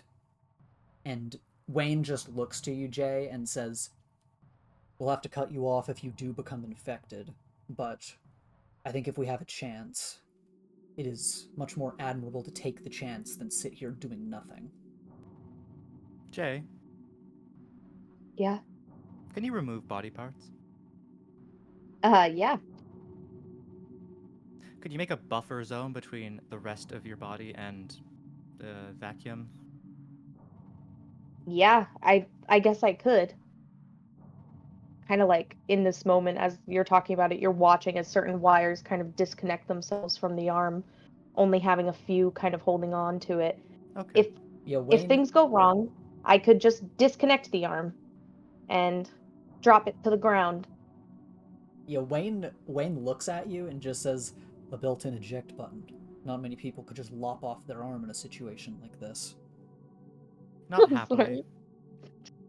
Sorry. No. The chat is getting me right. Catalyst. Catalyst looks over at you. You're foremost with regards to like scientific effect in this school, right? I would like Say to it's like your believe so, field study. yes. And this is really stumping you. He hesitates and says, yes, this is unlike anything I have seen to date. What if it's magical? He sits there, he looks at his screens. He says, if it's magical, there is over a 90% chance that we are doomed. 90. 10%. Anyone you know or that's in the school that has... Oh, good Lawrence. Lawrence. Monitor, do you keep tabs on where everyone is? Monitor turns to you and says, "Normally I am in direct contact with Hijack in the security wing. However, security has gone dark. So while yes, Yeah. normally I do, at this moment I am flying blind." Do you know the last known location of Lawrence? Lawrence. He kind of like he hits something on the side of his helmet and starts, whizzing a bunch of like data within his sunglasses. As you remember, oh yeah, there are a lot of students. But he looks up at your class. Wizard, pointy hat, in my class. He nods and says, "Lawrence Graham. He was in classes earlier today. Left for the day, headed to the dorms." And then Well he done. just kind of lets go of the button. I guess. Okay. Catalyst, you're gonna keep doing, world's best science work. If this is magical and that does stump you, then we're gonna need a wizard or a warlock or whatever their title is to deal with this. I guess I'll go find Lawrence. Monitor shakes his head and just says, "If he is outside of the school, we are not going to be able to reach him while in lockdown. Oh. And if he is inside, I suppose it is possible that he is currently unaffected, but..." He just kind of, like, rubs his temple as he says, "I only have so much data from before the blackout. The blackout created a blind spot for me. I apologize." And he nods And to what was all of this you. about a generator? He nods and says, "There is a backup power generator that is giving us the red lights that you see. We would need to make our way down to the level beneath the school in order to start up the main generator once again. Normally, during such an attack, Hijack would be able to do it from anywhere, within or outside of the school, and yet, having gone dark, he's not going to be able to help us." Oh boy.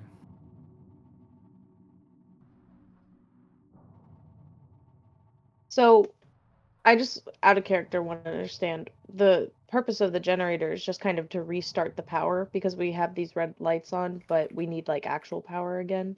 For clarity, that what he kind of explains more of the situation to you, that they believe Okay. that if they are able to start up power again, first of all, that would give them a way to reach out to people outside of the school. It would give them more control over the situation, as this lockdown is something you need to choose to go into, and it was sprung on everybody. So obviously, very bad situation. But finally, they want to try to start up the power supply to try and start up the main vent system to see if they can filter all of this out of the school. Okay. And after going through that rundown, that list with you, the monitor hits a button on his helmet and it displays a holographic map of the school. Kind of shows where you guys are, various wings of the school. And he explains, due to part of the school being overgrown, thanks to Great Oak's handiwork, we're going to have to take the long way around to the auditorium. There's a hatch underneath the stage that leads to a secret path that will allow us to get to the basement. All right. It does sound like it would be a good idea to partially split up. If I'm able to be here with whoever feels confident in working on an what would the word be? Not anti-venom, like antitoxin? Maybe. I mean, A cure? antidote, cure. Yeah, Antidote. all of those words are accurate. Okay, good. Yeah. While some of us can stay here, to work on a cure, others might want to go and investigate the generator. The monitor speaks up and says, "Any party that will be leaving this room, unless we plan on having multiple parties, which I would not suggest, I will be sticking with whoever leaves the med bay in order to help defend you." Oh. I assume this place is completely sealed. There's no ventilation, yeah? Catalyst nods and says, We are in a black box of sorts, just for situations like these. As for teams splitting up, of course I will be doing my work here, though I will stay on comms to guide you if necessary. Jay is gonna look at that door that leads out, kind of looking at it, and is going to say, well, first things first. We'll see if my part of the plan works. Hmm. The I'm monitor... kind of walking towards, Yeah. the exit.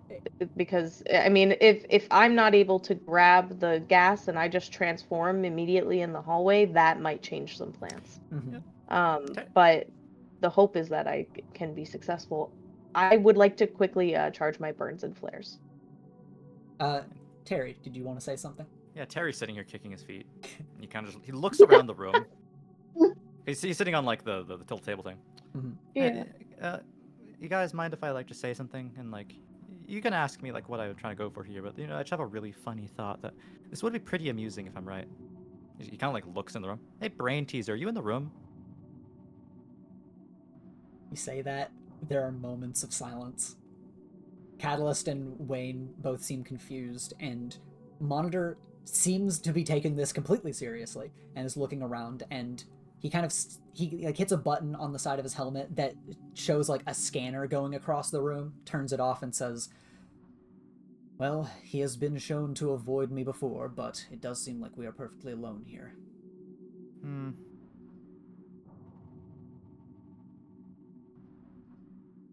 All right. Yeah, would have been interesting to meet them. Okay, well, let's go do things.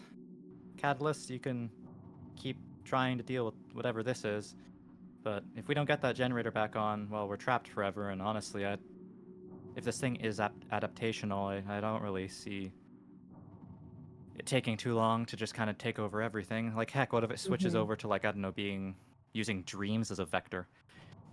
Then we'd just be doomed entirely. Wayne looks over to you, Jay, and just says, I doubt that with your current plan that we should all go out in a group huddled around you as you do it. Are you going to go down a hallway and do it on your own, right outside the front door? What's the plan? Well, I think that might be the best bet. If I just step out and there were some of them gathered towards the door here, right? Because Monitor... there were Monitor... some like right outside, yeah. Yeah, Monitor looks to you and says, there was a horde following us. It is just as likely that they are inert outside as they have been caught by something else and wandered down the hall. It's been quite a confusing couple of hours. But if it's just in the air, I might just need a couple of moments for that.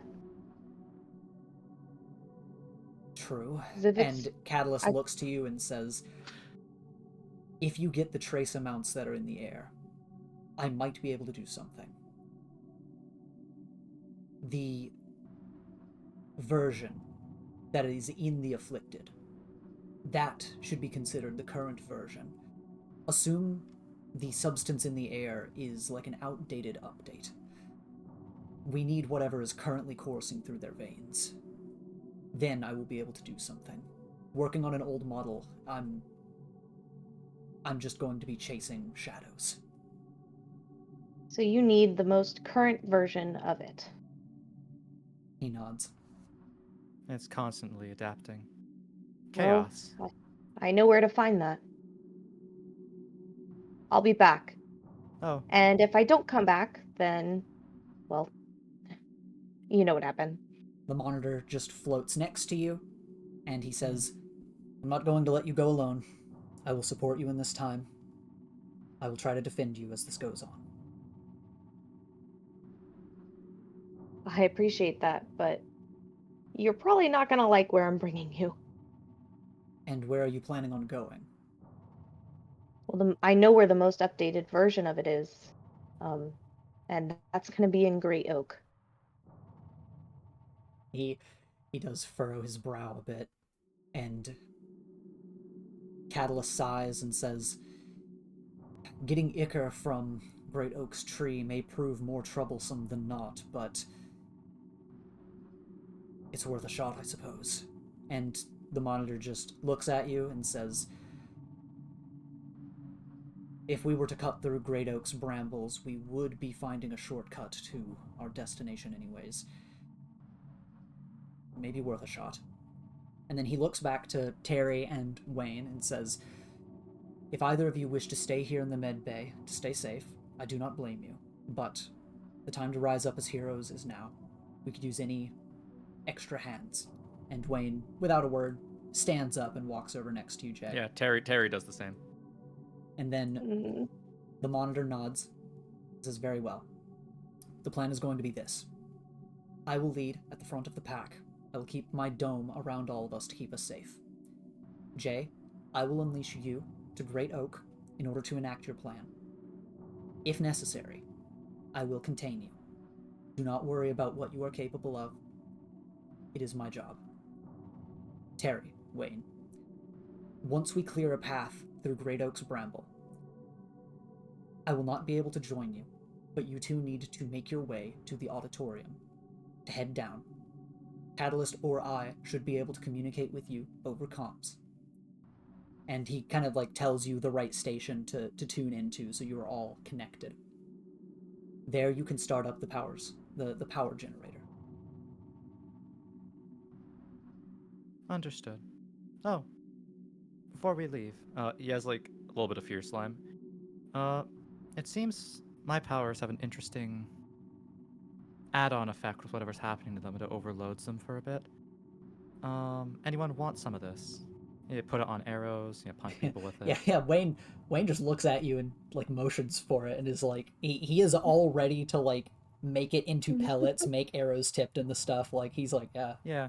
Yeah, go crazy. Honestly, I can just throw it at people. Your way of delivering it is probably a little bit more efficient.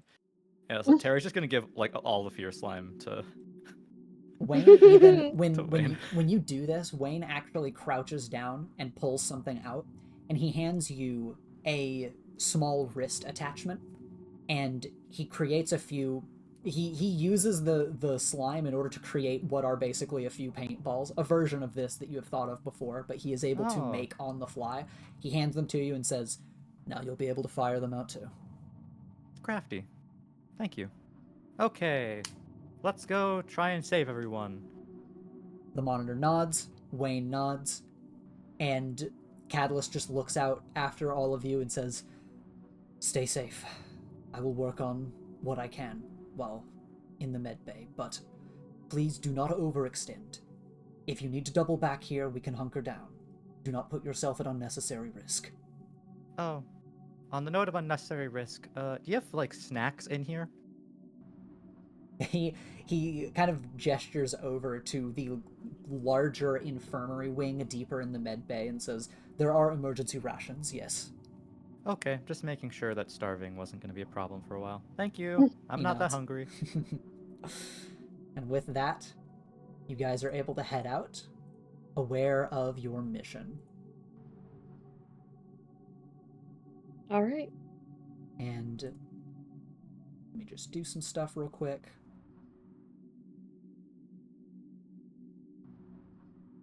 As I prepare to move us along.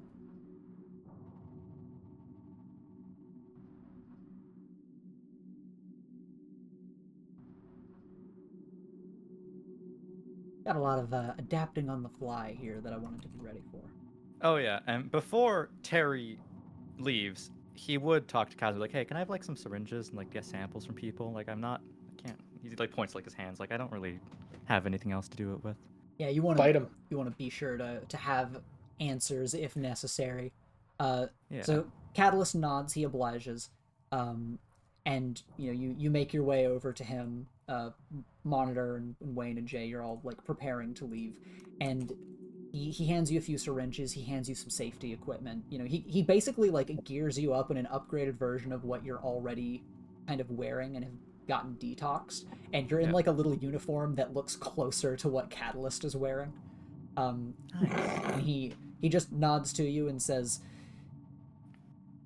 be safe, Terry. If anyone can do this, it's you. Of course. It's nothing I can't do. And Terry nods and then hops off. All right. With that, you all head out and make your way down the hall.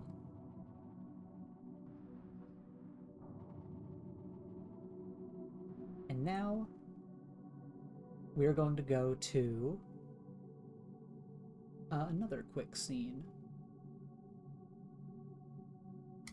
Another quick scene. Quick scene. Yeah, another Because quick that scene. one Was was a quick. quick It scene. was Yeah, that fast. was a That, quick that one. was a fast scene, guys. Yeah, Yeah. under 2 hours, guys. That was fasty. Yeah, we gotta blitz our way through.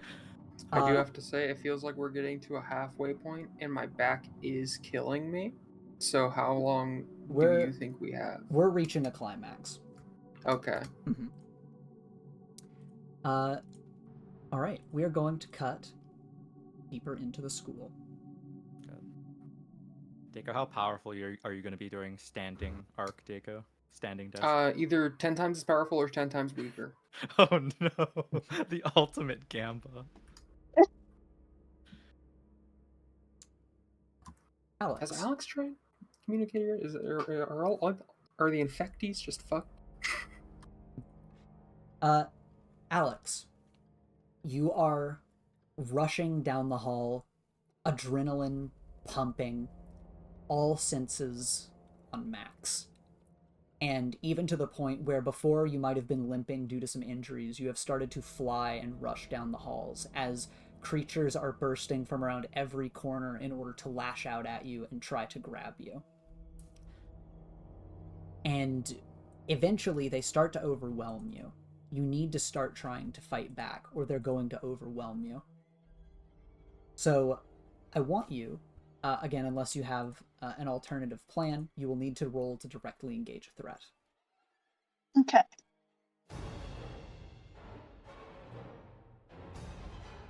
Right?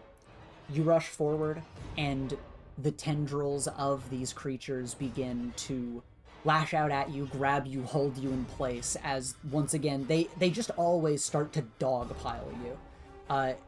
It is treacherous what they have been, how they've been trying to attack you. It's almost like they're trying to tear you apart. And we're actually going to move here. As you are rushing down the hallway, you try to shake a few of the creatures off of you, and ahead of you, more of them jump out of the woodwork. And you've continued to take damages. It has slowly started to wear on you and slow you down. And at this point, what is Alex thinking? What is her plan of attack to try to get through this situation?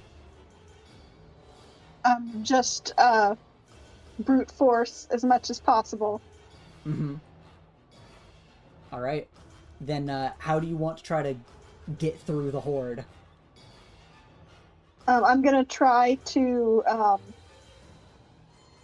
use gravity to attract them to the walls and just like launch them into the walls and the lockers and just get them out of my way. At this point, I'm not trying to kill them. I just need to get some help. Yeah, makes sense. Then roll to unleash your powers. Okay.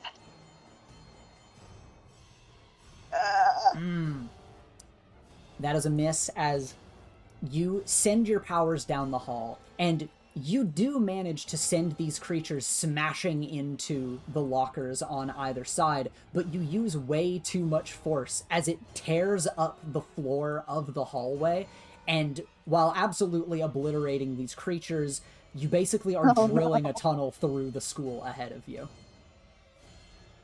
All right, let's keep on going. Yeah, and you continue to charge down the hall, and as you're doing this, you feel your powers becoming more and more uncontrollable around you as you are tearing through the hallway. And on tearing through the hallway, it begins to unfold around you. And beyond the hallway, you see an infinite black void around you.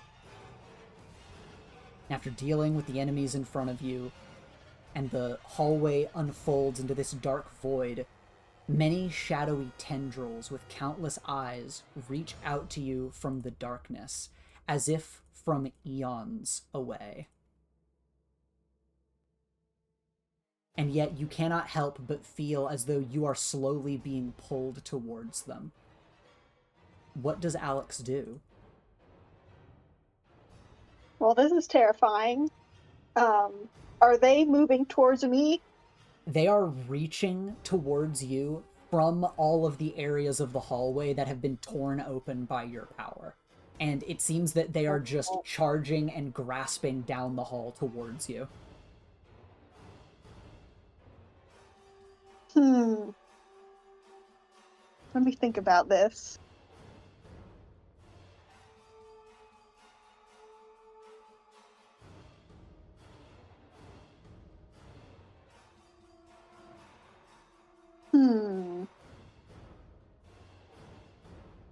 Can I decrease gravity and try and take a flying leap over them to keep going where I'm going?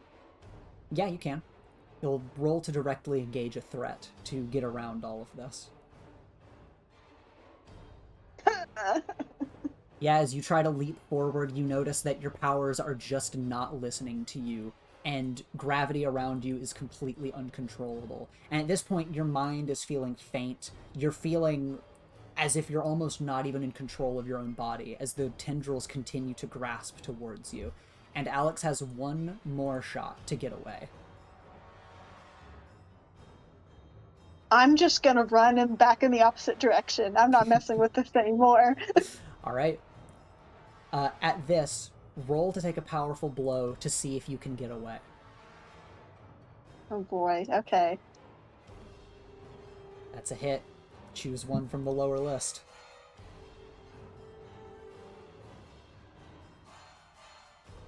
I guess I have to give ground, because that's all I can do. All right. The tendrils continue to charge after you, and you are slowing down. Your injuries are beginning to wear on you as you succumb to them, and the dark, inky tendrils grab you. And you are slowly but surely sucked into the infinite abyss as your powers arc around you. Gravity, white hot, as bolts of energy fly out from around you. You desperately try to struggle free, and the only thing you can think as you look forward at the destroyed hallway and feel these tendrils pulling you outside of this world is that you are a monster, and you deserve to be put down. Meanwhile, thousands of miles away, Thousands? Yeah, meanwhile, thousands of miles away, there's something else that's happening. Yeah. Infected gang? We're infected. Infected Good. I'm doing like the Full Metal Alchemist, like dish dish. What the Oh, Lily, Echo, and of course Triffany. You all are lying on an asteroid floating through space. You don't remember how you got here. You just lie here looking at the space around you, and you think to yourself how pretty it is. And Triffany looks over at you, Lily, and just asks, Lily, why are you so afraid to die?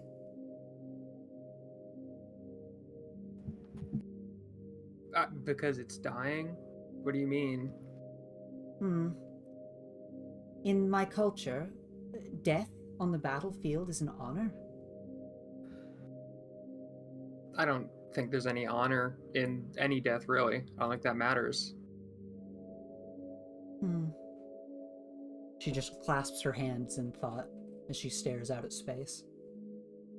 I think when you die, it's just over. And I don't want it to be over. I do not know what happens after, but I would like to think that you become one with the stars when you die. Well, I can confirm you don't. What do you think We it's all like die. to be a star?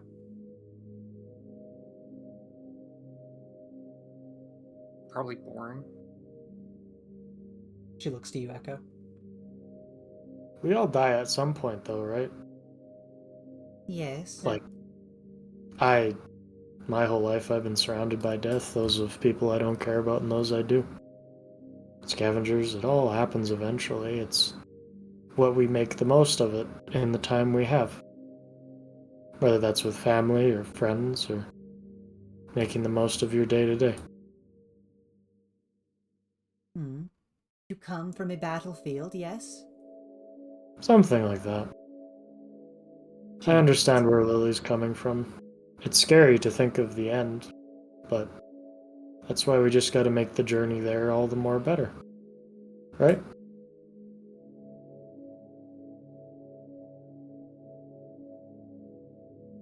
I mean, I don't agree. Why is that?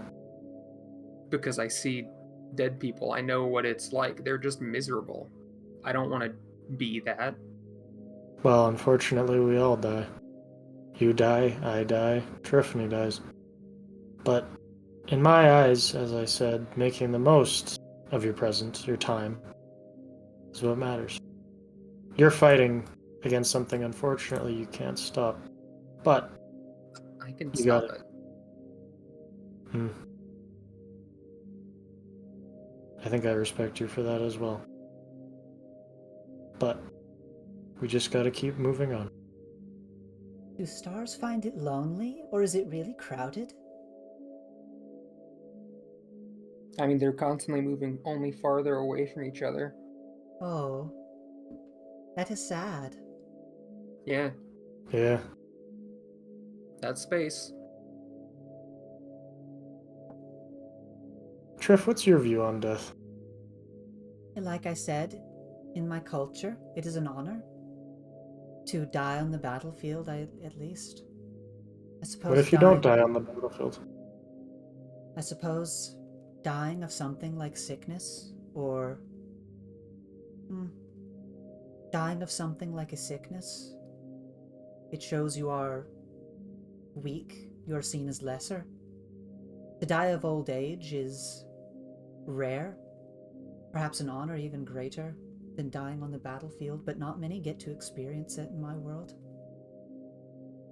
So if I died out scavenging, is that a bad death? I suppose that is your battlefield, yes? In a way. I think there is honor in that. Trying to survive day to day? She nods. He nods back.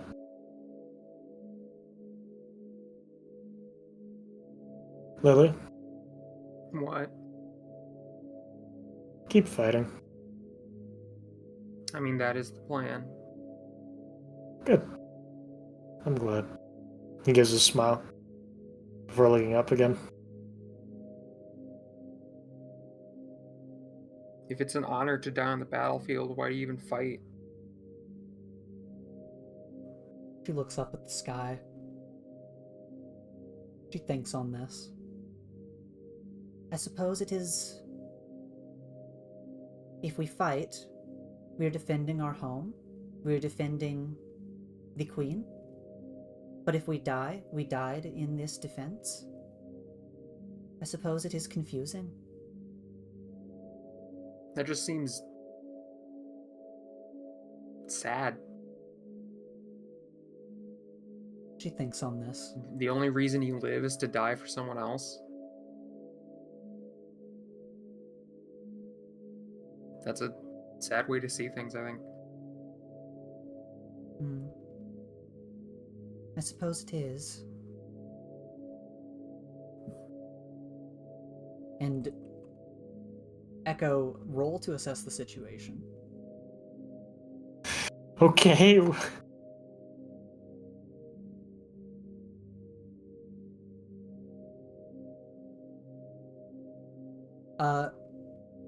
You look over at Triffany, and you notice as she's staring out, her eyes are darting around, and she's kind of starting to hyperventilate. Echo kind of reaches over and goes to just like rest a hand on her shoulder just to let her know that he's there. And when you do this, you kind of go to reassure her, and when you blink, she's not there anymore. Do I find this strange or am I still tripping? I mean, that's pretty fucking weird. Ah, Lily, she's gone. Okay. Like, her kind of leans up. I mean, do you see somewhere we can look for Where are we? Do I remember everything leading up to this? It's pretty hazy how you got here. How did we... He looks around. Huh. You know... Lily, can I ask you a question? her? Sure, that's kind of all we've been doing. And kind of like goes and moves to the middle and kind of rests his back on hers. What are you gonna do if you do break your curse?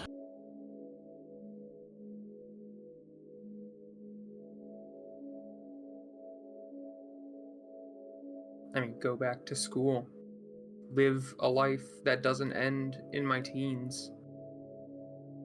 You're gonna leave everything here behind? I mean, I kind of, we've been over this. I kind of have to. But would you want to? I don't think that really matters as much. I I'm not think gonna get my ass kicked and, like, end up leaving school every day in, like, a cast. Like, I can't, I'm just a gal. I'm not gonna get owned every day by the likes of Gabe. I mean, there's ways of compensating for that. There are arguably just people in this school, augmented in various ways. Yeah, but they're freaks. I mean, we're all kind of freaks. Some more than others. That's the whole point of me trying to break it, so that I'm exempt from what you just said. You'd be leaving a lot of people behind, though. I'd still talk to them, probably. But would it be the same? I mean, it'd be less often, sure, but, like, you know, I wouldn't be dead. It'd be a lot more often than if I was dead, so... I get being scared of death, and he kind of hugs his elbows. Or his knees, rather. I get it. But... It's not just being scared. What is it, then? I didn't sign up for this, and I'm gonna die before I even get to live. That's not fair, so I'm going to make it fair. I'd also argue you're living a little bit right now, though. You're still moving, breathing. Well, yeah, but pretty much my every waking thought is about how I will probably die within the year. Anyone could die in a moment. You could walk out in the street and get hit by a car. Why not Sure, but it's more of a certainty for me. Why not just, even while fighting, make the most of it? Because if I do that, then I will waste time and not fight as much as I could. I'd beg to differ.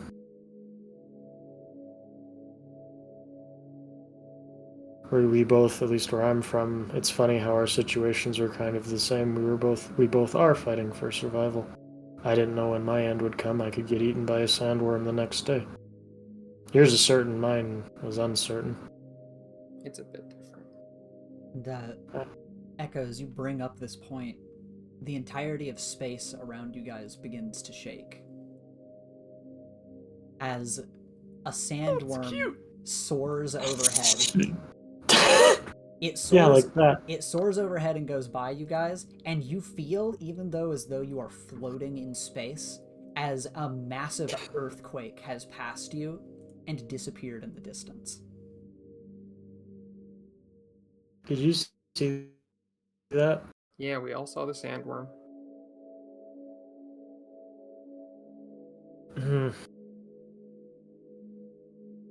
That was weird. Hey Lily, think of something funny. I can't do that. Sure you can. You were just talking to me about my inevitable death, and I cannot stop thinking about that now, so I really can't do that. Yeah, I'll think of something funny for us. I'm not gonna find it funny. Echo like closes his eyes and he thinks of like a banjo. You think of a banjo, you look at your hands, and you're disappointed. Oh, no, I feel like Lily. You don't know I did that. It's metagame. And yeah, you both start thinking on this, and Lily, this creeping feeling irks its way into your head again as you feel shadows overwhelming you. And slowly from the darkness, the familiar visages of Dey'ja begin to slowly rise up, almost peacefully, like the angels that they are shadows of, as they stand tall around you both and begin to reach out towards you. Lily narrows her eyes again. Usually aren't this big. What is going on with them today? And roll to unleash your powers. Okay.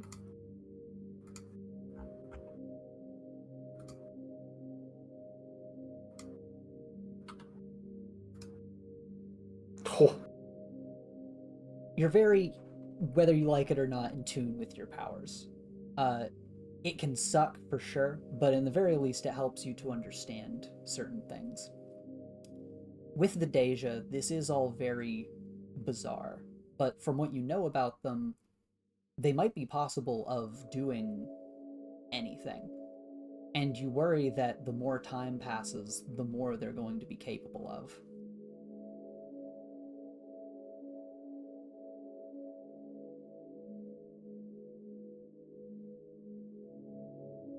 And slowly but surely, they reach black chains out of the abyss, and they slowly begin to arc around this asteroid and around where you two sit. Can I just roll off the rock? Yeah. Echo is going to go to grab her.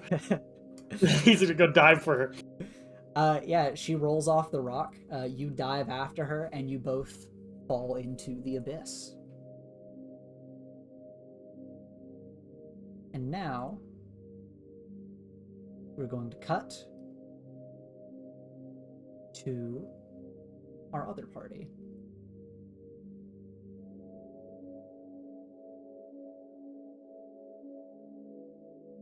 And this is why you always have perma like gas mask on. No more peaceful music. Aw. Meanwhile, thousands of miles away, we're in the hallway of the school, of course, and this party of heroes has been charging through the halls, and you see a group of infected in front of you. And of course, Monitor has his barrier up around your group, and he just speaks lowly and says, "We'll be coming upon Great Oaks area soon. Stay vigilant." And suddenly, you both feel shaking and trembling in the walls, as it feels as though an earthquake is approaching. And at the end of the hall, Oh. you see Oh no. Alex. Oh no. Alex, you are in a new state of mind. You're charging down the hall, you see a hallway full of monsters. The only thing you can think is that despite the destruction you've caused, at least maybe you can save someone. You hear screaming, you hear smashing from around every corner, but you can never find anyone to save. What do you want to do? Oh god, this is horrible. Ah.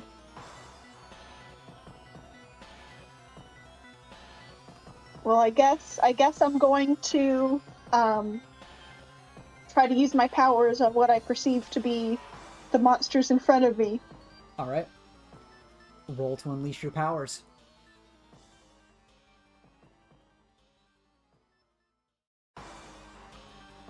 Your powers go absolutely uncontrollable, smashing all of the infected students to either side, and opening a path as you all are able to look forward and see Alex in her infected glory. Is there another way around? The monitor just he braces himself as he tries to think of an alternative solution. And Alex, what do you do after smashing a few monsters aside and seeing another clump at the end of the hall? It's time to charge forward and get these ones. All right, how do you want to do it? I'm going to try and slam them into each other so they like knock each other out. Okay. Roll to unleash your powers. This time, she quickly dashes at the barrier and slams against it. And as she tries to pull you all towards each other inside in order to knock each other out, she hits the invisible barrier. So thankfully, you guys inside are not affected, but the barrier begins to groan under the pressure of Alex's power. The monitor, meanwhile, holds his arms out to try to hold the barrier, and Wayne, meanwhile, is prepping an arrow. Jay and Terry, what do you two want to do? Terry is going to use fear in your eyes in an attempt to fuel your powers with someone's deepest fear. Yeah. All right.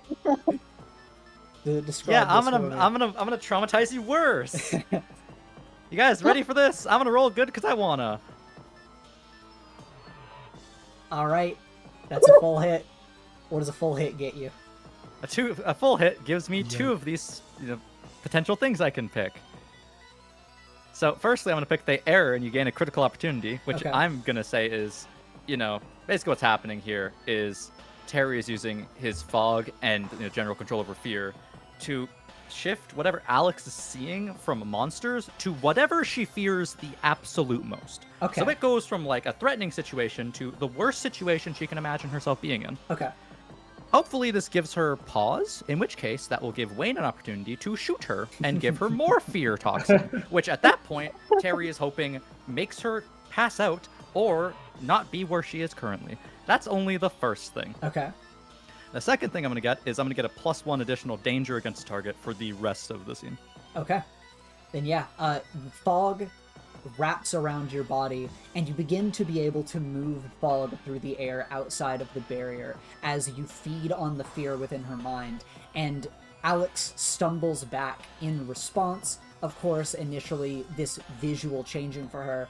And Alex, what do you see in front of you now? She's seeing like her mind is all mixed up, and like she's seeing almost like the ghost of her dad in at least one of these people. She's seeing, people that were there on the day that he died and everything, and she's being like aggressively triggered into this traumatic memory. Great.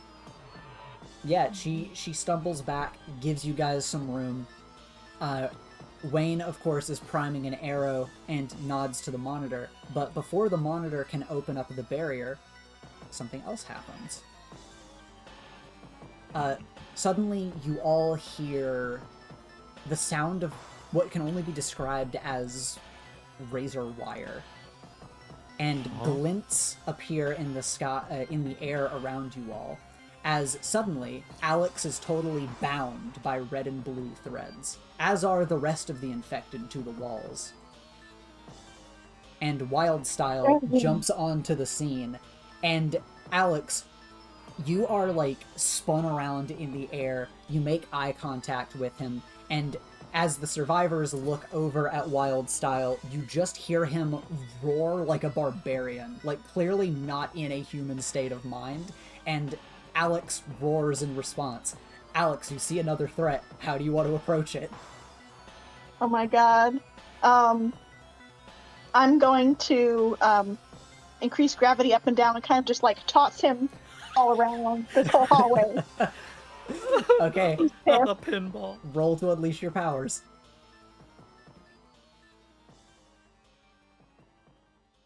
Alright. You can mark a condition, or I can tell you how it's unstable or temporary. Unstable or temporary? Okay, so Alex breaks out of her bindings and starts grappling with Evan. And Evan, meanwhile, is throwing, like, threads around in order to, like, Spider-Man whip around the hallways. Alex is charging at him like a freight train. And They keep slamming into each other, destroying sections of the hall.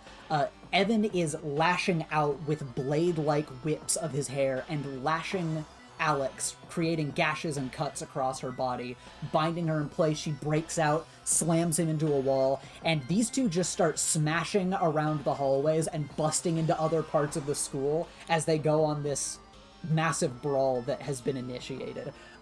Survivors, what do you guys think when you see this fight start? And you can tell the fight's moving away from you, at least. This is our chance. We need to go. Yeah, you guys start charging forward. Wayne, of course, keeps an arrow primed. But as you guys move forward, eventually this fight slams into the walls ahead of you. You know, Evan ends up smashing Alex forward and through the wall. And as the monitor moves forward, he just thinks to himself and utters to you all, at this rate, he's going to become as big of a threat as Great Oak. His range has exponentially increased. And he looks around to the students that have been bound in the walls, and he looks to you all and says, I'm going to try to contain these two. I need you all to move forward. Oh, shit. Fair enough. And he keeps the barrier over you guys. As you move down the hall, he changes it into a wall so you can move ahead without being trapped. Oh. While that's before that happens, Terry's really gonna quickly take like a blood sample from like one of the. A quick blood sample. Yeah, stab me Bro, with. I Yes. don't think you can do a quick blood sample. Let's see. Shank, pull blood out. Roll to... Man, what would this roll even be? Yeah, what would the Superior to like hit The a monitor vein? let him do As a, He's got other problems. fair, He can't. they were given the syringe in the med Yeah. bay just now to do this very thing. And also, as someone who has done phlebotomy, I would say superior. That's a cool. Yeah, word. let's roll superior. Let's see how well you do in this. Don't quick. miss, you might just kill them. Terry just sticks the needle all the way through the arm. Oh, fuck.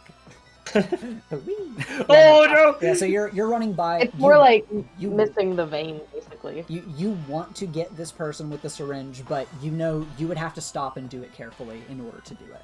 So, do you want to stop with Monitor or go to the other side of the wall with Wayne and Jed? No, Terry's like, whatever. And he just Okay. keeps going. Okay. He creates the wall, he lets you all go ahead, and behind the wall, he stays back to try to contain these two as their fight continues trying to spread through the school. And you both move on.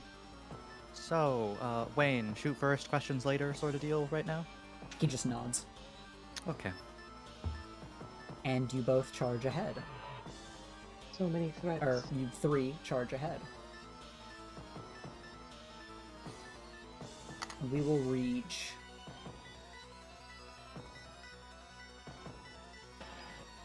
this hallway.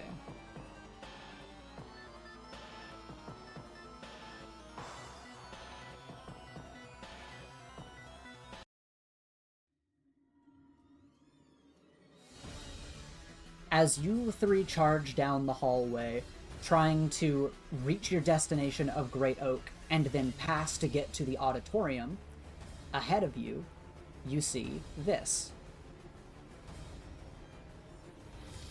Oh.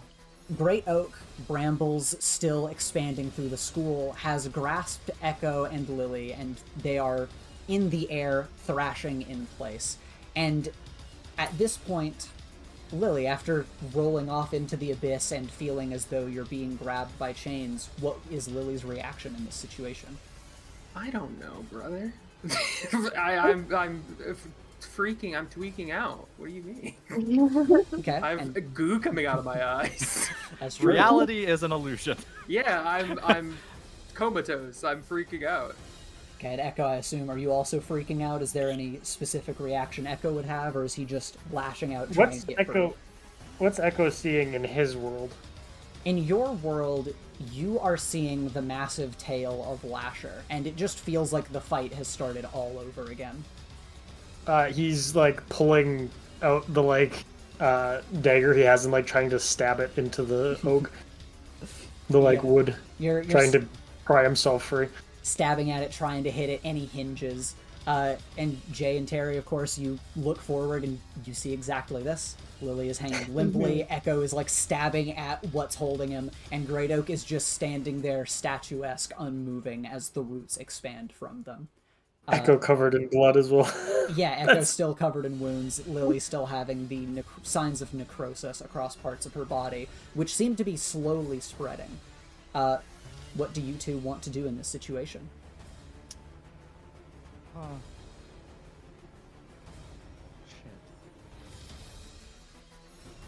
Okay, the plan remains the same, but now we need to save Echo and Lily while simultaneously not getting attacked by Echo and Lily. Wayne looks back at you and says, "They're lost causes. We need to just move forward." No. Do you know how mad Lily will be if she finds out that I was here and saw her like this and I didn't do anything to help her?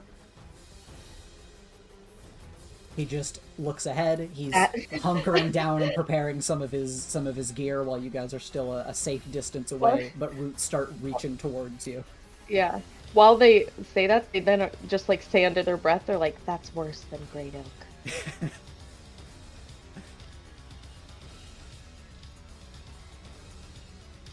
Terry has like so many conflicting thoughts. He's not doing anything. Just paralyzed on the spot. Yep. His mind is going like 3 directions currently.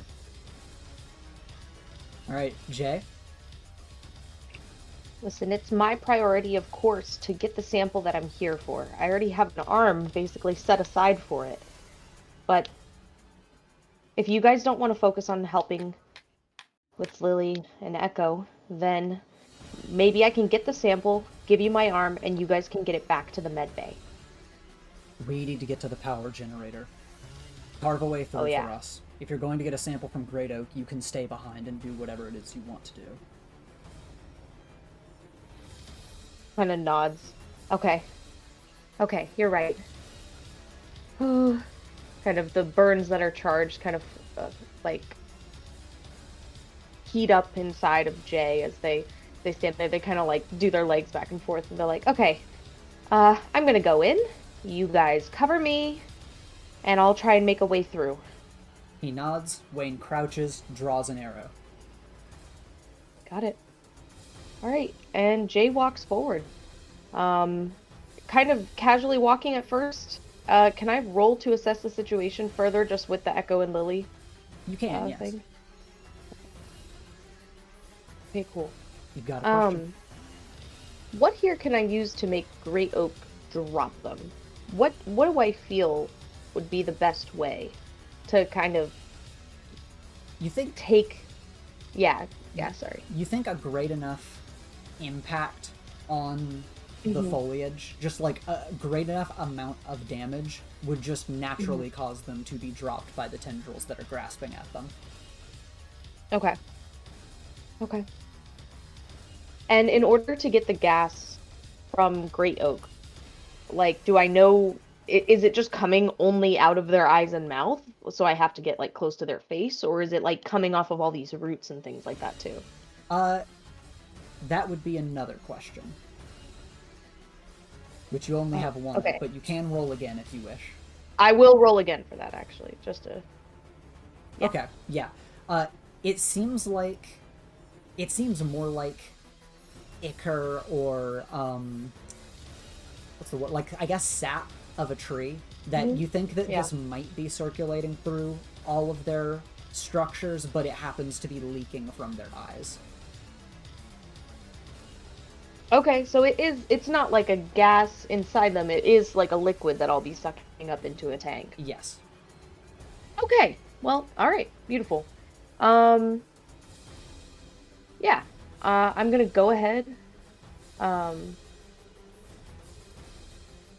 move forward, and I'm gonna kind of find myself, I know you said the roots are slowly, like, spreading out from them, basically.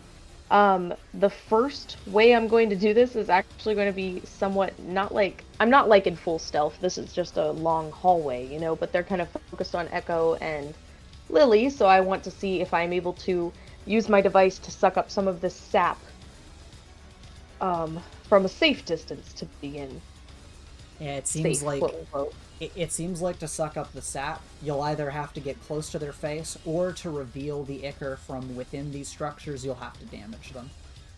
Ah, okay, sorry, I misunderstood whenever you were saying that earlier, because I thought you meant there's just an ichor coming out from the branches. No, it's like inside of them.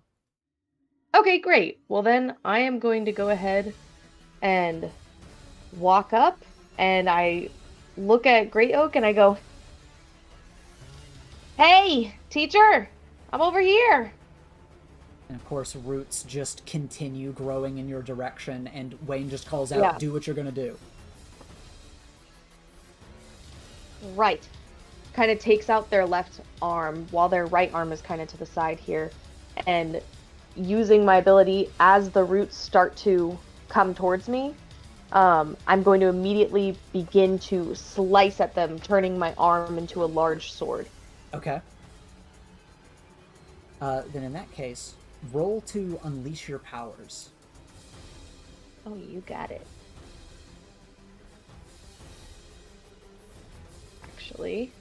Actually, because this is what I almost forgot. I am going to specifically use my overcharge ability. I think is what I should do. Okay. Yeah. Because I forgot that I had burns. Yeah, so describe for me the overcharge. So the overcharge is going to be that when Jay's like, "Hey, teacher, over here!" and they start to grow their roots out, their arm immediately becomes a sword, and they start to run straight at Great Oak, taking the sword and lining it up with the roots to make like a large gash and cut into them. Yeah. And you've got like your sword arm almost vibrating fast enough to just eviscerate these wooden structures. And does overcharge, it gives you a 10+? Yeah, it's a 10+ when I unleash my powers. Yeah, you are deftly able to charge forward, carve a path through the foliage and through the wood constructs that open up the hall. Wayne fires off like a few shots at a few of the roots that are behind you, then looks to you, Terry, and says, "Let's move." You're gonna get them, yeah? Terry asked to Jay before he goes. I promise. I'm going to. And I just slice away again. I imagine the roots are kind of doing that thing where they're trying to regrow very quickly. So Jay makes a very quick slice again, just to kind of clear the way even more so for Terry and Wayne. Okay, yeah. Terry's gonna keep going. Alright. These two will charge down the hall. I'm locked in! I'm locked in! Jay's locked the fuck in. As they charge down the hall, they make their way through the wooden constructs and through like a pair of double doors as they make their way closer to the auditorium. Now you are here with Great Oak, and due to the massive amounts of damage, eventually the wooden tendrils drop Echo and Lily, who kind of like hit their heads on the sides of lockers, and despite being in this delirious state and having an altered perception of reality, you're both conscious. You see, you're back in the school hallway. You see Jay nearby, though Jay's eyes look like they're filled with static. And ahead of you, you see some weird treant creature that seems to be twisting and contorting like a nightmare. That doesn't look like Great Oak, but it definitely looks like something out of, well, D&D, I guess. Echoes, you hit your head on the wall after trying to cut your way out of the bramble. What's your initial thought? What does Lily look normal to him? You both look normal to each other. Echo is just... Did he see Terry and them run away, or what did they look like to him? You're just kind of snapping back now. You know Jay's here. You know there's some big creature in front of you, and that's about all you can piece together. Okay. Echo is going to spin around and just level his gauntlet at Great Oak and take a shot. Alright. Then roll to directly engage a threat. Okay. Ba-ba-ba-ba-ba-ba. Does Great Oak underestimate him? I'll say yes, because what is a puny person to nature? Exactly. That makes sense. What bolt are you firing off? Fire. Well, you do fire off bolts. You don't hit the main body. You do hit some of the extended branches, and you do start a fire. It's just a big fire, which might start the sprinklers off again in a second. But Lily, you also hit the lockers to the side and kind of groggily waking up to a version of reality. Again, you see this bizarre version of Jay standing across from this monster. You see Echo fire off a fire blast. What is Lily thinking? What does she want to do?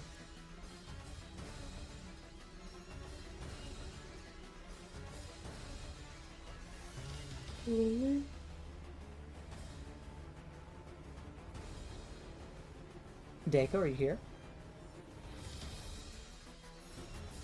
Oh no. Amazing grace. Boys, how safe the sound. Sweet.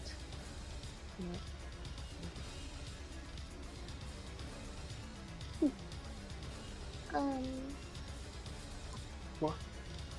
No. I just sat back down. I was getting ice for my back. So Lily is dropped from the wooden tendrils in this moment. You kind of hit your head on the locker, and groggily, like waking up from a dream, you open your eyes to this situation. You see Echo across from you. You know, you both look normal to each other. And you see a version of Jay that has static in the eyes and is speaking in garbled nonsense. And you see what looks like a big monster ahead of you guys. And Echo, like, fires off a fire blast, which is creating a fire behind the monster. What does Lily want to do? I'll just stay on the ground. I feel like this is insane, and she'd just be overwhelmed. Okay. Then, Jay, you see... Yeah. Both of them are freed. Echo immediately fires off this bolt that is spreading flames around the Great Oak. How do you want to approach this situation? Oh gosh. I know the sprinklers will turn on eventually with the fire. Not to say that I'm just like, oh, fuck it, but truly fuck it, because there's not much I can do about that. Right. But I do need to take a moment because I've sliced and diced. I need to start sucking up some of this ichor. That's a big priority. And I Echo and Lily are down now, and they seem partially coherent. I don't want to engage them too much, though, for fear that they'll turn on me. So I'm going to start sucking up some of this ichor. I think it's important. All right. I'd like to... In a way, though, as I'm doing it, I'm gonna try and, like, directly engage a threat in case as any, like, tendrils are coming near me. I'm kind of trying to multitask here. Yeah, that makes sense. So just go ahead and roll to directly engage a threat. Yeah, I'm just swinging my machete arm. Okay, that's 7. 7. So yeah, you get to choose one from the list. Let's see here. I'm just gonna resist or avoid their blows. All I right. would choose create an opportunity for your allies, but me being like, run, go and run, again, I'm like afraid that they'll just be like, what? Hearing me speak like Simlish, essentially. Yeah, speaking. Or like yeah. the adults from Peanuts. Yeah. Yeah, you do that. You start hacking and slashing, and you are narrowly avoiding these roots and just fighting as Great Oak in this state just seems to be continually growing and creating tidal waves upon tidal waves of these roots. But you're fighting them off one by one. The fire is spreading to help keep them pared down, and you basically just try to hold your position as you hear explosions in the distance behind you from the fight between the Monitor, Wildstyle, and Gravitas. And did I get the ichor? And yes, as you are slicing through these roots, almost like a fountain, some of this ichor spouts into the air, and you are able to absorb it into yourself. And as you are absorbing it into this containment, it fills the glass compartment, or whatever the material is. Yeah. And as it touches your body, it almost feels like it burns a little bit. And I want you to roll... Oh no. I want you to roll Unleash Your Powers. Okay. I can do that. Okay. 1 point away. You contain it, and you contain it within yourself.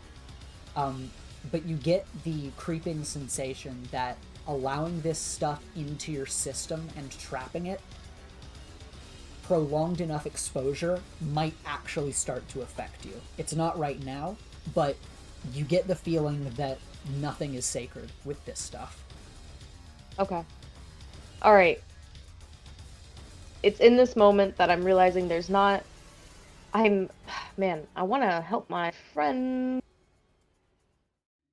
I have a question. Okay. I have an ability Mm-hmm. that allows me to defend a loved one, Yeah. right? Yeah. Could I use that in this instance of, like, saving one of them just in the way of, like, taking them away from Great Oak? Yeah, you can defend them. Would it only be for one person, is what I need to ask. Because, like, is that something that I could do? Because I'm not defending them from, like, usually this move is used to prevent someone from having to take a powerful blow. But that's not necessarily what's happening. I'm just trying to literally, like, use this move so I can guarantee that I am going to safe... Or, I can't guarantee safe because Echo and Lily might attack me. But to try and corral them away, essentially. You can roll to defend, to generally protect them. But if they get attacked, then yes, you would be able to use that move. Okay, that's what I needed to know. I'm gonna roll Savior to try and defend them. Yeah. Alright. Oh dear. You just realize the situation is chaotic enough, you don't know if you can protect them while keeping them from possibly turning on you. Yeah. Yeah. And so, in this situation, with both of them freed, the chaos happening in the halls, and you having collected the Ichor, we are going to move to the auditorium. Mm-hmm. As Terry, you make your way with Wayne into the hallway in front of the auditorium. And of course, you see just a bunch of infected ahead of you. And of course, Wayne just ushers you to move forward as he is going to provide covering fire if needed. Where does Terry go? How does Terry want to approach, get into the room? Ethan, question. Yeah. Terry always has, like, his fear toxin antidote on him, right? Yeah, you do. Okay. It's just in theory crafting. Okay. Terry is going to pull out a little syringe with, like, anti-Terry fear gas. Mm-hmm. And he's going to look to Wayne, and he is going to point to Triffany and go, Can you shoot her with this real quick? He nods and is going to find a way to jury-rig this onto the end of an arrow. And he just arcs the arrow back and says, "You think this is gonna help?" It's like a 66% gamble. He nods, he Science fires. takes sacrifice and a little bit of, experimentation.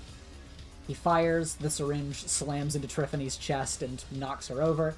And she is injected with it, which, might be kind of slow acting as the crowd starts to move towards you.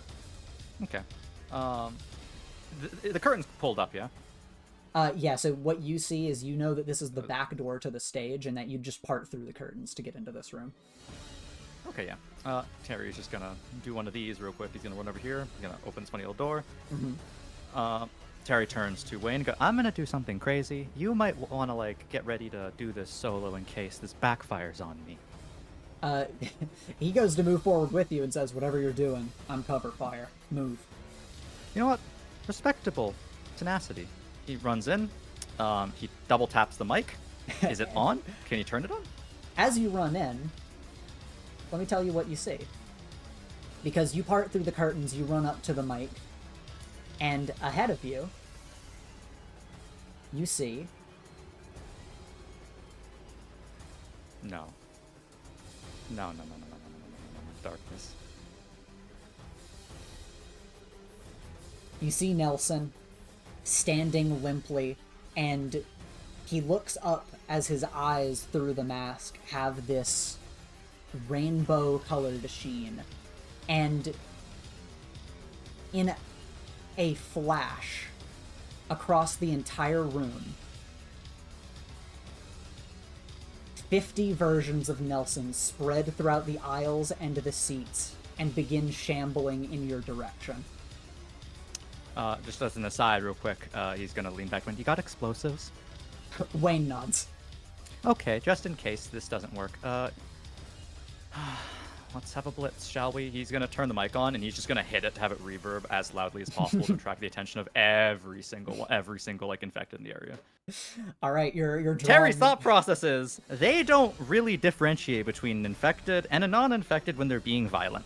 So his thought process is if he creates a big enough hubbubalub in the auditorium, there is a chance that Wayne and Terry can get around. All right. Yeah, then roll to provoke. God. There's a universe where I didn't prioritize superior. That would have been a bad time. All right. You get one on the crowd of infected that are in hearing distance. Well, I'm going to assume, like, they air, you gain a critical opportunity it's gonna work, and this loud-ass reverb, like, you know, when you mess up a mic and it, like, deafens everyone, is gonna attract all of them into the auditorium and out of here. Unfortunately, this also means that, like, Nelson is going to, like, also approach, but... Yeah, as you... We'll improvise. As you slam on the mic, all of the infected that are able to hear from this distance begin charging towards the auditorium. And Nelson and all of his clones begin charging towards the stage. Wayne steps in front of you, begins firing off pot shots into the crowd of Nelsons, and he motions, like with a nod, behind you at a hatch on the floor, and says, "Get down there, the distraction will work long enough, but I'm going to hold off Nelson so he doesn't come after you." You got infrared. He nods. Terry's gonna do a smoke screen and try and give him cover, so he has a chance. If he does this straight up, he is totally screwed. So Terry is going to try and give him a chance, and then he is gonna go down though. All right. He's gonna vent. Terry's gonna vent. Yeah, you create a smoke screen in the area. Wayne begins firing pot shots, hides in the darkness as you go down in the vent, and you just hope that Wayne, somebody you've seen go 1v50 against Nelson before, might be able to do something here. But with the thundering footsteps of infected behind the stage, you dip down, close it behind you, and you can feel it get locked above you from Wayne to give you one last line of defense as you move down into the lower levels.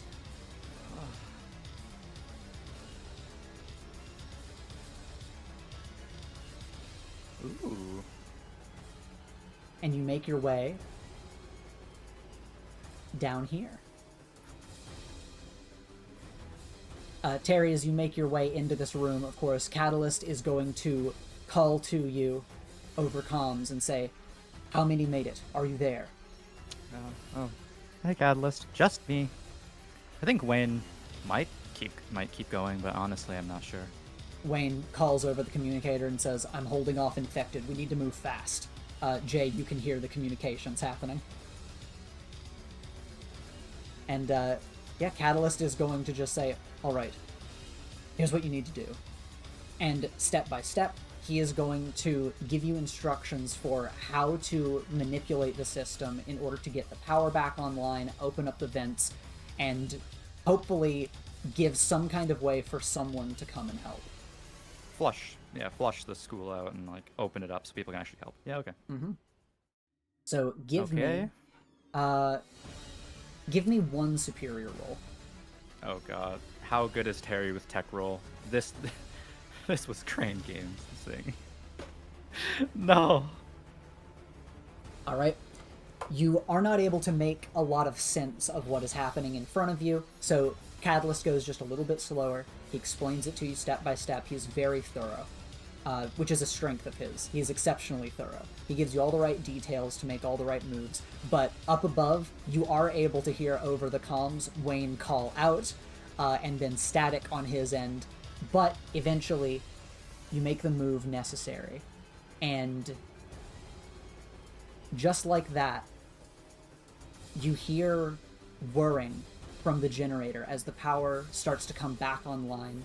You feel air moving through the vents, even down in this room, and you think that you must have done it.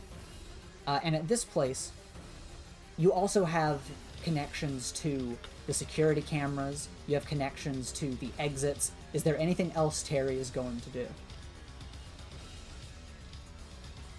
Okay, just opening everything sounds like a miserably terrible idea. But he's going to assume in his head to give these people a fighting chance, because he saw the state Lily and Echo were in. He's going to assume that's what's happening to all of them, which means we're on a limited time. Terry's like, fuck it. Let's see how it happens. Let's see if people outside are smart enough to fix this. If not, well, Apocalypse sounds kind of fun. He's just going to open the windows and stuff. All right. And at that, you start by opening the front entrance. Mm-hmm. And through the security cams, you're able to look at the front entrance as you open it up. Mm-hmm. And of course, you see many Mr. Thimbles still charging around in the hallways. You see the horde of infected still shambling in the halls. And as the doors are unshuttered, two heroes quickly jump in.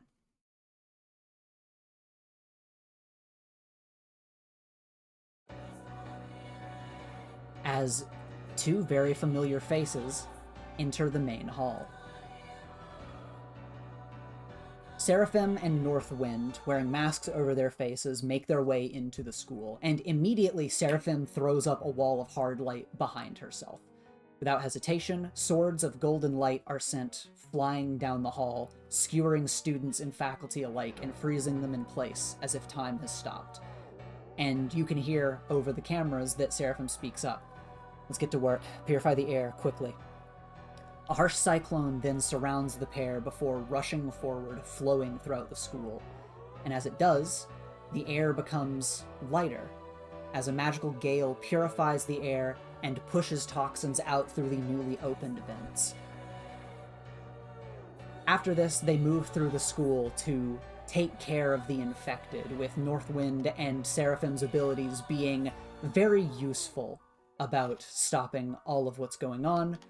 But in the chaos of the situation, we fade to black.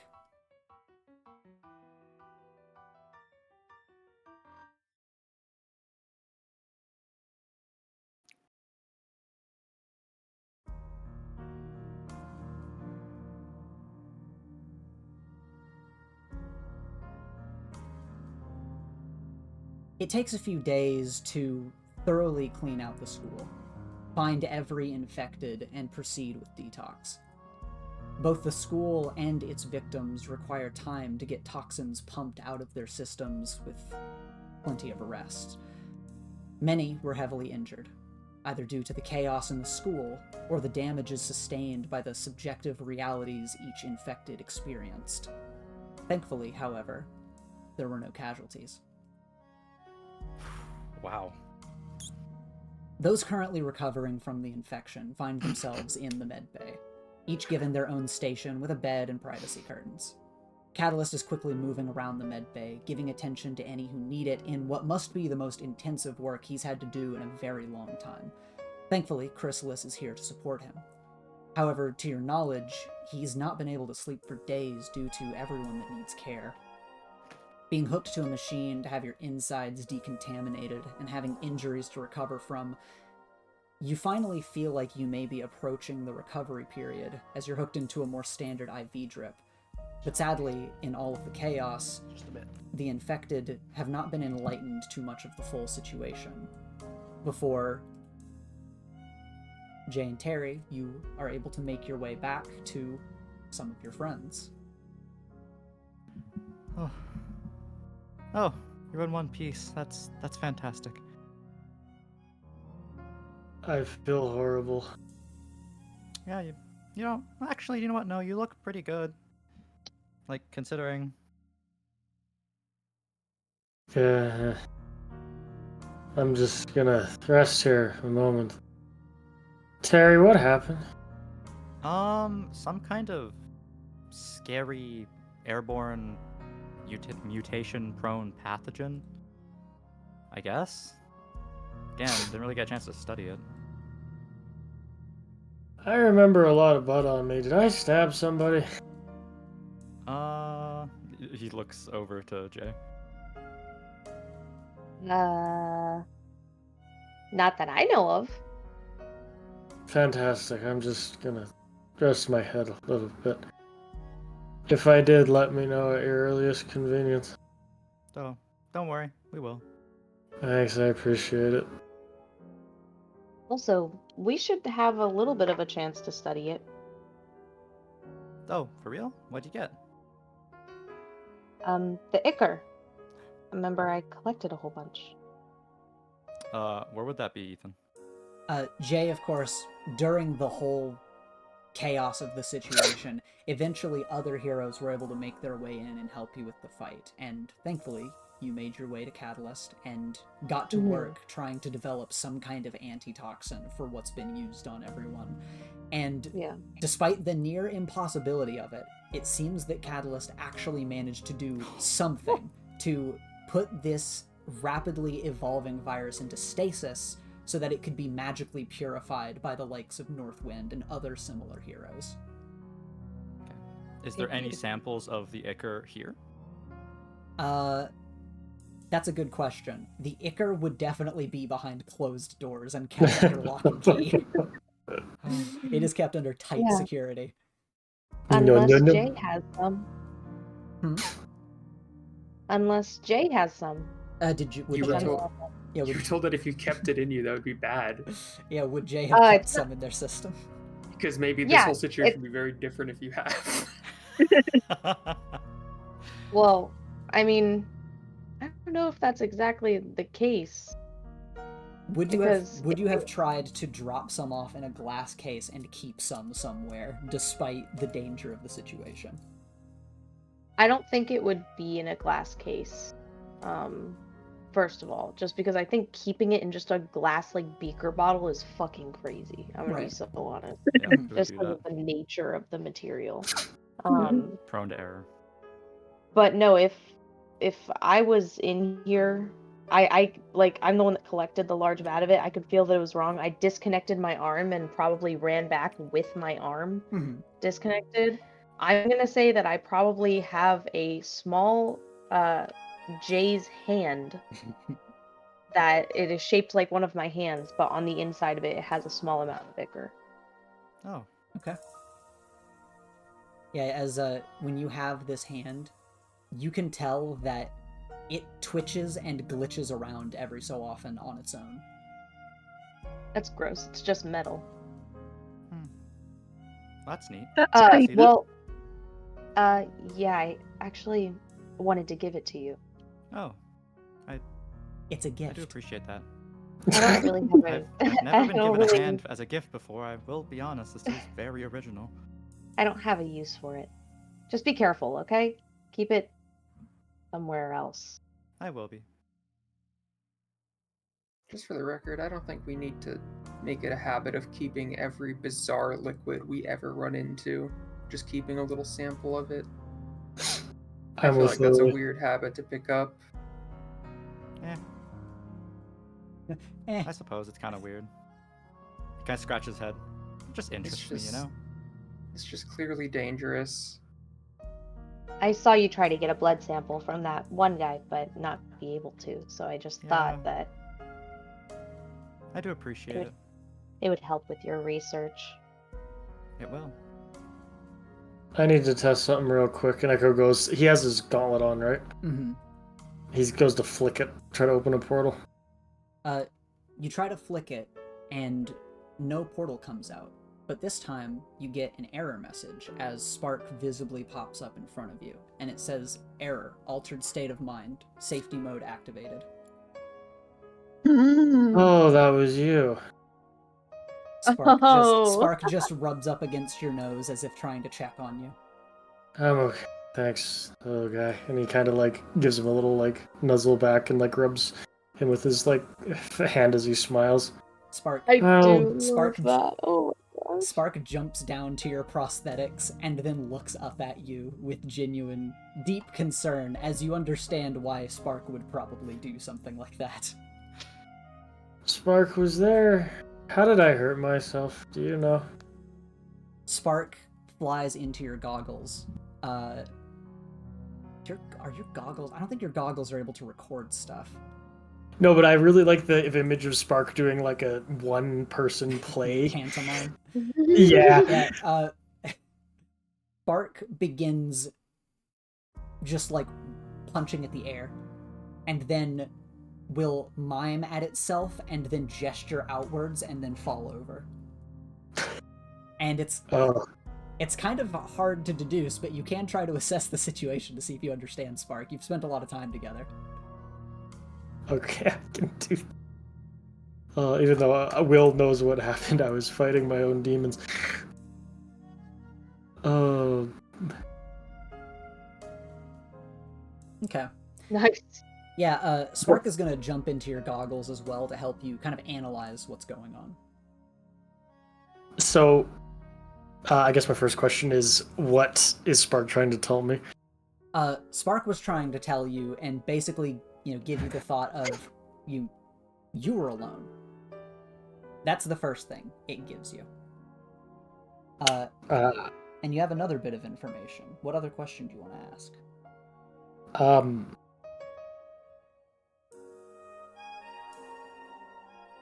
How did I get the cuts? It starts going through a laundry list of scans and kind of starts pulling up conversations that have been had around you that were logged from Catalyst and bringing up your wounds. And it's very clear that the wounds are not self-inflicted. All of the wounds that you received in this nightmare situation just manifested on your body. Oh, that's terrifying. Mm-hmm. I'm gonna get one more. Because Terry has the arm, does it look like it's gonna break out anytime soon? As you scan the arm, you get an error message from Spark that just says, "Danger, malware detected." Terry, I'd put that thing in somewhere a lot more secure if I were you. Oh, don't worry. It won't be a problem for long.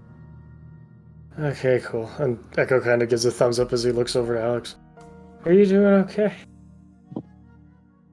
Oh, it's a hand, by the way, not an arm. I just wanted to make that My clear. bad. It is not an entire Ghostbuster arm. It is literally just the small like palm, basically, of Jay's hand. They would have broken off. Mm-hmm. Cool. Thank you for clarifying. Mm-hmm. I just in case something goes wrong, I don't want later in the story to be like, there's an enormous arm that is just crawling around. It's like the hand from Yes, exactly. If that were Addams to happen, Family. it would be just like the hand from Addams Family. If that is what is going to take place.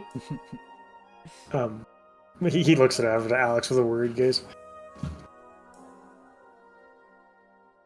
How much would Alex remember at this point?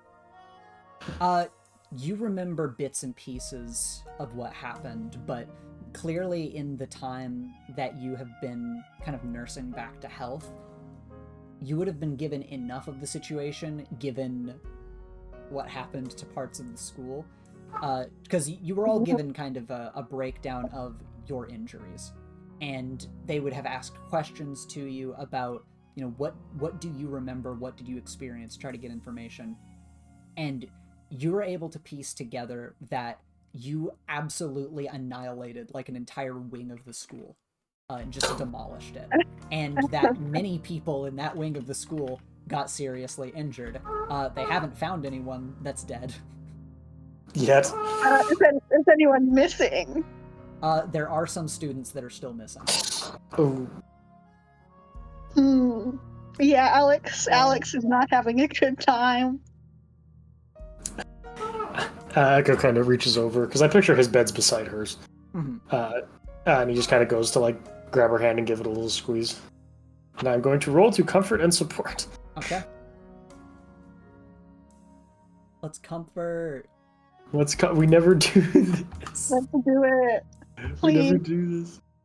I just I want just really need to be comforted and supported. No! Yep. Yeah, Can I use a team point? Oh, We're here as a team. Can I I- use a team point? you know, there is 1 point in the pool by default. I want to use that one team point. Okay, sure. Okay. You can comfort or support Alex. Yeah, that's all I wanted. Alex, you can mark potential, you can clear a condition, or shift your labels if you open up to Echo about your feelings. Hmm. I'm gonna open up to Echo a little bit. And she's gonna talk about how like she'd been feeling like she was finally making progress, controlling her powers and feeling like things were under control, and then all it took was some whatever contaminant getting into the school, and all of a sudden she caused all this destruction, and she doesn't even know if she may have hurt real people or what, because everything is all jumbled and there are still those students missing. So she just feels incredibly stressed and guilty, and is kind of relying on her friend here for some support. Echo would explain to her that it isn't really her fault. He was pretty fucked up too, and he's not sure if he stabbed someone or not. But he had a fight with his own demons. Like, it's not her fault. This was something out of her control. She was just doing what she thought was best. And he just kind of tried to reassure her that, like, very sympathetically, like, yeah, I did the same thing. It's not our fault. Hopefully I'll feel that way someday. We'll be okay. And at that, a nearby door opens as you all receive another visitor. By this point, by the way, Terry had already like pocketed the hand, so it's Mhm. not. Go! He just jumped out a window, but like all this started, and he actually like full leapt out a window before it closed. Nightwalker walks in, clacking on his heels, and he nods to Jay and Terry before moving over to all of you that are bedridden, but to your side, Lily, and he just speaks lowly and asks, "How are you all feeling after the incident?" Been better. Been worse. He nods. Alex just sighs deeply. Echo gives a little, like, okay sign with his hand. Actually, I think all of us is probably... I feel like all three of us could comfortably say we've been worse. Alex got hit by a meteor. Echo was, like, stabbed in the throat or whatever. Yeah. So, Nightwalker nods and just says, "After such a treacherous situation, I'm at least glad to hear that much." And he kind of... Some time passes as he is speaking with all of you and just also getting caught up on what you guys know, what you guys saw in the situation, and just trying to get any semblance of information, especially, of course, from Jay and Terry, as you all are with the group here. How forthcoming are you guys with information? I know most of you are going to be pretty forthcoming. Echo would tell him everything he knows. Mm-hmm. Yep, Alex too. Mm-hmm. Terry would talk to Nightwalker and be like, "I wanted to get a little bit more experimentation with whatever happened, but I've never seen anything like it. It was actually pretty terrifying." He sighs and says, "Well, I have taken up as lead investigator for this situation. I will be working closely with Catalyst. Ideally, we will be getting some information soon based on the makeup of this bioweapon, and ideally we will be able to locate where it came from." And he also kind of pulls up a small holographic screen as it seems like he is being, like, has tons of incoming messages, and he's just checking things and says, Damn. "And thankfully, Headmistress Foresight has returned early due to this emergency situation." Sends the screen away, and Where'd she go?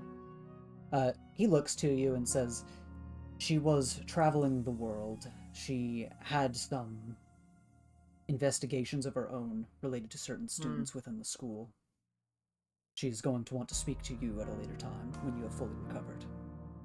Me specifically. He nods. What the fuck? Oh. Well, that's promising, isn't it, Lily? No. Oh, yeah. That's what I get for trying to be hopeful. Look, what's the rumor again? That, like, she can see the future or whatever? Yeah, people say Maybe. that she can even predict luck. She can predict the future, just so happened to be out of the school when a bioterrorism attack happens. That is pretty lucky. Come on! Nightwalker sighs at this and just says, rumors of her prediction capabilities, while not far off, are still aggrandized. It was unfortunate timing. But, nevertheless, we will be doing what we can on our end to figure out this situation. And mark my words, whoever is responsible for this will not escape me. I wish you all the luck I can give you, Nightwalker. He nods. And at that, he says, well, if there's anything I can do for any of you, please do not hesitate. Otherwise, I will be making standard rounds around the med bay as I work with Catalyst. Okie dokie. Don't worry. I'll come to you if I got anything that could help. He nods. Yeah. And Oh, by the way, Thank do you know where Lawrence is? he looks back to you I was worried. and raises a brow and says, you've not seen him. No, I haven't. Need to leash for that kid. Honestly, at this point, yeah. At least a tracker of some sort. Some We could probably students, put one on him. there were students in the dormitory, as well as in the dome. I will double check. Thank you. I do appreciate it. And not that this is surprising, but the school and everyone from this situation will be under quarantine for some time. Fair enough. Wait, does that include me? He looks to you and he looks to you and nods. Yeah. Why would it not? Hey, I was like really careful about not getting contaminated and stuff. Yeah, what about You me? apparently I'm a rushed robot. over to one of the students and tried to very quickly jab them and take their blood. Well, yeah, I don't think but that's I was, again, careful. firstly, I didn't get to do it. Secondly, I was being very careful. We cannot be too safe. We will be in Okay. quarantine until we are absolutely certain that the school is cleaned out. Fair Now, enough. I have a out of character question because you said it's been a couple days. Mm-hmm. Have I gotten to talk to my dad already? Like, was my dad infected with this? Or Your dad was it their absolutely day off? infected. Yeah. Yeah, yeah, because I didn't get to look for them. I just had to solve the problem. It was Mhm. kind of in the back of my mind, but it's a pretty long session, so I wasn't Yeah. also trying to be like, all right, found I'm your gonna go dad at find one my point. dad. Enter Yeah, if I Your dad at find one my point, He's dad- got like war paint on his face. He's like Yeah. holding a mop over his head like a weapon. Yeah. Yeah, is it Like, like like sharp? 15 other people. I Sharpened very on the quickly end. realized there was really nothing I could do. It's not like I could change his mind with the power of friendship. I just kind of had to Yeah, actually you- like fix things. I become a warrior king. I rule this school! Go back to being yeah, normal now. You checked on your dad. It was chaos in the massive amount of students and faculty that were getting rushed out from the situation. And he was, in fact, Yeah. infected. And sadly, he was in part of the school that got demolished. So he is heavily injured from the Oh, situation what the around fuck? Alex. Yep. Holy shit! He's not dead, No. but he is heavily injured. All right. And Alex just told. Yeah, Alex just told me. I know it was Alex. I know it was Alex. Yeah, Alex, Because Alex just told us. how honest just are told you us the about whole what you story. remember about destroying the school?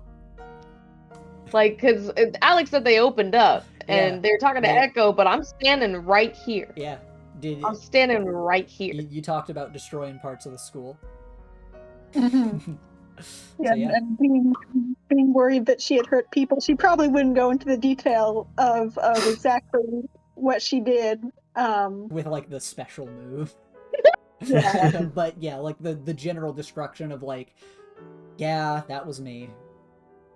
Yeah, and she says it because she feels guilty about it. She's not gonna hide it and try to pretend it didn't happen. Mhm. But she feels very, very bad about it. But she's reluctantly telling everyone what happened. Mm-hmm. Bro, I know this is this is so fun, but I'm just reading basic moves and there's influence. And I have influence over Alex, and if I wanted to, I could make Alex just take a condition and pass. You just knock her out. Damn. Mind break, mind break, I don't mind have break, guilty mind break. There's a part of me that thinks Hey, what's the last condition you don't have marked, Nicole? So I unmarked hopeless when Echo comforted me, but I don't have guilty. So guilty. I knew it was guilty. Yeah. I knew it was gonna be guilty Yeah. too. Okay, but it wouldn't knock you out. Yeah. But hey, No. you can do it. You can just lash out at Alex. Also, It makes sense. Honestly, to be quite honest with you, because we've already had this moment, it's been a couple days. Alex has already opened up about this. I'm already aware of it and stuff like that.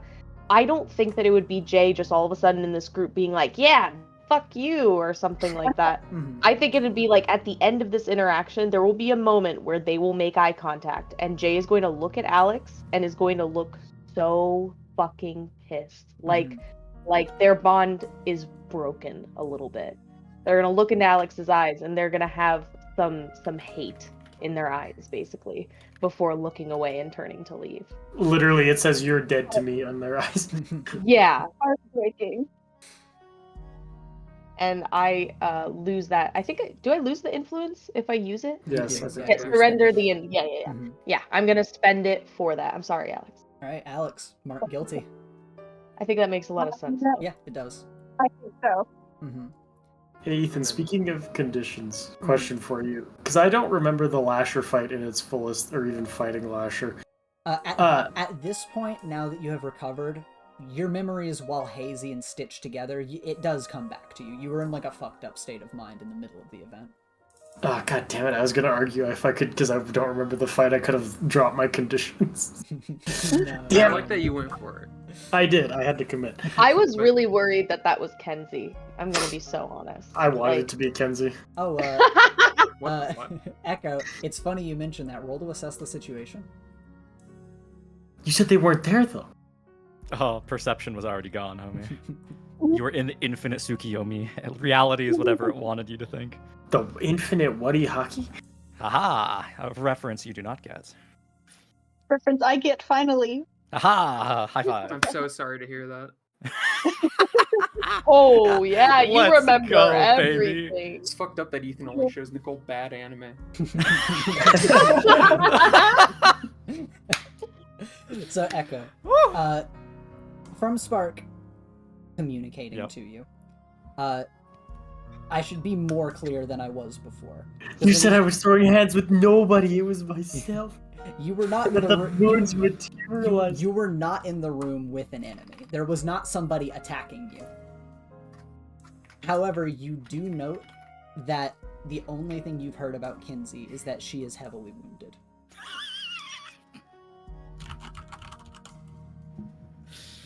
And I promise that is in my notes. So wait, I didn't physically attack anybody. Like, You I were was not- fighting. You were not physically being attacked by a marauder. You were You're- not being attacked, but Ethan will not say you didn't attack someone. I was, and genuinely, to be totally transparent, I had notes for if you decided to kill Lasher. So I just lay that out. Oh, it's really good I didn't. You said I like wasn't- decided against it. You like actively decided against it in the moment too. Oh, that's really good. Oh, that could have been bad. You said I wasn't fighting anyone. No, I just said they weren't fighting back. Yeah. That's the fucked up thing, is that subjective reality is a bitch. Oh, no. I'm glad Triff had a good time. How is Triff? It seemed like she had a good time. Triff thankfully did not sustain like heavy physical injury. You know, she got like a syringe shot into her chest, but generally it seemed like she was able to fend for herself fine enough. She just also is having her system Okay. pumped. And Where's thankfully, Olivia? thankfully Olivia was not in the school when this happened, so she is outside of quarantine. Okay. Wow, lucky duck. Also a suspect. Not a suspect. You take that back. I'm sorry, things keep happening. You That- never even but- told Maya to go check on Olivia. No, I didn't, because I'm not allowed to piss off Lily. I'm not allowed to Also- piss off also Lily. notably for- It's in my code now. Notably for Jay, you have also confirmed at this point that Maya is also outside of quarantine due to being in the dorms when everything went down. Okay, good. Why did you sound like a loot fly there for a second? Because Yeah, I've been talking about my mic sometimes cuts out when it's too high. Yeah, as we're winding down on at least this visitation, you know, Jay and Nightwalker are going to eventually make their ways out of the room. Terry, I assume you will be around the med bay as well. Are there any final thoughts or words from anyone? Or, you know, anyone you want to talk to? Anything you want to share just before we wrap up the scene? Terry is just standing there completely blank, just waiting for the socially correct time to leave. Okay. Okay. Yeah, Lily? Both are kind of jokes. Okay. One's literally a joke, a thing I don't say, but I thought was funny. Okay. Like, Jay giving the death glare to Alex to give that guilty, and then just literally being like, seems hopeless. Just to give it the final one. Unconscious. K.O. Seems like there's no salvaging that. Whenever you get knocked unconscious, for the next session, whenever you come to, are your conditions cleared, yeah, or is it you just clear two? one condition when you wake up? Okay, never mind. That's Get caught not in as good as I painful thought sleep. it was. Were you gonna proc your conditions, knock yourself out just to clear all conditions? What a strat! Holy shit! I was gonna say, even if it was just like you take 2 away, I'm like, that'd be better than 1. Alex gets if Alex got knocked out by the death glare from Jay, gets caught in an endless loop where keeps going unconscious, passing out, waking up. Jay's still standing there. Actually, Walker. what's a fucking golden experience requiem type shit? Being looped by the mechanics. I wanted to ask, because I have an did- ability. Did Lily have a second thing that she wanted to Yeah, do? my second thing sorry, was just that I'm going to send Nightwalker the podcast I listened to. Okay, just so he But can he's also still be up to date. Yeah. Okay. Heck yeah. Fucking +1 relationship with Nightwalker. Sorry, I'm just thinking about Nightwalker with like AirPods in, like sitting at their desk. Yeah, Nobody would be able to see them. Right. Nobody would be able to see them. They couldn't prove it. Yeah. He takes the link for the podcast and nods, and he seems genuinely like, okay, yeah, I will listen to all of this before we leave. Like It's that. pretty dry. He nods and just says, they all are, I suppose. It's No. true. It's just this one guy who's just like the driest ever like information provider, and all he does is like research incredibly esoteric knowledge. Like He's the only guy. he's walking away, and you hear him mumble like, "Oh, I've heard some from him before." Just I kind of thought you might. and Jay, you had something. Yeah, I wanted to ask, in that moment where I was like, we should save them, and they were like, no. And I was like, I'm literally not going to do that. Lily will be so pissed off. It's worse than Great Oak. I realized, can I do the move? Because my lesson is never piss off Lily. So it's when I embody one of my lessons, I can just shift a label up and one down. Yeah, sure. Okay, cool. You also Totally locked the fuck forgot in, so you know. I did lock the fuck in. You definitely get it. Okay, cool. Yeah. What That do you turned wanna out good. shift? Both of those things. I'm gonna shift Savior up. I'm gonna shift Mundane down. Oh, there we go. Okay. Are you in mundane And- minus gang? I am a Mundane minus gang, yeah. Yes. Yeah. What's the max is 3, and what's the... Max is +3. The least you can have is -2. Okay, that's what I thought. Hey, Yeah. To be fair, Oh. I gave Chloe that, not You Chloe get herself. such a easy one to use. Well, no, technically, like what Terry says, like take all your trauma and emotions and bury them Yeah, deep down. Yeah. You have to be so beyond locked in. Not just like I'm in the situation. Like okay, I'm like going turbo right now. Like I'm throwing away Yeah. all emotions and I'm just gonna go for it. I'm just gonna do what I have to do, basically. Which, I mean, hey, that's something. If it's like, hey, there might be casualties, or hey, I want to defend somebody, but I can't, I have to fix the situation, then that would count. Yeah. There's no drawbacks to this way of thinking. No, not at all. Commit to it. It's great. Any final notes? No. That'd Terry's just completely neutral right now. All right. Yeah, at that, Nightwalker, nods to you all and reconfirms he is going to catch who did this as he makes his way out. Jay, you give your glare to Alex on the way out, and Alex, of course, that stings. And Terry, you see this glare go from Jay to Alex, and what are his thoughts at the moment?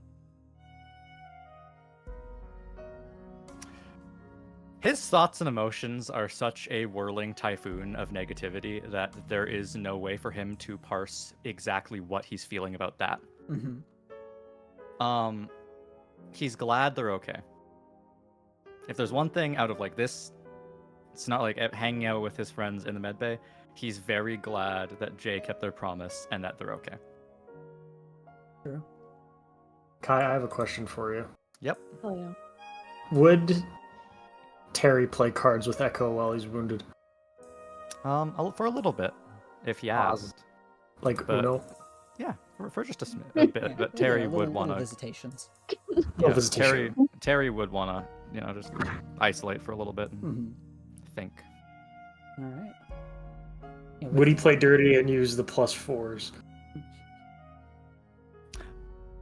Like with zero shame, and he does not understand why it's evil. I love Terry Wouldn't so hesitate at all. much.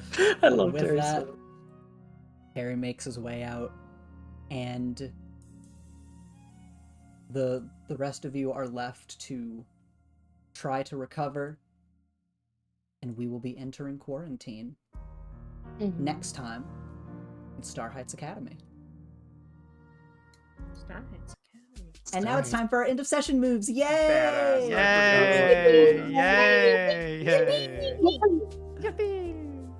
All right, everyone, we know what's up.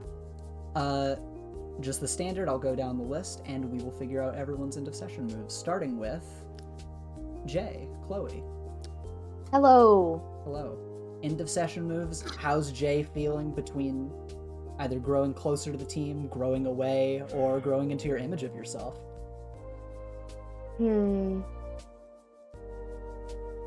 I'm gonna. So there's I feel like I could choose either one of these, any of them. I could choose any of them. Right. I feel like I grew closer to Terry. Mhm. I feel like I learned more about myself and what I'm capable of, and I also have grow away from the team as well in terms of Alex. And the thing is, though, is that some of the abilities that also happen with them, just I feel like it doesn't make as much sense. So I think I'm gonna choose actually grow closer to the team. Okay. Because I grew so much closer to Terry. Terry kind of added one of my lessons. That's a big deal for me. True. It's something I really lock in with for my character and for my role play and stuff like that. So I feel like Terry already has influence over me. He does. So there's a mechanic for that. So Terry, you get to shift Jay's labels for what you want to see out of Jay, and then Jay is going to either clear a condition or mark potential. So both And those things happen? Both of those things, but Jay gets either clear a condition or mark potential. Oh, okay. I'm gonna clear a condition. I'm gonna clear. Well, damaged will be cleared already. There's Right. a couple So of. yeah, you can go ahead and clear that one. But I think I will clear hopeless specifically. Okay. I don't feel hopeless anymore. Mhm. I'm a little bit angry. I think angry makes sense to be my condition that I have. Okay, that makes sense. And again, roleplay marking conditions is preferred if you're in that state of mind. Terry, how do you want to shift Jay's labels? Would it be possible to do savior up, danger down? No, it would not. Damn. Now, and I will say, if there's another one that makes sense, we can do it instead. But if there's only one that makes sense and we can't do it, then Jay, how that would manifest is that you would mark a condition, and it would be how you feel not living up to what Terry wants you to be, basically. It's because Terry wants me to have a 4 in Savior. Damn. So what was the initial one you wanted? Savior up, danger down. Okay. So that can't Yeah. happen, but is there an alternative? Superior up, danger down. I can do that. Lock the fuck in, but don't be too dangerous. Okay. No. All right. Yeah. I'll take it. Makes sense. All right. Next up. Self-preservation above all else. Next up, Echo, Will. How you doing? I'm good. I think I got something clear in mind. I think he grew closer to Lily, if only because he kind of, in their bad trip or whatever, he kind of opened up about what death meant to him. And he learned more about her and how she views death. Not that he necessarily agrees with it, but so Lily, how do you want to shift his labels? Actually, I don't think. Hold on, let me I double do. check your sheet. Do you? She I does. have influence over Echo. Oh, I was looking at the wrong sheet. I have influence over everybody in the main group. Yeah. Because she's the You're leader. all my pawns. My little puppets. I want to point out Savior is locked. Or Superior. Superior is locked, yeah. I think freak down mundane up. 'Cause Mundane that's what can't go Lily higher. wants in most people. Your mundane But- can't go higher. Yes. That makes no sense. If you don't want You're a anything, freak. if you don't want anything else to go up, then that would just be Echo feeling bad that he is not normal and Lily wants him to be normal. And you would mark a condition. I mean, That's specifically fucked. what I could think of other things to go down, but Lily mostly just wants people to be more normal. Freak. So mundane up You kind of is can- the only one that makes sense. Okay. You can tinker with Savior, freaking danger if you want to go I that don't route. need that of you. All right. The other one would be superior, to be clear, which also, from the sound of it, Is would be too much. maxed and can't be moved. So Yeah. yeah, in that case, Echo, how do you feel not being normal enough? How does that make you feel? Insecure, I guess. Make sense? God damn it. But you also either get to clear a condition or mark potential. You just can't clear that condition. I'm gonna clear insecure. No, I'm gonna clear hopeless. Okay. Yeah, you've got hope on the other side of the situation. You're just feeling insecure because of your talks with Lily. Makes sense. All right, moving along to Alex, Nicole. Yes. I already know what I'm gonna do. I'm going to shift Savior down and freak up. Ah, I see. Because that's like her headspace right now. Yep. That's so sad.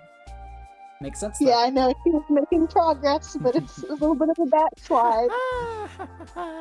Yeah, I don't think I need you to explain in depth why that's happening. I get it. All right. Well, next. Disintegrated, potentially. That's fine, don't think about it. Yeah, the atomization move is an awesome thing to be able to see today. It's so funny how excited Nicole sounded to get to describe it, and meanwhile, Will and I were messaging each other, being like, "She totally just." She totally, yeah, we were like, she crunched something, and I made a meme, I'm like, I'm gonna save this and wait, and then sure enough, we're like, oh yeah, no, she... Yeah. All right, well, Terry, Kai, Grow away from the team. grow away. Who are you growing away from? Lawrence. Ah, okay. Thank God. Nature is healing. Ethan, you get it. Serious. I get it. Yep. Yeah, so take an influence away. Yep. And then Also, my potential bar maxed out. Whee! Me too. All right. Well, then we are at Lily, Dey'ja. I'm so unsure because from my perspective, like the canonical things that I think Lily would take anything away from was she listened to her podcast before finishing practice, Mhm. and then she woke up in a hospital bed. Mhm. Because everything else was like I was tripping apparently. So like who cares? None of it was real. I grew into myself because none of it was real. Oof. I guess I tripped grew closer to balls. Echo just because he was there. Here, you can make me get a condition. No, I'm not gonna stoop to your level. Well, we'll see. We'll It's see not what you want to say. stooping. I think that is a good question though. Echo would probably want Lily to feel more like comfortable about her weirdness. So can I say freak up, superior down? Okay, so you have given me a condition. Lily, what condition do you feel? Do I still have to mark superior down? No, right? No, Because no. then I wouldn't mark anything up. Yeah, no. No, the little walls. That's a good question. And would you just also feel insecure after the talk? I don't know why, but angry came to mind. Well, Like, angry's fuck already Echo. marked. I'm already marked. I'm always angry. I think I'll mark hopeless. Okay. Why? I feel like You got a because- death talk. Yeah, I feel like because whenever Lily talks to people about the idea, like about what she's doing and why this is her whole focus, which hasn't happened a lot, but anytime, and then it's like, That's weird that it happened. you know, twice. God, it's weird. And then the response ever being like, but you can't forget to live now, or like something like that. She's like, okay, you don't get it. No one fucking gets it. I'm good. I'm the only one who understands. What do you mean live now? So it's either angry or I think hopeless. And since I already have angry, I'll mark hopeless because it's like no one gets it. I'm the only one who fucking gets it. Makes sense. That's all you pulled from that conversation? I mean, there were other good parts, but you being like, gotta live now is like, yeah, brother. Yeah, because he's stuck in a proverbial shitty situation. He's kind of gotta, from his perspective. No, yeah, and I get that from your perspective. It's just that's why, and Lily gets that from your perspective. It's just that's why she's like, all right, but it doesn't work that way for me. I can't She's- live now because if I live now, then I'll die in fucking 10 days, brother. So you want your current life to be shitty. Yes, so that I can have more life. That won't be shitty in the future. Now, fun thing with your nemesis end of session move. Obviously, you were listening to a podcast to try to help before your trip. That to was Estonia. going to be my argument. Yeah, you did that. Nightwalker, of course, is setting up the trip for you. That was kind of last session rather than this session, but it's happening. And also, I will say, fighting the Dey'ja today did count towards making progress towards defeating your nemesis. Were those real Dey'ja? They were. What's their fucking Wow. problem? You hit one with a shoe. They are brought. They've They're brought by tragedy. never done that shit before. Yeah. The point that made me be like, these can't be real Dey'ja was when I opened the portal to try to leave and one jumped out. Because in my brain and in Lily's brain, it was like, they've never done that before. Mhm. If they could do that, they would do that all the fucking time, wouldn't they? I think Lily's best assumption at this point is that it's only going to keep getting worse. I fucking hate these guys. But hey, Also, the Griff answer's did yes, see so you them. mark potential. Hang on, I'm finishing up my swag beast. Beautiful. Love our swag beast. I just tried to draw fat Pikachu from memory, and I really didn't remember how it looked. I like. love this You even dude. gave him the non-canon tail. I don't remember. I don't remember what Pikachu No, looks this guy like. rules. forgot, like, the This is red- what Pikachu looks like in my head now. I don't No, care. you're right. Red cheeks. Yeah, here, I got you, That homie. is like the iconic part. I got you, homie. Perfect. Good. It looks like a Shiba Inu. You know how like people draw Shiba Inus? Yeah. Oh yeah, Ethan. Just a heads up for my advancement, so you just know I'm unlocking my moment of truth. Oh wow, that's crazy that you're doing that. That's cool. Yeah, I wonder yeah. why you're doing that. That's cool. Though, No, yeah. no, it's okay. No, Yeah. it's okay. Just like I'm letting I you just- understand, letting you know. I, I choked on my water because you saying that reminded me. Echo used his moment of truth like, to beat Kenzie's ass. I dude. know. I feel like I wasted it. No. So- You ended the Kenzie arc. You Yeah, beat so- her. So for clarity, for clarity, Oh, I On- wasted it. for clarity, on one hand, you did use it to survive the situation, and that was around your arc right now of do I kill Lasher or not? Do I kill people trying to kill me? But also, I wasted it. You can unlock your moment of truth and use it a second time. That is a Yeah, thing in but the I- system. Oh god damn. Oh my god. Bro ulted. Bro, altered a clone. Oh. And with that, next time in Star Heights Academy, we will be in quarantine. Thank you guys for playing.